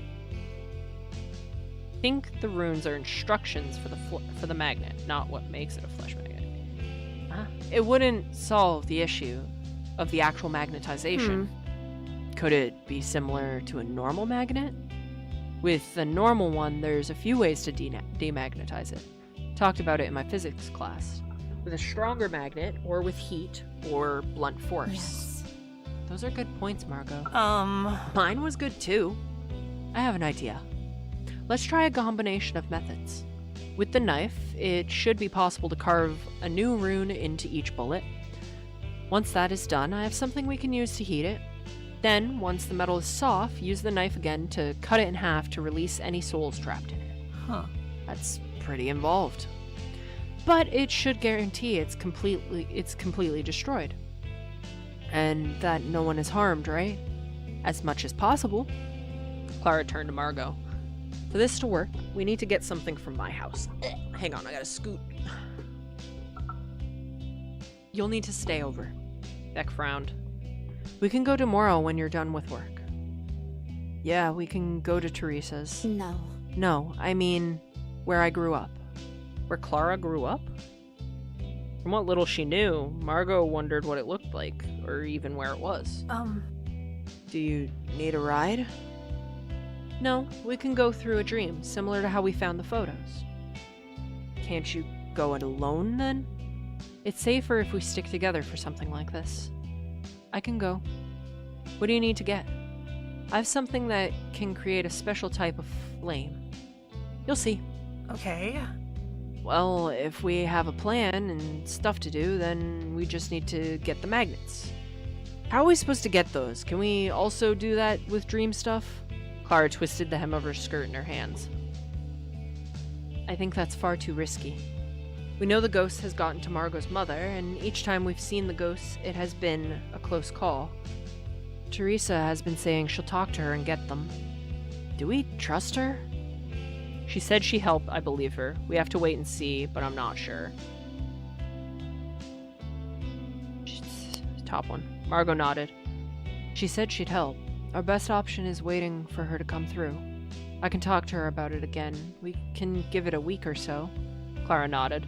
I agree, but unfortunately this is our best chance. Alright, I'll draw the opposite runes we need.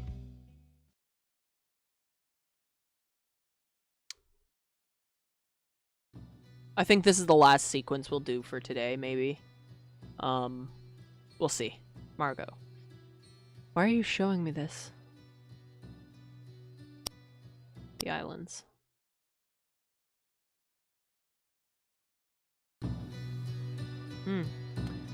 Sebel quietly worked in the back room of the shop. By candlelight, he sanded and painted the small wooden details of the music box. His thoughts were on a recent sunny day. Urbano's hand clapped on his shoulder. You're a good man. I can tell. I can't think of anyone better for my little sister. Sybil wiped away the drying, grainy sweat from his brow. They'd been practicing sword fighting all day. You won't be here for it, though. Urbano maintained a smile, but something changed behind his eyes. I don't know if I'll come back from this one.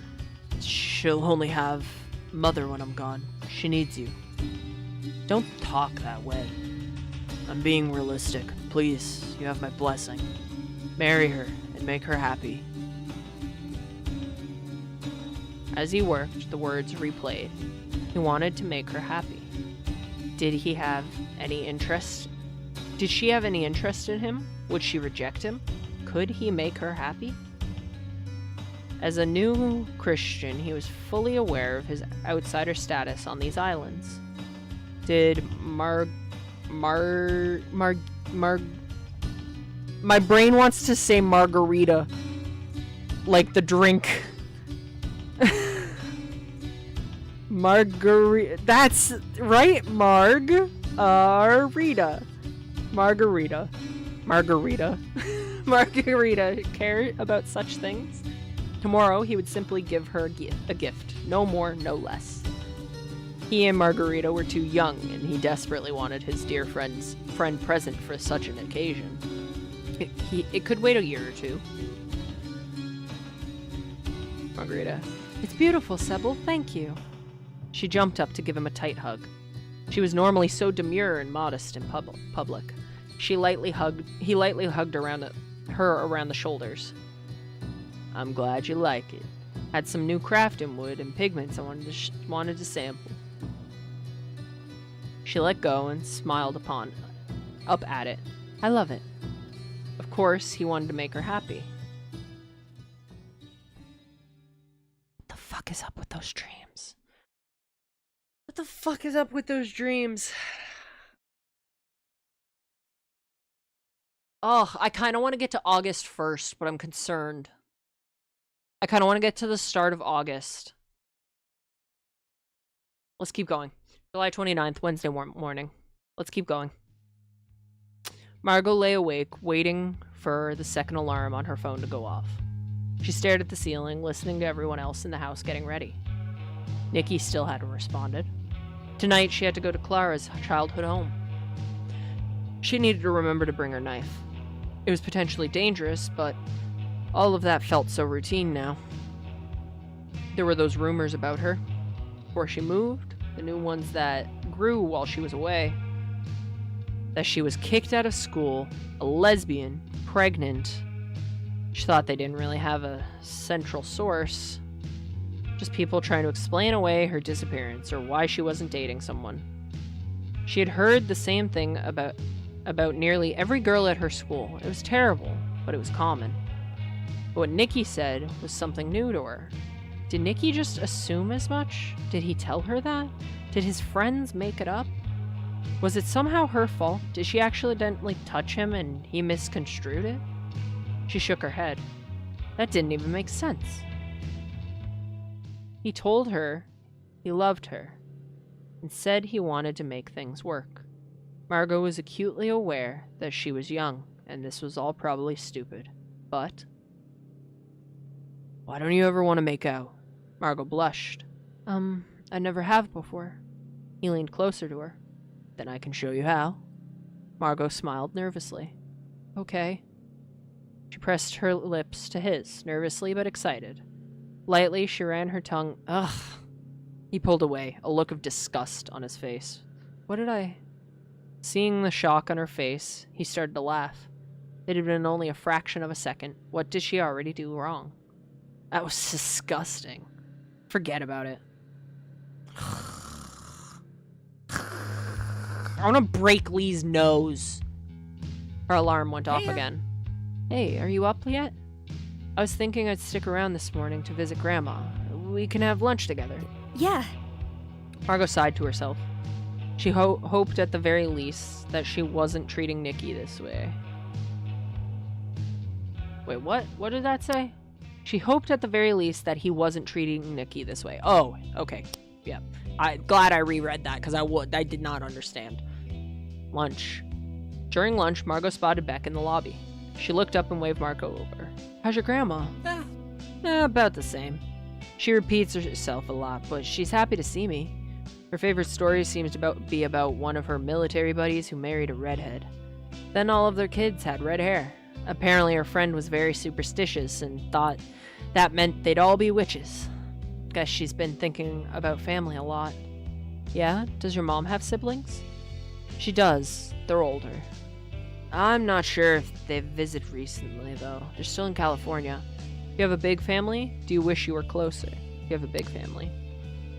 I think it's about average. I wouldn't say my family is tight-knit, though.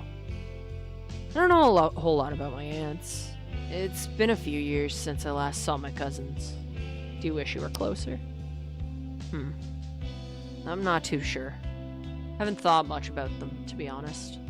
Maybe it'd be cool to have a big, close family. I was thinking about that the other day. My boss showed me some pictures of her family. I guess I'd like to know more of my family, but... Beck nodded. I understand. There's always, having a family of your own that one day. Margot laughed a little. That's so abstract. It's so far off. I don't even know if I'd want to. What if I'm like my parents? No way. Either way, that's what therapy is for. What? You think I need therapy? Well, everyone needs therapy. Tea, Beck. Beck's speaking some truth. Have you ever been to a therapist? Yeah. For being a moody kid, then for transitioning. It was fine. How do you even start going to a therapist? Or any kind of doctor, I guess. Oh. You don't know? I've only gone to the one at my private school when I was really sick. I guess it would be about the same. Can I go for anything? Yeah, why? Just wondering. Well, I could help you figure it out. Margot nodded. Beck rested her chin on her hand. I'll miss you tonight. Are you sure you have to stay at Clara's? Pretty sure. Beck sighed. Just be careful, I guess. Text me if you need anything. Before you start, and once you're done. Margot smiled. I'll be fine. Evening. Margot hadn't seen Clara's room yet. It was just off Teresa's living room. With how small it was, Margot wasn't sure how they'd both comfortably fit. You have your knife, correct? yeah. Felt weird having it at work, but yes. Good, good. She lit the now familiar incense. I need you to promise something before we start. Sure. I need you to follow exactly what I say, okay? It's extremely important that you don't go anywhere or do anything without me. Margot nodded. Does your mom still live there? Nervous about seeing your old home. Does your mom still live there? Clara stared at Margot for a moment. She opened her mouth and then closed it and turned away. No. She doesn't live there anymore. So it's just the ghosts that could make it dangerous, or... Yes, that's all. Where does she live now? I don't know. Okay. Lie down.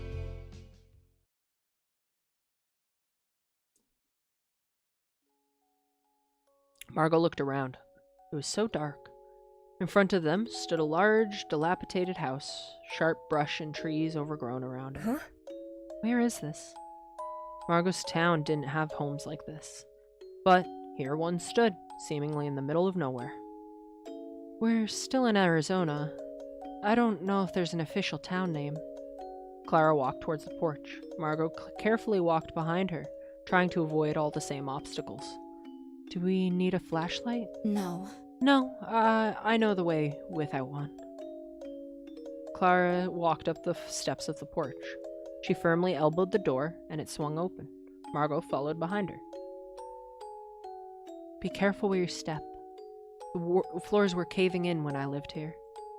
Margot nodded, closely studying the ground. As her eyes adjusted, she looked around. An old piano with chunks of ceiling collapsed onto it. Old magazines and debris dusted the floor. Closed doors to which rooms Margot could only guess. Stairs. Remember the floor.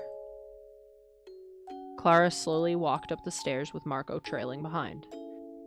With each creaking step, Margot feared it would crack under her foot.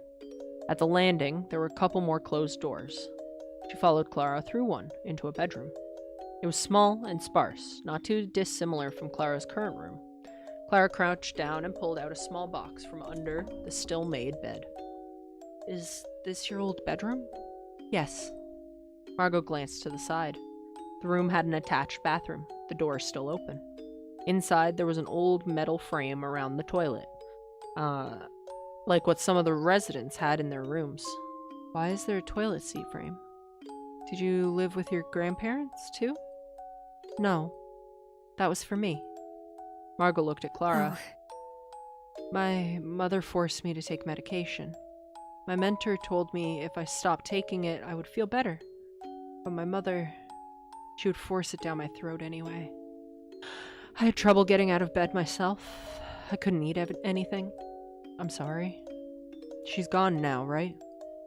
You never have to go through something like that again. Yes. Clara clutched the small box in her hands. I found it. Now we should have everything to destroy the magnets. Okay. Once we bring this to Bex, we can talk to Teresa about getting them. Margot nodded. Is there anything else you wanted to look at while here? I do want to see something in the basement. They went outside, where Clara walked around to the basement hatch. She threw open the doors. Stay here. She climbed down. Margot peered down after her. There was something at the bottom of the stairs. What is that? The closer she looked, there was some sort of heavy chain coming from the wall, attached to something. My mother's favorite child. Wanted to make sure it was still here. Against her better judgment, Margot leaned forward to take a closer look. It was a mummified dog, still in its collar. Margot wanted to ask more questions. She wasn't sure if she wanted the answers. Clara stood by the corpse. She stared at it for a long moment. She lifted her foot and stomped down hard. The brittle body shattered, throwing dust into the air. She calmly turned and walked back up the stairs. Clara stepped out, standing beside her. She turned away, looking out to the black sky. I once found a stray cat. The dog was attacking her. I wanted to take care of her, but my mother wouldn't let the cat inside. Tried to sneak her in, but my mother saw her in my room. She threw the cat out my window. I just had to sit there and watch. Let's go. Clara turned to leave, with Margot trailing behind her. July 30th, Thursday morning. Clara clutched the box to her chest. I'd prefer that Teresa doesn't know about this. Text Beck to meet me nearby. I'll give her the box to keep at her house. Margot nodded and pulled out her phone. I could give you Beck's number. Clara scrunched up her nose. I don't want that. She went to her window and pushed back the blinds. You could ask Teresa about the magnets, maybe keep her occupied for a bit? Slowly, as not to make any noise, she opened the window and carefully popped out the screen. As Clara climbed out, Margot wondered what was inside. Margot walked out to the kitchen. Teresa sat at the little dining table, nursing a coffee as she read the book. I have the magnets. She spoke without looking up from her book. Oh, Oh, wow, really? Considering the way things have been, can I see them? Of course. She set her coffee down and got up to fetch them from another room. While she was away, Margot came closer to the table. She glanced down at Teresa's book. Before Margot could read anything from the open pages, Teresa was back. She placed a storage box on the table and popped open the lid. In the light of the kitchen, Margot could see the different shades and finishes of the metals used to create the fake bullets. They've been nullified. Margot picked one up, a material light and soft in her hands. She rotated it in her hand. There wasn't a rune. Maybe she misremembered which ones had them. She picked up another one. A dark, heavy material, perhaps steel. Again, she rotated it. Nothing. How did you nullify them? I had to soak them in a specialty moon water. Huh? Moon water? Water left under the light of the full moon. For this, I used heavy water. I see. Water seemed like a strange solution. It was so different from what they came up with and wasn't similar to the properties of a typical magnet. It wasn't a typical magnet, though. It was possible they were wrong, but the mess had already been cleaned up by Teresa. She picked up a third one. Had a turquoise sheen. She assumed it was nickel that had been weathered at some point. It was the only one this color, and she did remember it having a rune. Again, she rotated it in her hands. Nothing. Were the missing runes proof that Teresa's method worked? She placed it back in the box. Teresa closed the lid. It's still early. Stay and have breakfast with me. Sure. Margot sat down as Teresa took the box away. Again closer now, Margot inspected the book. She wasn't sure what language it was, but she couldn't read it. Teresa came back. I'll make eggs. Margot turned her chair to face her better as Teresa went to busy herself at the stove. What language is your book in? Teresa laughed lightly. German. What, Pamela? What do you want from me? Parts of your mentor's grimoire were in German, so I decided to study it. Margot looked at the book again. I should have been able to guess. It has that one letter in it. The Esset, yes. Can I ask something? Naturally. What's the book about? What happened to the mentor? Is that the German symbol? Is it that one? Is that the one they're talking about? What happened to the mentor? Teresa glanced at her before turning back to crack another egg into the frying pan. Kiss. There was an accident. He attempted a transference. What does that mean? To take over the body of another person. It's not done correctly. The outcome can be quite unpredictable. In his case, well, Teresa scraped the eggs off the pan with a metal spatula. Was she there when it happened? Why didn't she tell Clara? Why didn't she tell Clara? She needed to find out at her own pace. She turned around and walked to the table, a plate in hand. Perhaps from her clever new friend. She placed the dishes in front of Margot. Noon. During her break, Margot pulled out her phone. She hadn't heard yet from Clara or Beck how meeting up went. While opening her old messages, she noticed a new one from an unfamiliar number. Finally got a new phone. Who is this? Haha, very funny. See you tomorrow? Our secret, okay? She desperately wanted to cling to something stable. To have someone that would always be there. In school, she would see the couples in the hallway. It made her feel less weird, less ugly to know that she was also worth dating. Even her home life felt easier knowing she had that nightly phone call to look forward to. Someone could look at her and feel something warm. This felt like her lifeline. In his bedroom, they spent the afternoon cuddling. It was an unusually cold winter day, and neither of them had money. Staying in made the most sense. Trigger warning, just in case. Church has been really good for me, I think. Yeah, that's great. He ran his fingers through her hair. You should really come with me. I didn't really like it last time, he sighed. You know, it's like, I think it'd be a sin if we had sex and you're not a Christian. We can fool around, but not anything more serious than that. Margot felt a jolt of, was it fear? Anxiety? What? Hey, if we date for 2 years, would you marry me? Margot swallowed. Her breathing quickened. What do you... I really love you. So I want to know if you'd marry me and go to church with me and stuff. You love me too, right? Yeah, of course I do. The whiplash muddled her thoughts. I'm 15. I can't marry someone in 2 years. But I thought you loved me. But it's only been a few months. And you won't even go to church with me. Shouldn't you be happy for me? I'm trying to improve myself. Hang on. I want to snooze those ads. No ads. Hopefully we'll finish this day before the ads happen again. Lee frowned. He sat up. He stared down at Margot. Need to fix your hair. My mom will think something happened. Her phone buzzed again, snapping her back. Margot gritted her teeth. Lee, again. Goddamn, Lee sucks. Yeah, he does. Like hell she was going to meet with him tomorrow.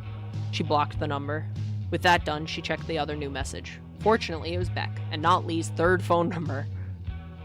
The box is home safely home. Can you let Clara know for me? I could send you her number. Nah. Do you know if I should open the box or something? I assume not, without her at least. Fair point. What was the house like? Kinda scary, felt pretty sad. It felt really heavy, I guess. I'll tell you more tonight. Evening. Margot and Beck stood in the middle of the bedroom, staring down at the box on the desk. I want to open it so badly. I've been staring at it all day. No. We seriously cannot open it. Let's put it somewhere that you can't look at it. Beck balled her hands into fists. But I'll know it's there, ready to be opened. Margot's phone buzzed. Look, I bet it's Clara telling us to open it. Make sure Beck doesn't open it! It needs to stay preserved. That's a pretty definitive. What? That's pretty definitive on the subject. Dang. Oh, I need to tell Clara. Margot typed a quick message and then put her phone away. I talked to Teresa earlier today. Yeah? She showed me the box of bullets. They're neutralized, or I'm not sure.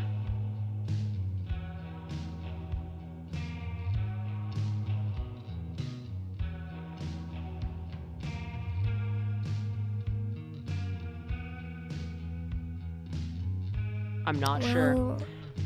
But, I don't know, something was weird.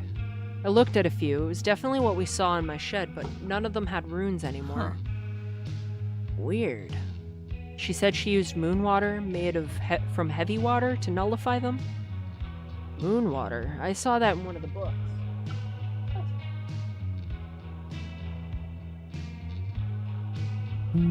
Her phone buzzed again. I'll make improvements to the camera. We can use it to check your dreams and the magnet. Let's hope that works. Then we can be done with all this stuff.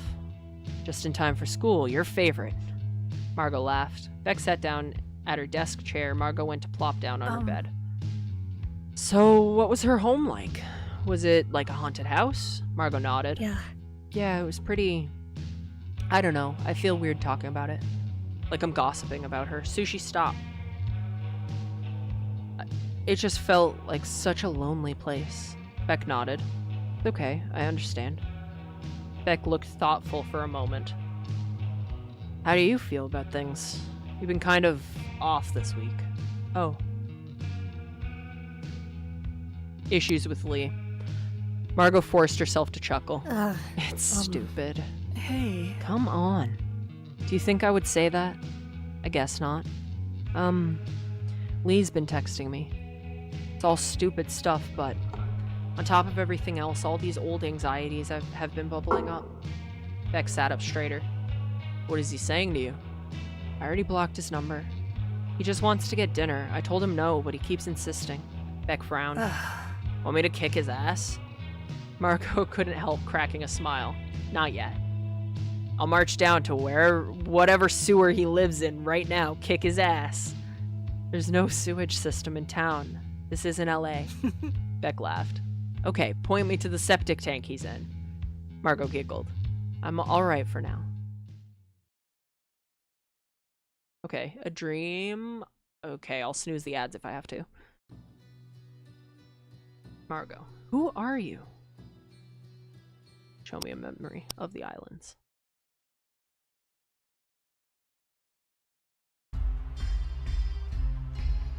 Round and round, everyone danced in a large circle, women and men alternating and rotating between each other. These events could be fun, a break from the monotony of working on a field day in, day out. An opportunity to wear her once nice dress, pieced together with fabrics Urbano and Sebel brought from their voyages to the mainland. Yeah, I'm gonna snooze the ads again. Don't refresh, pre-rolls are on. She knew all of the faces, though. Maybe it was a different sort of monotony. She would always dance next to Francesca and exchange little glances about each man they were partnered with. It was a relief when Sebel's family came around. She felt the most comfortable with him, and he was an excellent dancer. Sometimes she would mess up her own movement, just to see in which ways he would fluidly compensate. He was coming up soon in a few more turns. From over her shoulder, she caught his eye and smiled. Maybe when he reached her, they could head back. Her mother had a terrible cough that morning. They could relax at her home and keep her mother company. She felt an elbow to her side. Who is that? They spun. In velvet, look! They spun again. This time she saw him. It was an unusual sight here for sure. Considering how much he stuck out, she was surprised she hadn't seen him sooner. He was blonde and pallid, as though he had never spent a day in the sun, perhaps around her brother's age, with clothes she had only seen in the paintings that hung on the church walls. Beautifully rich colors and textures. Margarita chuckled to herself. He must be warm wearing all that. I think he's looking at you. She was so busy picking apart his appearance, she hadn't completely registered his face. He was looking at her. Icy blue eyes, almost white, seared into her. Oh. He gave her a smile. And was he visiting nobility? Every so often, a dignitary would survey the island, but they never walked amongst the common people, let alone danced with the farmers. Just as her thoughts wandered, Sebel was at her side. Ready to leave? He asked with his usual charming smile. She couldn't help flushing when he looked at her like that. In a moment, I wanted to meet the new person. Sebel turned to look. The man in blue? Yeah. I think he's just another Flemish cavalier. Maybe. Just one dance with him and then we go, okay? Okay. After a few more turns of dances with her usual neighbors and friends, a strange man was next to her. The man smiled at her. I didn't realize such a beauty lives on this island. Her face turned a deep red. I don't know what to call you. Margarita. What a lovely name. In my country, you'd be called Gretchen. I could call you Gretchen if you wish. Yeah, that's fine. I wonder what family you're from. She laughed a little. Oh, no, my family is just farmers. We work on the land just outside of town. Just farmers? Nobility is in the heart. It is laborers who turn this land from a wasteland into a pearl in the ocean. You really feel that way? You know, your beauty was hewn from work. Of course. If you have the time, I'd love for you to show me your town. To learn about these islands from a local. Do you mean right now, or... If that is possible. Yeah, we can go. Margarita. I knew there was something strange about that man in town. The way he looked at you. The unusual fellow with him, who seemed focused on distracting everyone around us, trying to push you to be alone with that man. I tried to keep them both away from you. I guess I was too young and weak.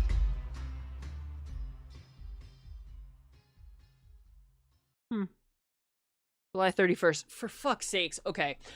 We'll call it there. I'm just going to click until we get some music. Oh, I should have saved. Oh well. Whatever. Whatever. Right? I'll save now. Alright. Yeah, let's call it there before these freaking ads start. Alright? Let's try to quickly find somebody to raid out to. 'Cause I'm tired. I don't want to deal with the ads. I don't want to deal with the ads, and I don't want to sleep them again, because then we might not have snoozes for tomorrow. Let's see.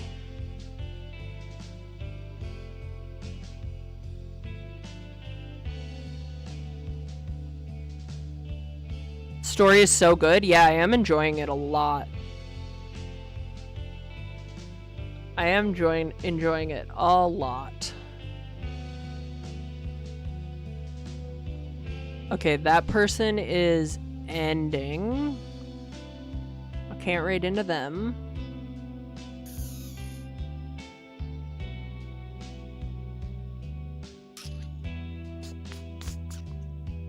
I'm just gonna send y'all over to Wolf, I think. I'm gonna send y'all over to Wolf. We like to raid Wolf. Wolf's a chill dude. Oh fuck, the ads. Fuck. Alright, well, shit. Shit. You know what? Whatever. Right? Should I just do it? Should I just raid? Should I just raid? Let's just raid, right? Let's just do it. Stop sushi. Let's just do it, right? Thank you all so much for being here. I appreciate you guys to the moon and back. You know, take care of yourselves. I will see you guys tomorrow. We'll finish this game tomorrow for sure, hopefully. Yeah, go for it. Yeah, fuck it. Even if we're in the ads, whatever, right? Whatever. Yeah, I'm gonna send y'all over to Wolf. So, hey, you know what? Let's just start it, right? Let's just start it. I'm not even gonna give myself the chance to, like, repeat over and over what I'm saying. Thanks for a great stream. Thanks for great you, Rikari. We'll hopefully finish this game tomorrow. So, yeah. I'll see you guys tomorrow. Take care of yourselves. Enjoy, your day, night, evening, whatever time zone it may be for you. And, yeah. I'll see you guys tomorrow for the rest of this. And well, hopefully the rest of this. Hopefully we finish it tomorrow. That'd be cool. Yeah. Yeah. I think that's all I really need to say. Yeah. Anyway, thank you all so much for hanging out with me. I appreciate you guys to the moon and back. Do take care of yourselves. Enjoy the rest of your day, night, morning, evening, whatever time zone it may be for you. I'm sorry to raid out while there's ads happening, but, you know, it is what it is. It is what it is. Again, there's the raid message. Yeah. I'll see you guys tomorrow. Take care of yourselves. Thank you all so much for hanging out with me. Enjoy the rest of your day, night, morning, evening, whatever time zone it may be for you. And I will see you guys tomorrow. Okay? Take care of yourselves. See you in the next one. Peace.